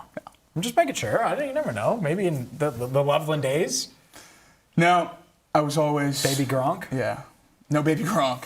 No Baby Gronk. Jacob Tissot, no Baby Gronk. Marisa Contipelli and James Rapien with you. We were joined by Dan Horde earlier in the show and some really good insight. This entire thing is going up on our YouTube channel, but some really good insight on Joe Burrow, his leadership, and what sexy Dexy Lawrence brings to the defense. Burrow, he's spoken about, wanting to, be a better leader and, take on more of a leadership role. And I hear that, I'm like, but what more can Joe do? He's already a phenomenal leader and so respected. And then I hear him say that, and I'm like, it's honestly a really mature and self-aware thing. Just kind of, what did you make from some of his comments? Yeah, I thought it was really amusing when he said, I need to be meaner. Okay. But I think when he says mean, he means stern. And I saw a little bit of evidence of that during the OTAs. There was one play in particular where I think there was a false start and they blew the play dead. They weren't going to snap it for that play. And he took the football and he fired it into the ground. And you were at a million practices over the last several years. Do you ever remember him doing that? I remember him looking teed off, but I don't remember him taking a football and chucking it, with full velocity into the ground because there was a false start. So I think that's the type of stuff that he's talking about. When something goes wrong, he is really going to show his emotions to make sure that it doesn't happen again. I love that. I love it. I think he's the one, you need that from the quarterback of his stature. A rookie can't come in and do that necessarily, but I wonder if he just watched Brady and Manning. I mean, that's what I think about. Those are the two guys that were the best at it, I would imagine. I've always thought of Joe as a good leader, which Marisa alluded to. He's very good at bonding with his teammates. I think he goes out of his way to try to connect with everybody in the locker room. He's not just hanging around with the quarterbacks or, a longtime buddy like Jamar in the cafeteria. He's going from table to table, sitting with different people, trying to bond with, offensive linemen, defensive backs, everybody. So this is the next evolution of his leadership. He's always been good at that. Now I think he's going to, hold guys' feet to the fire a little bit more than he has in his previous 6 years. From your vantage point, what have you seen, out of that leadership, so far, and maybe how is he going to make, maybe the linebackers and even guys in the secondary better? Young players respect guys that have his track record, multiple Pro Bowls, 2-time All-Pro. So naturally, they look at him and think, all right, what has he done that I can steal, essentially, and learn from? So that's already started to take place. But I think in Dexter's case, he really looks at almost the responsibility of being traded for the 10th pick in the draft. To him, that's a really big deal that the Bengals were willing to do that because very few teams do. The Bengals never have given up a pick like that for a veteran player from another team. And Dexter looks at that as a responsibility. He wants to justify that the Bengals were willing to do that to get him by being great on the field, by being great in the locker room. And I've already seen evidence that that's happening. Great stuff there from Dan Horde. That entire conversation on the Bengals will be posted to our YouTube channel. Also, we talked to him about the Bearcats, and that includes what I know I'm hoping for is another bowl season for Scott Satterfield and company, fresh off a Big 12 Media Day. So shout out to Dan Horde for coming in. He, of course, delivered. It was delivered. Wonderful time. Delivered Dan, and he beat the dog. So that's all that matters. Yeah, if you missed it, In you a have to at least competition. go watch for the Dare Dan segment he showed us. It was a Dare Dan segment. You probably had no idea that existed, but you're going to want to. So make sure that you check out the full conversation on our YouTube channel. It is Reds. It is Phillies. It's Kyle Schwarber. It's Ellie De La Cruz. It's a potential chance for the Reds to get a big series victory over Philadelphia. Marisa, I have a feeling I know the answer. Do they get it done? Would it shock you to say yes? I was trying to trick you there. No, I'm going to be... You didn't trick me. Keep you on your toes in some capacity, but I like feel heels, definitely. man. Heels. Yeah, why not? We're going to go for it. We're going to get a series win, and they're going to carry that momentum into the weekend. Ooh.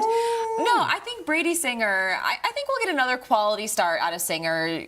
2, maybe 3 earned runs, keep this team in this game, and just really hope that the Bats can keep the production going, that what we saw last night. Sal Stewart on a 4-game hit streak. I think he'll continue that this evening as well, but I don't even know if this is necessarily a bold prediction. I do think we see another Schwarber bomb, though, tonight. It just feels like it. Can I just bottle roll that up and say it again? Reds win, Singer's good, Schwarber hits another home run. Yeah. Whoa! Guys, why are you doing this to me? If you pick them to win every day, then yesterday it was the same thing. And by the way, early on, you were They nervous. won yesterday. No. Chase Bird. We picked them to win, and they won. Yeah, but James built a little 3-bedroom apartment in my head. Yes. Reds were down 3 bedrooms, 2-0. nice He's balcony, not even paying rent. Yeah. Nice balcony. I was looking over. I was starting to think Burns might be DUE, but he wasn't. That triple? James. That triple? I was having a horrible time. Oh, I was like, and I didn't want to be right. I'm much more excited to talk about Sal Stewart and all the things that we did earlier in the show. I just can't shake the Kyle Schwarber thing. I can't. I think he's going to hit 2. Just hope it doesn't matter again. I think Right. that's the key. And the problem is the bats have let me down every time I've let my foot off the gas. I'll be the villain. Reds, sorry. I think you're going to lose tonight. Get it done. Prove me wrong. Brady Singer, keep singing. Sal, get to 20 homers before the All-Star break. How cool would that be? That'd be nice. As long as it doesn't stop at 20. Well, yeah, you definitely don't want to stop at 20. By the way, quick note. Paul Fritzner had the rebound rundown. Breakdown on what's happening in the college hoops world in October. If it rains, guess what's going to happen? They're just going to go to Dayton and play at UD Arena. So make sure you check out the rebound rundown with Paul Fritzner for all of that information. UC, Ohio State, Xavier, UD in an exhibition and at the Lidner Center. Really excited to see that. But that's going to do it for us. We're back with you tomorrow at 7. Until next time. For the entire First Word crew, alongside Jacob Tissot and Marisa Contipelli, I'm James Rapien. Thank you so much for watching First Word.